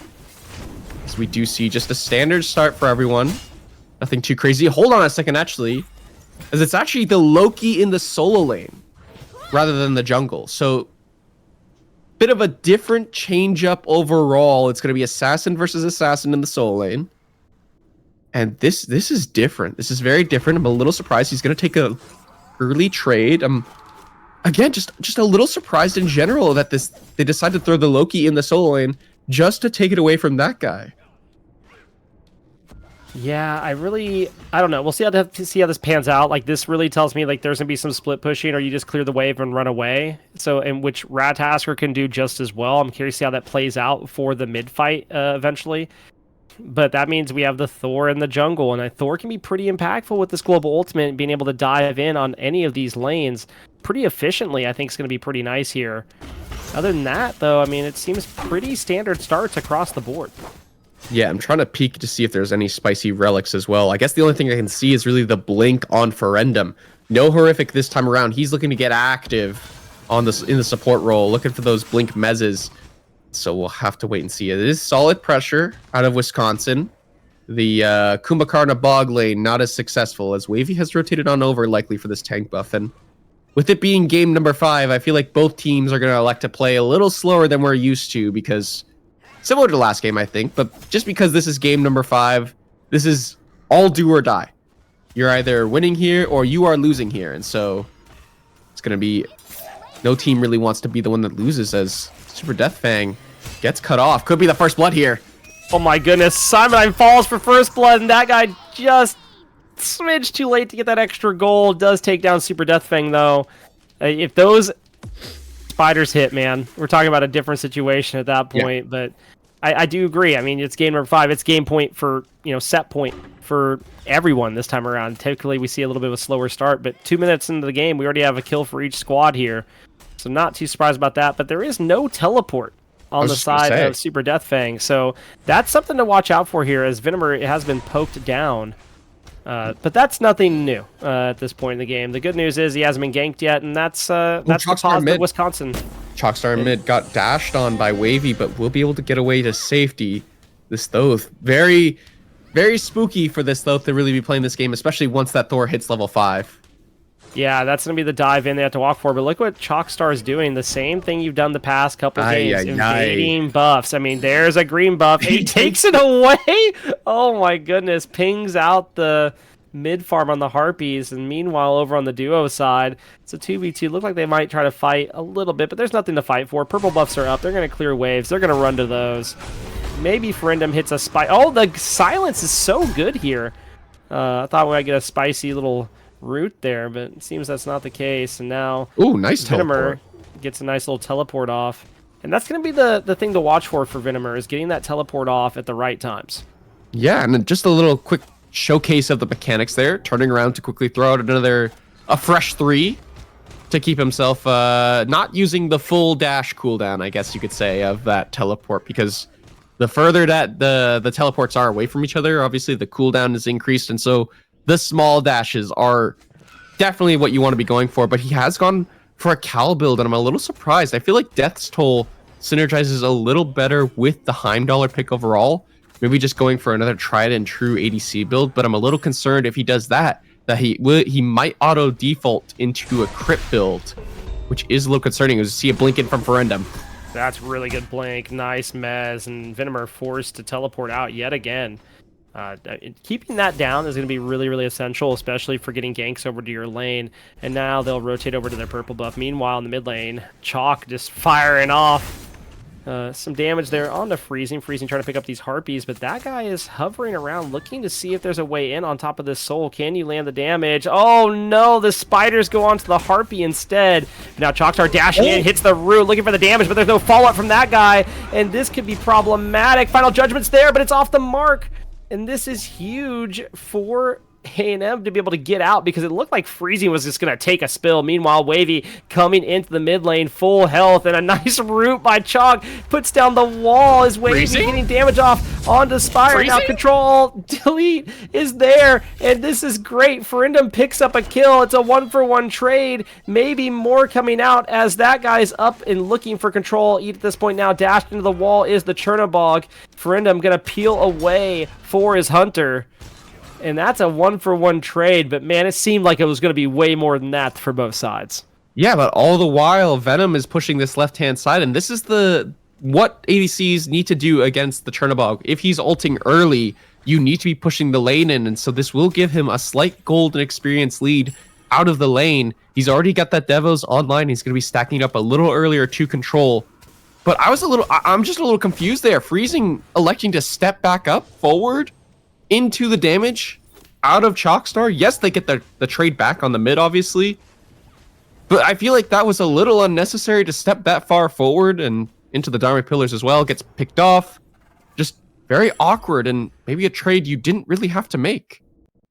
Yeah, Interesting positioning. I'm also interested, is this going to be just an immediate nimble Bancrofts here? I'm sure that's going to be the case. I'm not necessarily a huge fan of that build to start off with, but I mean, objective damage, we've seen this from, oh, nice, ult in by Super Death Fang. This could be a kill for the Loki. Somebody is looking for a way out. There's the dash, and we'll get away for the time being. But I like the aggression there by Super Death Fang, letting them know, hey, I'll step up. We can find out. Yeah, look at the build he's gone for as well. Jotun's Wrath first overall, so he's looking to play aggressive in this solo lane side. This will favor Simon a little bit once he gets this Acorn, I think, just because he's going to be a little tankier. He'll have some CDR as well to match it. Ooh, is in mid. Chalkstar has used the dash. He's probably in trouble here. Yeah, Chalkstar is in a big trouble. There's the no! Oh, no! Out of the Dark Pillars, he comes down. He gets put down. The Chalkstar is deleted by the enemy team there. A&M shows up, and that's what you want to see for communication of ultimates. And that's what I was talking about with the Kumbhakarna. If you knock somebody up, they're going to come falling down. That's all I'm saying. All three of us in this Discord call just gasped in like absolute abject horror as that happened. Oh my god. That was spooky for a moment there. They do end up getting that kill, but you gotta clean those up really quick because that cannot happen again. No, and I like the idea of the Dharmic Pillars there to try to peel out, but it just wasn't enough, unfortunately. What is now this? Freezing making the rotation over, trying to pull people over to duo, and there's members here, but this is such an interesting like setup. Freezing now backing, but so it's going to be a 3v3, 4v4, 4v3 in a second. That guy running it down, looking to see, can you get the spiders off? And nice dash into the wall is control all I eat. Control does just that, controls the Arachne for the time being. There's no purple buff invade they had. There's no invade at all. Meanwhile, on the right-hand side, Super Death Fang being active onto Simonine. Simonine has to ult away here, and hopping on the trees through the forest over to your blue buff is going to be the way to go. Super Death Fang has accumulated himself a 1-level lead over the Ratatasker, which is a significant advantage. And you can see Simonine, he's actually gone for the breastplate full rather than upgrading the Acorn. I'm a little confused by that. I feel like the Acorn is a huge part of the Ratatasker kit, and so it's just the tier 2 so far for the Rat, who doesn't have TP and has to make himself back to lane. I feel like the Thick Bark or even the one that heals you, both are huge for this Ratatasker. So I'm really surprised why they haven't gone for it just yet.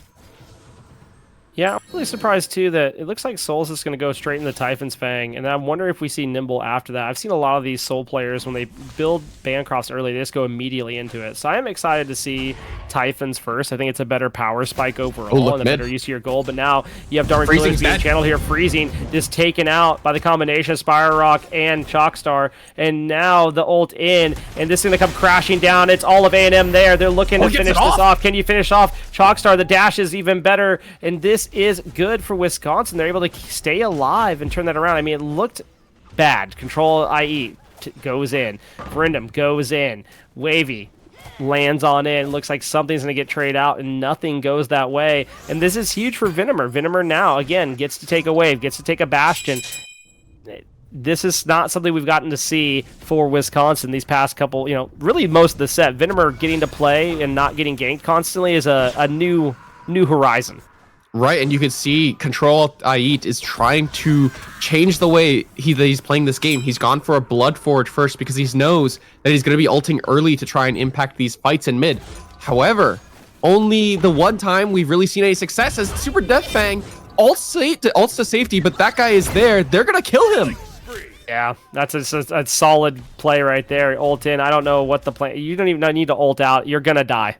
You need to save the ult from when the rat goes up the tree if you want a chance, and they played that to a T. And Wisconsin up 4 kills to 3 at the moment, and really the gold is almost dead even, which is not something we've seen from any of the games of this set. No, this has been a very, very back and forth game, and usually it's been A&M Maroon that takes the early leads. Venomer are playing with confidence as Chalkstar gets picked in mid, so unfortunate situation there for the mid laner. 1-3-1 on the thus far. No relics available to him at this point, despite being level 12, and does have a 2-level lead over the Soul. So it is a notable advantage that is likely to be knocked away as this tier 1 tower in mid is soon to fall more than likely. But as we can see here, that guy hovering left-hand side, he's trying to make something happen despite losing. What they're about to lose in mid is the tier 1 tower. Yeah, I like the idea of that guy going over there looking to see, can you get a pick onto this ADC? But that's just not there. And now they're going to see maybe catch freezing out on a back here. And they do. This could be huge. Meanwhile, Super Deathfang looking to fall down to Simon in the solo lane. Oh, great ult in by Super Deathfang just to slow him down. I don't know if you had to do it. You were out anyway. And then this is problematic for that guy. It's going to end up falling to control all I eat. Great rotation in, but now the Chernobog's in trouble. Got left behind by the team. A great silence comes in by Spire. Good mez. And this is a great mez by Ferindum. And Ferindum shows why the Kumakarne is a good pickup here. Is able to peel away for his team. Meanwhile, Samadine dives the tier 1 tower, takes down Super Deathfang, and just has to worry about minions and is going to teleport out. Yep. He's going to TP out. I think he was worried about a potential rotation out of Wavy, which would have spelled doom and gloom for Simon. So I don't mind that teleport away. Keep the farm safe and secure. He's 1, 1, and 2. Don't give away the extra gold after getting that kill. So don't mind seeing that play. A&M Maroon, they are consistently pulling the bog over into the mid lane to try and make something happen onto Chalkstar. All the while, as Venomer still hovering around this buff, maybe just waiting to see how far Control Alt I will push as they are both spotted out on the wards. This gives a potential opportunity to look for Chalkstar in mid. Chalkstar, knowing better of it, will sit back by his tier 2, which is, I think, a big deal. That mid tier 1 in mid is just positional advantage for mid laners to really play around, as once again that guy is over here to look for some bastions, maybe the tier 1 tower and right. Yeah, they put a lot of pressure over here on Super Deathfang this time around. And obviously, we've seen pressure every single game, but they have been playing this pretty straightforward at this point, making sure the Loki feels the pressure. At 1-3-0 this time, I think is a pretty solid plan. But Super Deathfang's also electing to go for just basically a full damage build this far. Yeah. Oh, and they might punish him a little bit. Simon looking for Super Deathfang, and honestly, Super Deathfang, I'm confused by this build. I don't really like the Transcendence third. Yeah. Oh, Simon doesn't find the ultimate. And so plan? I think he was looking. I think Super Deathfang was in the stealth and so was not able to be spotted. And so Simon guessed on where he was and just didn't guess right. Unfortunate. But yeah, I'm not a huge fan of this Loki build at the moment as far as it coming from solo. I think you need something that feels a little bit tanky. Obviously, we're seeing that from the Ratatasker here. You're going to be at least bruiser-ish and still be able to put out some damage. And we'll have to see how that pans out for A&M here. But again, the gold is just absolutely even at this point. 14 minutes in, it's deadlocked for gold and almost the same for XP. I mean, this has been a long season for both these two teams, and they have gone the full distance that one can in a set like this. It is game number 5. It is 14 minutes in, and it is a deadlocked even game. Kills are even, 5-5. Both teams are putting up, I think, their best performance of the night so far. I mean, take a look at Wavy. He's 0-0-4 so far. No kills, but he's got himself a lead in terms of experience. A 1-level lead. Was 2 at one point, but he's just elected to hunker down and farm it out this game as Chalkstar going to get aggressed on yet again. No follow-up outside of potentially Ferindum looking for that mez. And Chalkstar, he has been the target all game long, as he should be. The Vulcan last 2 games were quite good. And so looking to do a similar performance this time around, we do see the first early semblance of the crit Arachne. Rage is nearly finished for this Arachne. And not only that, on the side of A&M, they're going, it looks like a fail knot here on the Chernobog. Yes. A very different build than what we saw from Venomer. So let's see how that pans out here for Control Alt I Eat. I mean, a lot of power so far in that build, and it's a Pyromancer pool. Looks like by Wisconsin here. So that's something to watch out for. That guy ults in onto Ferindum. They're looking to try to get a pick here. Will they get it is the question. Meanwhile, Venomer picks up the solo kill over on the duo side. And Simon gets a solo kill on the... Sorry, solo and ADC sides. Both get solo kills. Not often you see that happen in conjunction. And now, in the mid lane, there's a fight happening. Ferindum getting poked out, but Freezing turns it around and confirms a kill onto that guy, and they're looking to try to finish somebody off, but Wavy dives in. Can you finish Chalkstar? Yes. Freezing picks it up. Wavy gets Spire. Now Simonian's on the way for Wavy, but you've already lost 2 members trying to get a Pyromancer. And Wisconsin, while they capitalized in their side lanes, kind of lose there in the mid. So all series long for Wisconsin, it has been the mid 3v3 that has been successful. They are the ones who have kept them alive all series long. This time around, it's the side lanes that are putting in work. Venomer has solo killed Control Alt Eat for playing, honestly, way too aggressively in that left-hand side, just fighting in the minion wave. I thought he was going to ult on over. I guess ulted into the tower, one can only imagine. A&M Maroon do secure themselves this Pyromancer, the first one of the game. They do have that bomb to work with, but hot damn, this is an interesting game to say the least. That guy looking for the blue buff invade, but pulled the buff, and that'll allow that guy to invade and steal the blue away. Unfortunate there. You're hoping to secure that blue buff. It aren't able to do so. But I really like what A&M did there. I mean, they showed up. They showed that, hey, we can counter-engage this fight. It panned out well for them after losing both the side lanes. They get a Pyromancer for it. And you see there's a gold dip. They're like, oh, man, Wisconsin finally got a gold lead. And then immediately just right back to even off of it. These teams are just so evenly matched this time around. That's why we're in a game number 5. And it's a fight over the beacon at the moment. Spire Rock gets poked out for the time being, but Chalkstar is here and looking to throw damage over the wall, and Wavy just eats a ton of it. Meanwhile, Final Judgment is channeled, isn't fired off, but look at this. Control goes in. Wavy's up in the air, crashes down the Chalkstar. That's the target. They find it, and Spire's going to fall as well, and A&M turn this fight on top of its head. Meanwhile, that guy picks up Wavy, who was a low health target, but then gets turned around on themselves.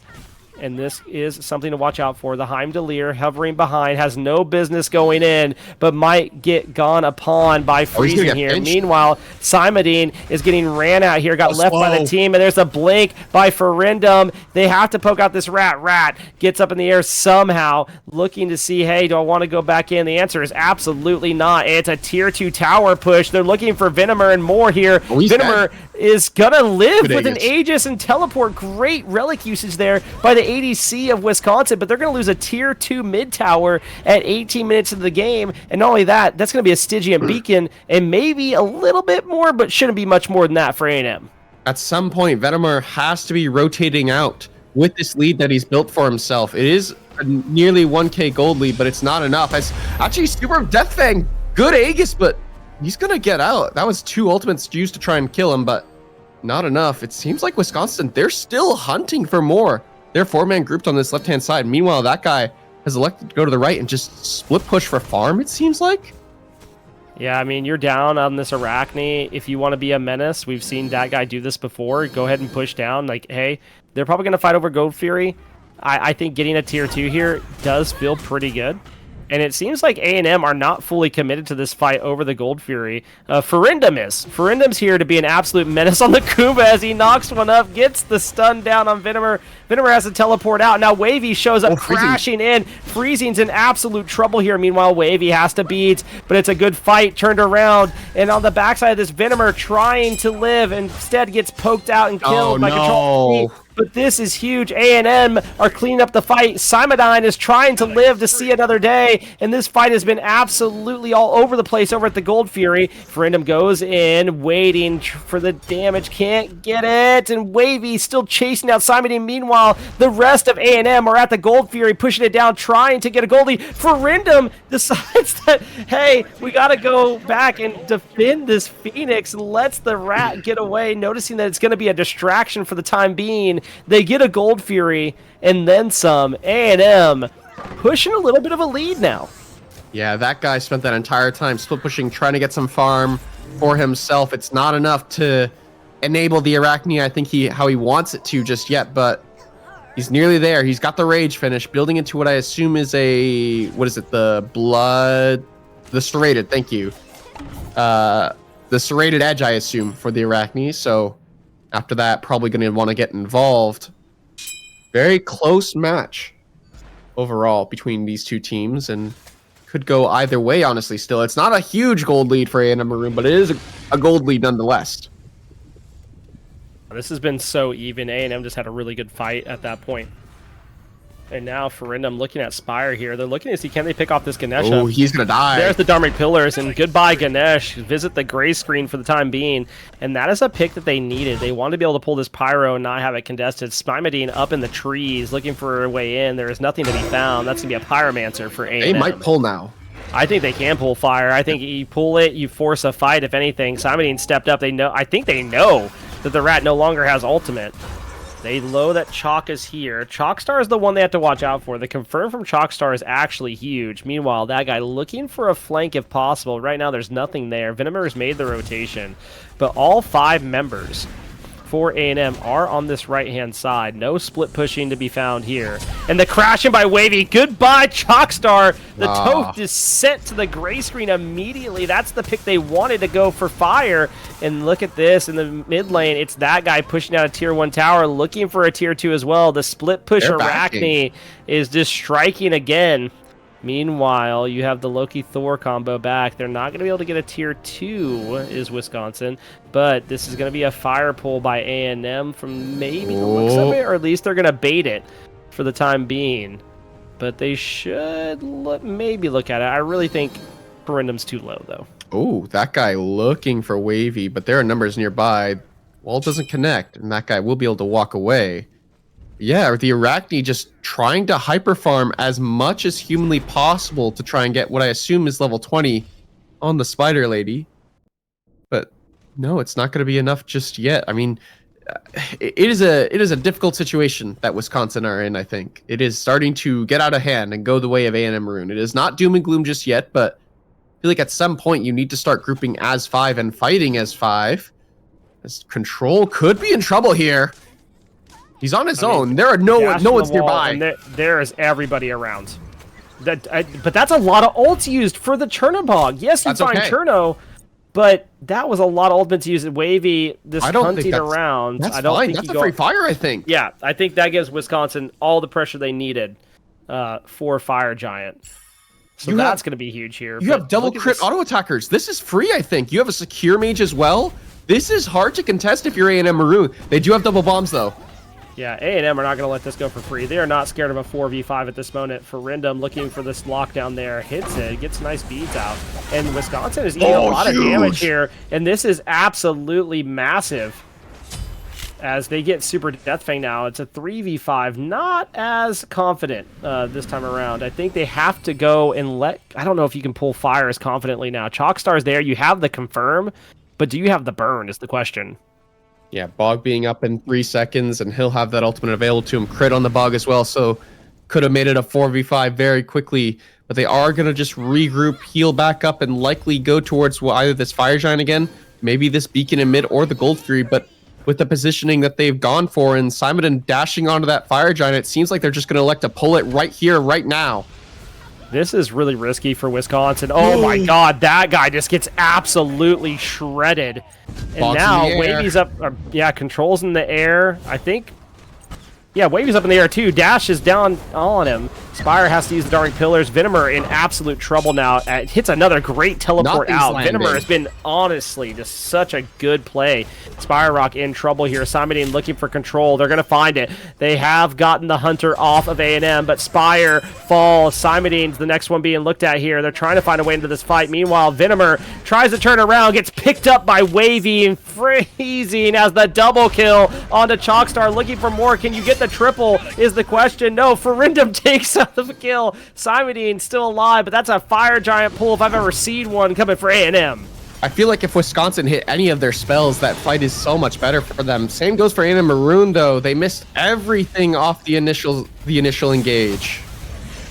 And this is it. I mean, Simon's here looking for a way in. I mean, you have the potential to steal. Someone needs to zone the stupid rat out of the way. He has a way to get in. That's a great ball for Wavy. They put him down. It's going to be a Fire Giant for A&M. They're going to wait. No, they wait. Yeah. They wait, and they get all 5 members for A&M. Now have fire at 25 minutes into game number 5. Wow. Okay, so A&M Maroon, they are fighting back in this one. They've got themselves quite the gold lead, and now they have themselves the first fire giant of the game, as well as some huge item spikes to work with here, pushing onto the Siege of Wisconsin, who do have themselves a solid siege defense with the Thoth. Outside of that, I'm not really sure what you're working at. You really are waiting for A&M Maroon to really full engage with this Thor Loki before you can try to counter engage. And so in these poke composition situations, might not go so well for Wisconsin. It's going to be very difficult, I think, to defend these sieges, especially considering there are still some core items that need to be bought from members, as that guy has his ult force very early before the siege even happens. I mean, yeah, earlier he got hit by a wall and then insta-deleted. I don't blame him for ulting out there. I would be doing the same. But this has been something A&M struggled with in the earlier games, right? They got too aggressive. They chased stuff down too often. And it's been a lot more controlled this time around. They have, the comms have to just be absolutely fire right now. Oh, yeah. By A&M. They've been much more controlled. They've been much more aware of where they need to be, who the targets are, who they need to confirm the damage on. But they have one problem. That guy split pushing constantly on this Arachne. And at least he's in the back this time around, but it's just annoying to deal with. Doesn't force the back, though. He doesn't force the back, and that's a big deal. All members are still going to be here on this left-hand side. Oh, maybe? No, look, yeah, they spot the Arachne, so Loki's going to stick around. I don't know if you're necessarily sieging this left-hand side Phoenix here. You could maybe go right, take the tier 2. It's just regular Fire Giant right now. I mean, maybe you're just waiting for this Titan to really push down on the left, and then they're going to try and brute fort this. In Wisconsin, they're actually stepping forward with their Titan. They don't want to take a fight on the bird. They'd rather take a fight around their Titan instead. I have to say, I think this is a little... Yeah. This could go one way or another, and I don't think there's any in between. I think they're playing very smart. They're playing slow, and now they're going to back off. Okay, I was going to say, because this is one of the things, like, if you're going to commit, you better have the wards up to commit to it, and I don't think that was the case. I have a feeling that they saw Loki in mid, and that gave them the opportunity to really step forward and left just a little bit, and then, you know, give some positional advantage back to themselves. That guy hunting in the jungle, looking for anything really close to having that full build.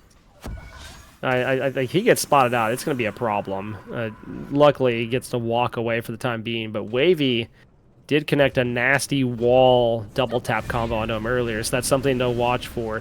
But now you have the Titan pushing into the Phoenix. The Phoenix is what they want. They have the bombs for it too, but they need to be able to get a pick. They come crashing down. It's a double crash down onto Venomer and Aspire. This is huge for A&M. Now Control comes flying in with the slow. Meanwhile, the backside, that guy does get a pick, but Control turns it around. It's a 1-for-1 trade. Wisconsin lose their Phoenix. They have a Titan in their room, and now there's a mid-bird for the Pickens, and it looks like that's going to fall for A&M as well. This is absolutely huge for A&M, but they have to try to stall it out, and now it's Spy. Oh my, Simon in trouble, Spy in trouble. They're all in trouble. The health bars are low. A great teleport out there by Venomer, but on the right-hand side, Chalkstar is in trouble under his own Phoenix, and Control Alt I eat hits the buttons, and he goes down. And there are low health bars on the side of A&M. They have to be a smidgen safe for Freedom, but on the rest of the team is healthy enough to fight this if they want to. Venomer is in a bad place at the wrong time. He has to use the Aegis, but way too early. He's going to try to teleport out. It's not in time, and this is a game number 5 moment here for A&M, and they're going to choose to play it safely this time around. Oh, Simon's going to try and stop Fernandum. If he can get a pick, that's a big deal, because Fire Giant's due to respawn. If he can even stagger one of the deaths, but I don't think he's going to be able to do so in time. Man, A&M Maroon, they're just able to dive in deep and not really get punished for it. Wisconsin struggling to find these kills. Chalkstar 1-9-5. This buff has not worked out so far. You have to do something if you're Wisconsin, because Fire Giant is the next target. It will be EFG. The game will be in the balance. The balance will be tipped in the favor of A&M Maroon. So Wisconsin, they have to find something. They have to fight back. It won't be the Pyromancer. It has to be the EFG. You're looking for Chalkstar to hit the ultimate of the set. It has to happen. It also has to be that guy. That guy, he's got the build finished. Deathbringer online. Erased Freezing Fantasy at the end of that left-hand side fire Phoenix Siege. But this cannot happen. Simonin cannot get picked. Forced and he will out. ult. Yeah. That is unfortunate. That can't happen. And No. this is scary for Wisconsin. I mean, you have that guy over here stepped up and bam, gets hit by a wall, hits by a hammer, gets poked out. And Wisconsin is going to full send it. They are sending members to the Fire Giant. They cannot let this enhance go. They have to find a way to steal it. Spire trying to find a way to step up. Chalkstar in absolute trouble. Frida makes it to the back line, knocks him up. A&M Maroon get the enhanced Fire Giant. And this is huge. They're going to run it down. Control goes all the way in. We know he's not afraid to get aggressive. And Wavy comes down with the hammer and puts it onto Chalkstar. Super Deathbang gets a kill as well. And Spire running away. Cannot get away. Control all IE finishes off the kill. Game number 5 is for the taking. And it's all A&M this time around. It has gone the distance. But finally, A&M Maroon solidify themselves as the best team in this division, the best team in this collegiate scene, and finally, they will take the win that they feel they deserve. A&M Maroon cleaning up the kills, and that'll be all. They win the AGL NECC League. Division 1 champions A&M Maroon just put on an absolute show in game number 5, going all 5 games with Wisconsin. Just a great ult there by Ferindum just to pop open that fight and just end it. And now they are champions of the fall 2023 split here for AGL x NECC. It's been an awesome, awesome time. But before we head out, let's take a look at the stats page. And Spirited, that game started slow, but it ended fast.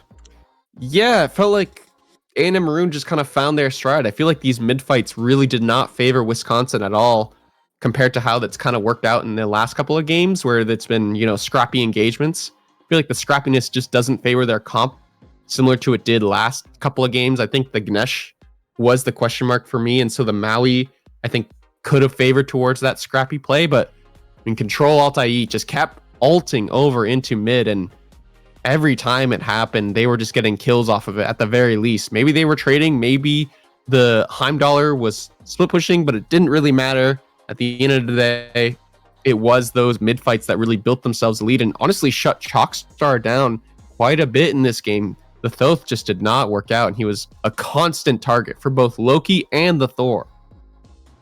Yeah, 0 wards out of mid has to feel a little bit bad there. And, it's the way of the road sometimes. But it's been an awesome time here casting. I'm Blaze McBain. I've had Spirited Book with me as chair 2 and Cabbage on production. As a reminder, we will be back tomorrow night, 6 p.m. Eastern, with the Division 2 finals. Another best of 5 set if you want to come check it out. But shout outs to A&M Maroon on their victory tonight.